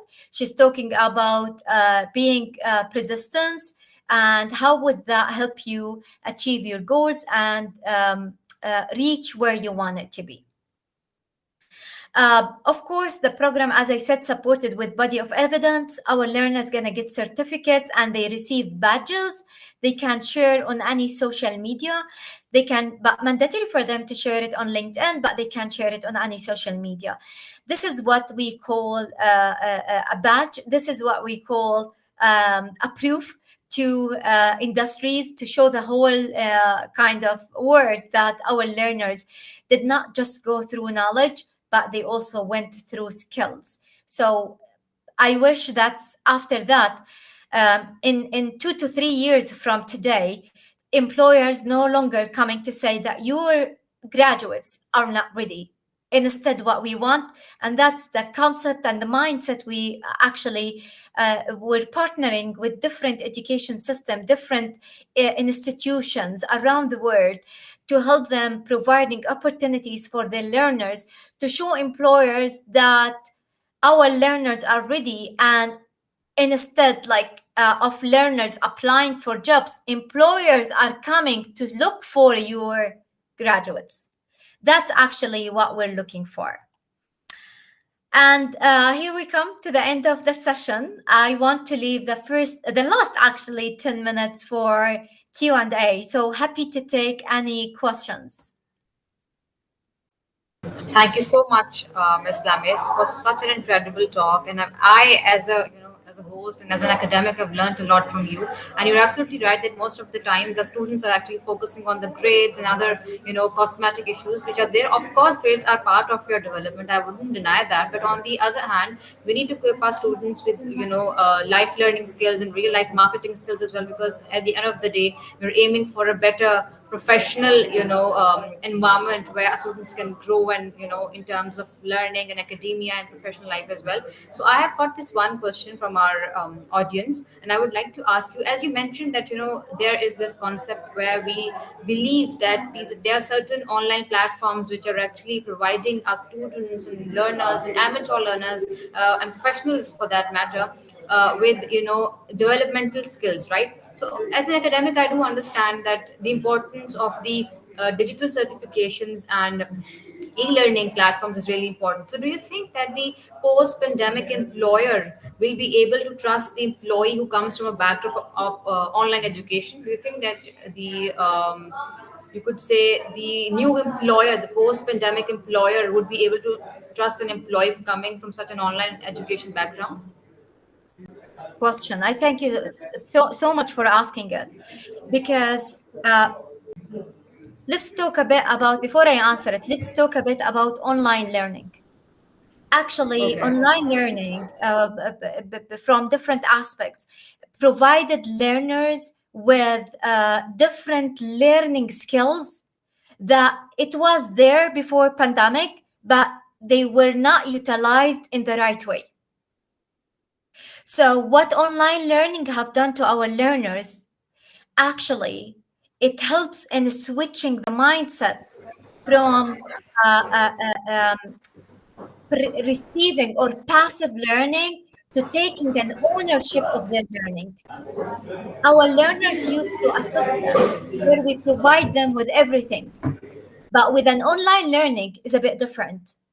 We gradually showing them the way to take an ownership of their learning. All right, what does that help them to do? When taking an ownership of your learning, what's going to happen? You are seeking for information. You are looking for the information. It's not only a matter of me opening the platform, attending the lecture. It's more than that. It's a matter of me attending the lecture, being awake, being engaged, and applying whatever I learned through behind the screen into the real life.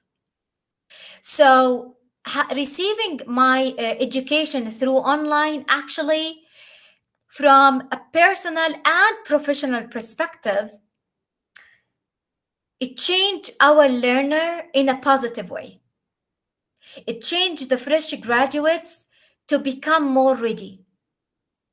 Because this whole pandemic thing make them more adaptable and become more resilient and adaptable. That's the main skill that recruiters are looking for. So, honestly speaking, I don't have a statistic yet, and we are in Pearson. We're working on such thing, and believe me, once we will have it, we will release it to public. But online graduates are more persistent, Of and course, hopefully, thank if we you. have the data, we'll share it with you.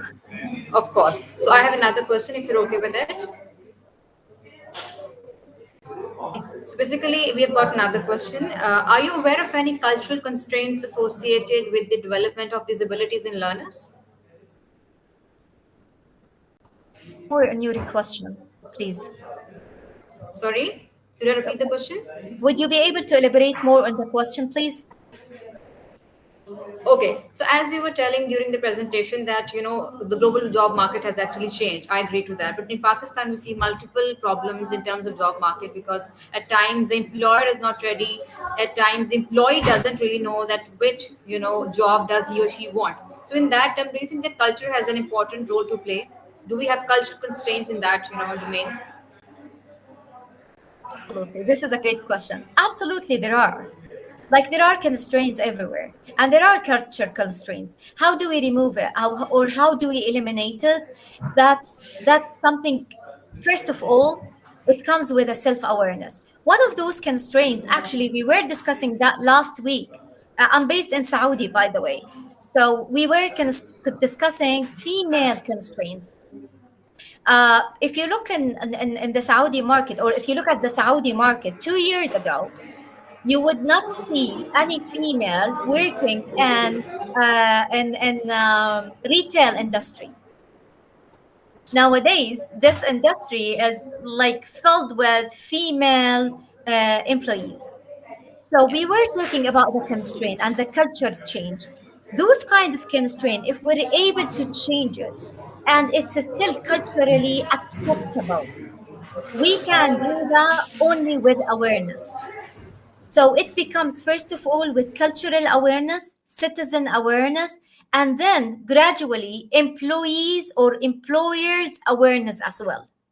Because what you want to do, you want to make sure that you're working on the whole cycle at the same time. We cannot just start with the cultural awareness and leaving the employers out of this cycle. It's very important, first of all, to get the employers buy-in, to make sure that the employers are actually willing to hire females, willing to hire people with disabilities. And then the job or the workplace is ready to perceive them. They have everything they need. And we, at the same time, the culture, the society is willing to accept it. So when we're talking about constraints, we cannot limit it. But I can highlight the main constraints that we can think of once we think of a culture similar to the Pakistan culture. We're talking here about disabled people, we're talking about females, and many more. But these are at the top of the list, right? So, yes, constraints impact, but guess what? If we start with self awareness, if we start with providing learners with the skills that make them more aware of those needs, we'll be able to Hand it over to her. I can see you have another question. Maybe go ahead.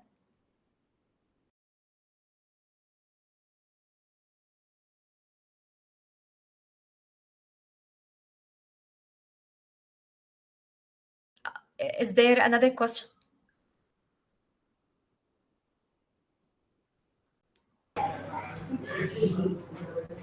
Hello, am I audible? Go ahead. Am I audible? Yeah, I can hear you. Can you hear me? Yes, I can hear you now. Okay, thank you so much for this in-depth analysis on education landscape of Pakistan and other countries as well.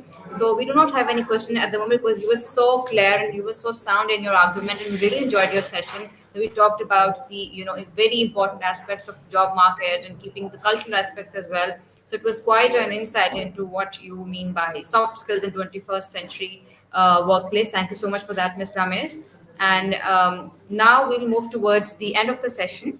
And Executive Manager of and again we have so thank you so much for joining us and staying with us all the way from 11 a.m. in the morning, and we have We are almost done, and this was all for today. And now I will like to request Miss Carla from Cloud to conclude the session, please. She is the marketing manager for Cloud. Miss Carla, are you there for the summary of the today's session? Hello. Yes. One second, please.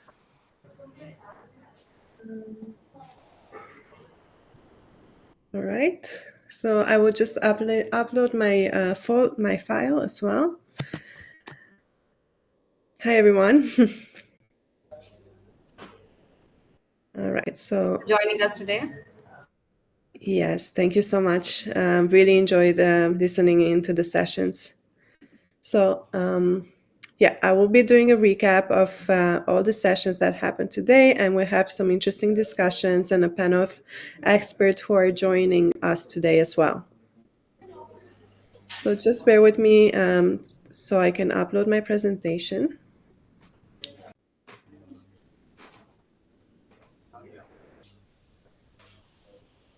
All right. Perfect. So yes, we had a full day today for the Apoes 3.0. The event was hosted on the cloud platform, which I represent. So just to introduce myself, I am Carla Wilhelm. I am the marketing director at Cloud. And what Cloud is the interactive meeting and collaboration platform. And I support the go-to-market strategy, communications, and digital market initiatives within Cloud. And then I also have Prince, our director of IT operations, who's joining us today, so he can answer any technical questions as well. So I will go over a highlight of our favorite sessions during the event today. But first, I would like to leave the stage to Dr. Nadia Anwar. Dr. Nadia Anwar is the Associate Professor and Chairperson at the Department of English and Literary Studies at University of Management and Technology, Lahore. She completed her PhD in Nigerian drama from the University of Northampton, UK in 2015. And her principal research lies in the field of post-colonial English literature and Nigerian theater and drama in particular, and adaptation studies, critical discourse analysis, and pragmatics in general. As an active academic and administrative faculty member, she has remained engaged with many academic, research-related, and extracurricular activities during her professional career. She has one research monograph and several research articles on her credit. So, Dr. Nadia, are you here?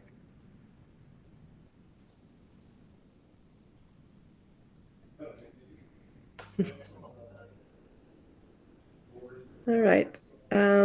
If Dr. Nadia, she cannot connect yet, what we can do is come back to her highlights after. Can you hear me, Carla? Yes.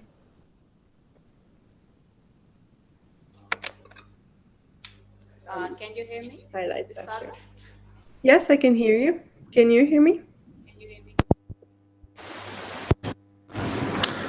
Am I audible to you? Yes. Okay. Just give me a second.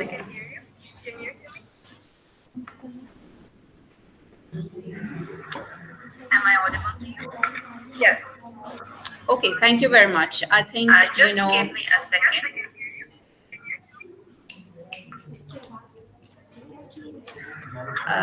Am I audible to you? Yes. Okay, thank you very much. I think, Just give me a second.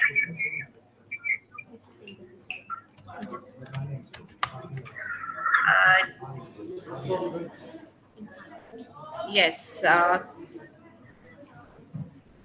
Much better. I think there is a delay. So I think we are on to track. Yeah.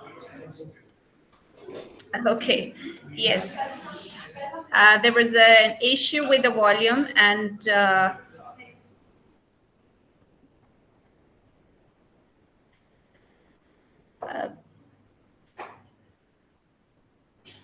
Should I just continue, or are we still waiting for Dr. Nadia?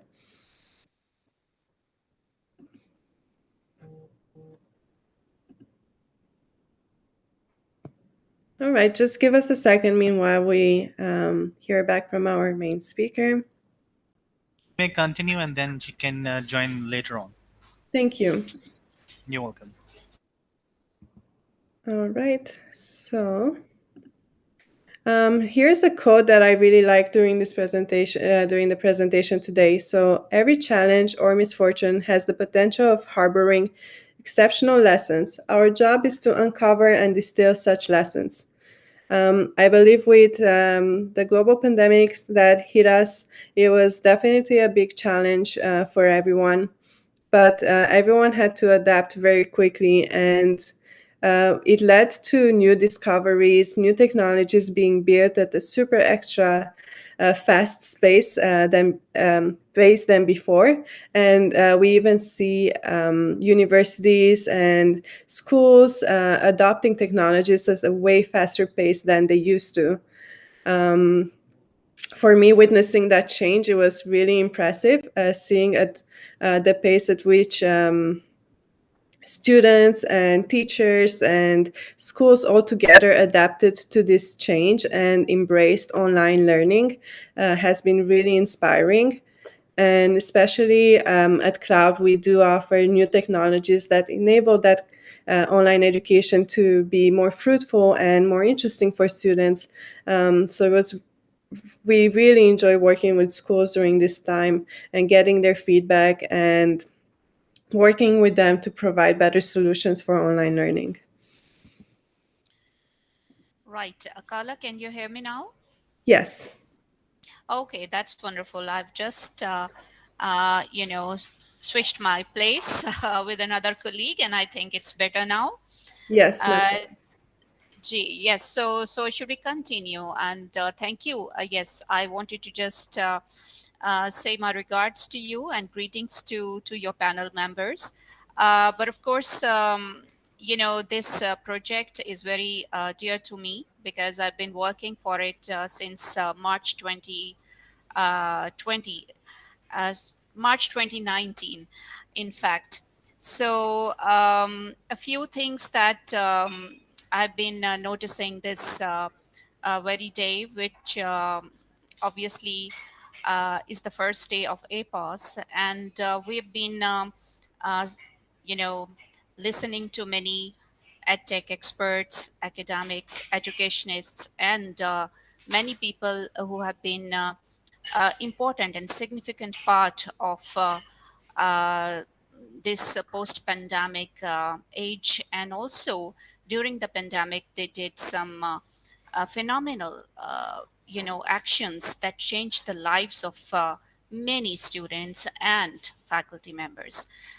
So one of the things that I've gleaned out of this day is particularly related to the message, what we have gained by moving on to online classes and then switching back to physical classes now, is that things have changed forever. I would like to quote Lenin here, who said that it takes, for decades, nothing happens, and there are weeks in which decades happen. And I think this is the right time that we think about the post pandemic age as something which is going to actually turn the decades or compress the decades into weeks.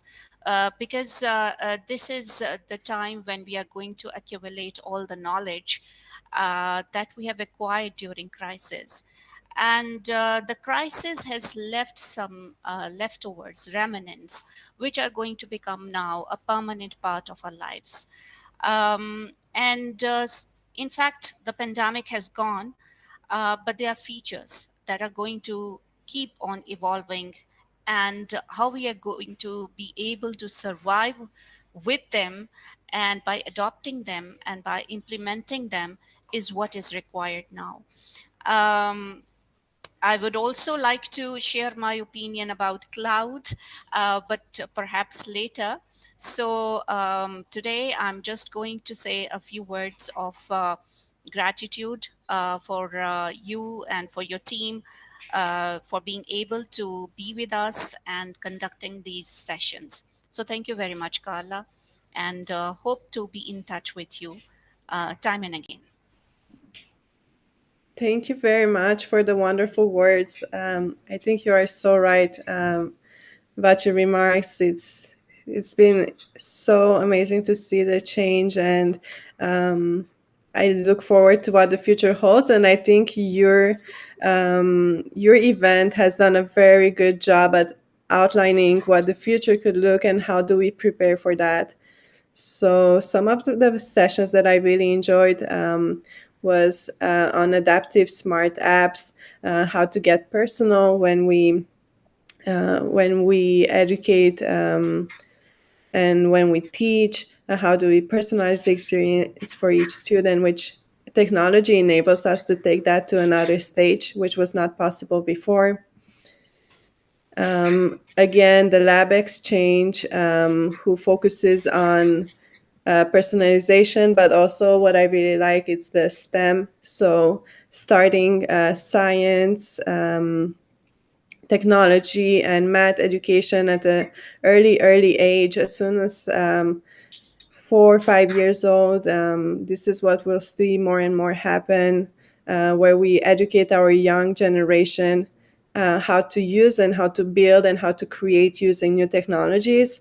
And that's something that's really inspiring for me to even as I am on the younger generation. I was not so upfront with technologies when I was young, and now seeing kids as young as 5 exploring how to build apps and how to build computer programs, it's really, really interesting.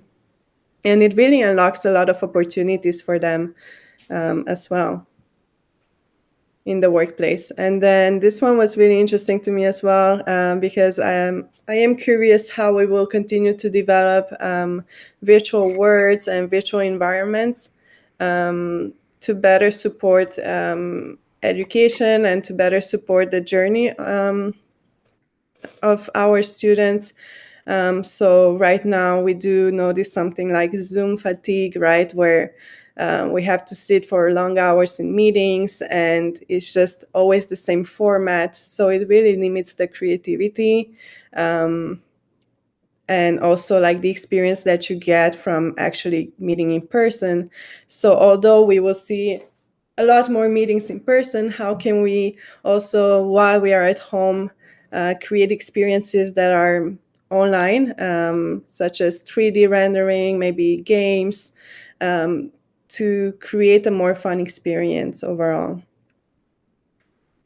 And yeah, I think those were like my highlights. And then I would also like to bring on our panel of experts. So I have a few questions for them, but I will let them introduce themselves. So here they are. We will have Omar Fazal.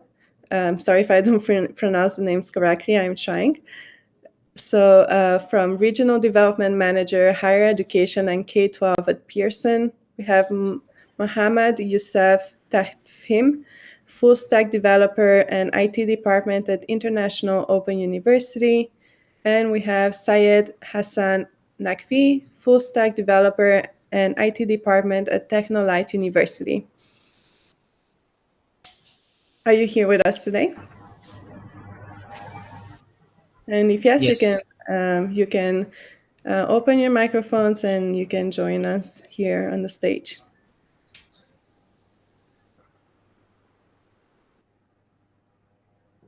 I heard one yes. Yes, yes.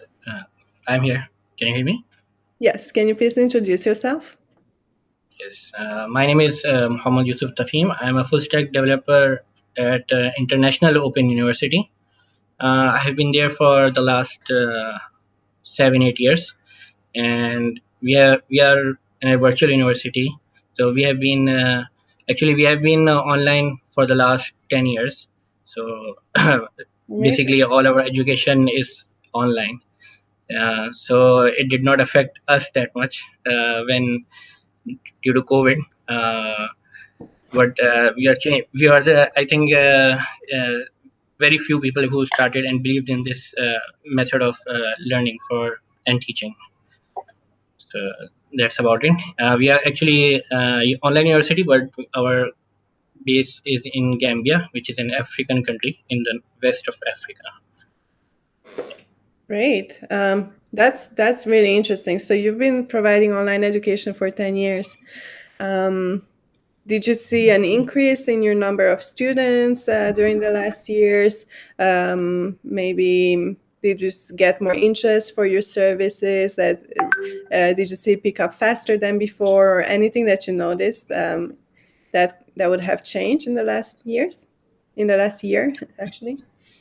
Yes, definitely. Our student count increased by, I think, double or triple within the last 2 years due to COVID, because there was no other option and people were forced into it. At the same time, they were very, you would say, in the region which we are.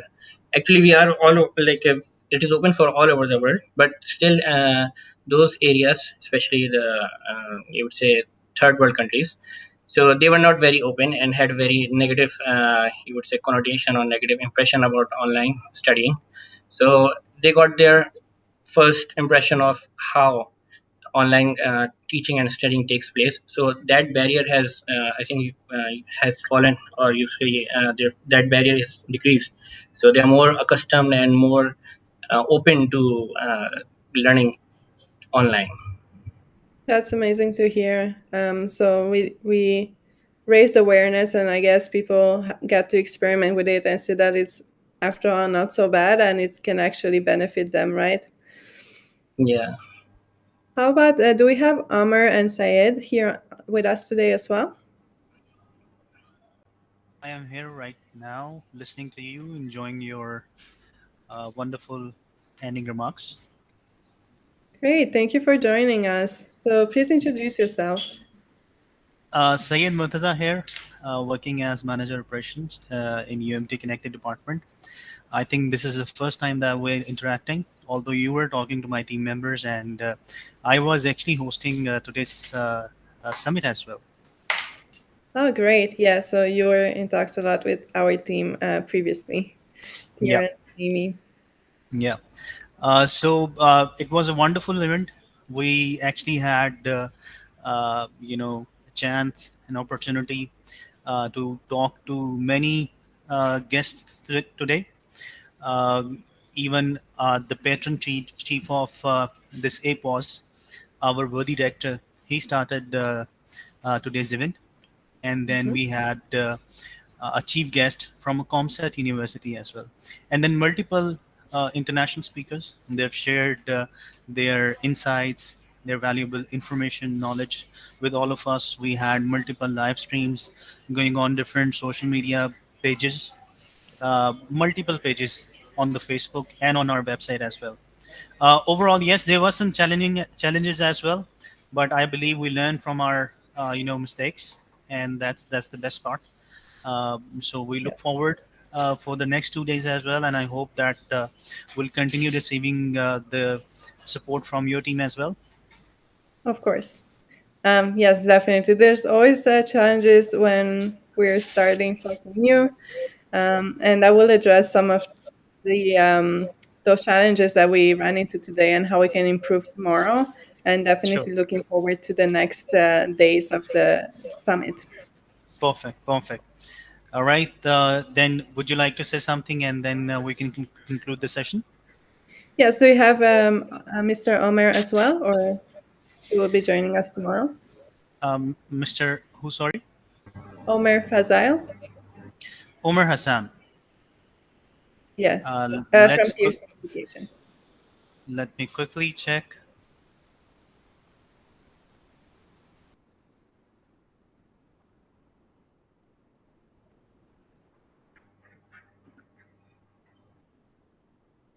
Right, my team members have just confirmed that he must be in the members. So let's just say, so let's check quickly if he's there or not.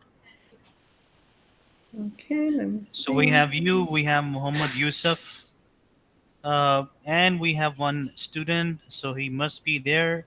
No, he's not there. Okay. So we have Fahim, Anas, Chaudhry Faisal. No, he's not there yet. Okay, Okay. so if he does join, he can just open his microphone and we'll let him address the crowd as well. Sure. When he joins. Great. So, the Apoes 2.0, the event continues tomorrow, and tomorrow we'll have the chief guest, Air Vice Marshal Prof. and Dr. Asif Raza, and he's director of the University of Management and Technology. So please tune in to listen to his session. And of course, a full day of events, just like today. This will be Saturday. So yes, please join in starting at 11 a.m. And then the team also wanted to let you know that you can join the Slack channel to for any questions that you have or any support that you need during the event. And I will drop this link as well. They will drop it to you. You should find it in your emails as well. So please join us tomorrow for a full day of interesting conversations. And then to conclude, just want to talk briefly about Cloud, which is the platform that the event is hosted today. So Cloud is a new generation technology for meetings, events, and interactive documents, interactive courses, and more. It is a full platform that can provide facilitate the digital transformation in every school for every teacher. And it's easy to use, organize, and complete. And really what makes Cloud unique, and this is what we need to use tomorrow during the presentation as well, is the live doc. So this is what I'm presenting right now. Instead of screen sharing my presentation, I have uploaded the presentation here. And this allows me to use our tools to highlight important points in my presentation. I can draw things or attract attention to something here. I can even add text as I'm speaking.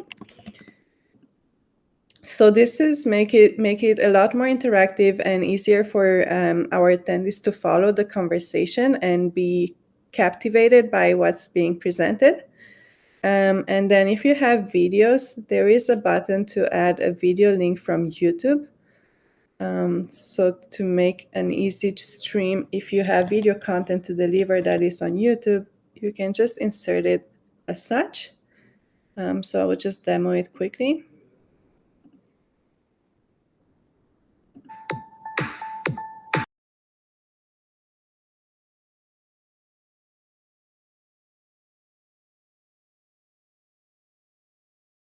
The ways you can use LiveDoc to really improve your presentation and captivate your audience when you are on stage. And by using LiveDoc, you're not using screen sharing, so you won't have choppy audio or such. Even when you're streaming to low bandwidth zones or computers with low networks, they will still be able to view your presentation. And then for Cloud for Schools, we are introducing Cloud Pen to market very soon. So please reach out if you want to be a beta tester. It will be basically a pen that will allow you to take notes in a notebook, and the notes will appear in the meeting. So as a teacher, you can see if your students are really listening, if they're taking relevant notes for your course. And then at the end of the course, you can actually add them to your meeting and select the students that you want to showcase. So this is something our team is working on. It's actually in the final stage of production and should be released to market in a few months. And then for events, this is the event you're now listening today with a full agenda, multi-track conference, and multi-day. So I will also invite you to join our CEO, Dr. Tiran Zhao, who will be speaking more about cloud for immersive learning experiences on Sunday. So this is his time where he'll be speaking. So yes, if you feel like listening more about cloud and about how we can help educational organizations succeed you can join in his presentation. He will be happy to have you. Thank you so much. I believe, Yes. it was wonderful listening to you, and those are really some exciting features. Yes, we can use it, and we can improve it, and we can implement all those features, to increase positive learning environment in our university. We're very glad to be a partner, and not just this event, but we'll be working on lots of events, in the future as well. And apart from these things, I have many fans of your work in my team as well. So we would like to invite you someday to come in Pakistan and do visit us as well in our university. We'll be more than happy to host you. Um, on these remarks, I'd like to conclude today's session by thanking all the participants, all the speakers, keynote speakers, and the chief guest who have attended our session. The participants who were, taking our live feed, and they were asking us lots of questions through Facebook and YouTube. I'd like to thank them as well. Please tune in to our tomorrow's slots as well. We're starting at 11 a.m. Pakistan time. We'll again have another exciting day with lots of exciting things to talk, and we'll listen to you. We'll try to take your feedback, and we'll give you lots of things that you can use in your daily life as well.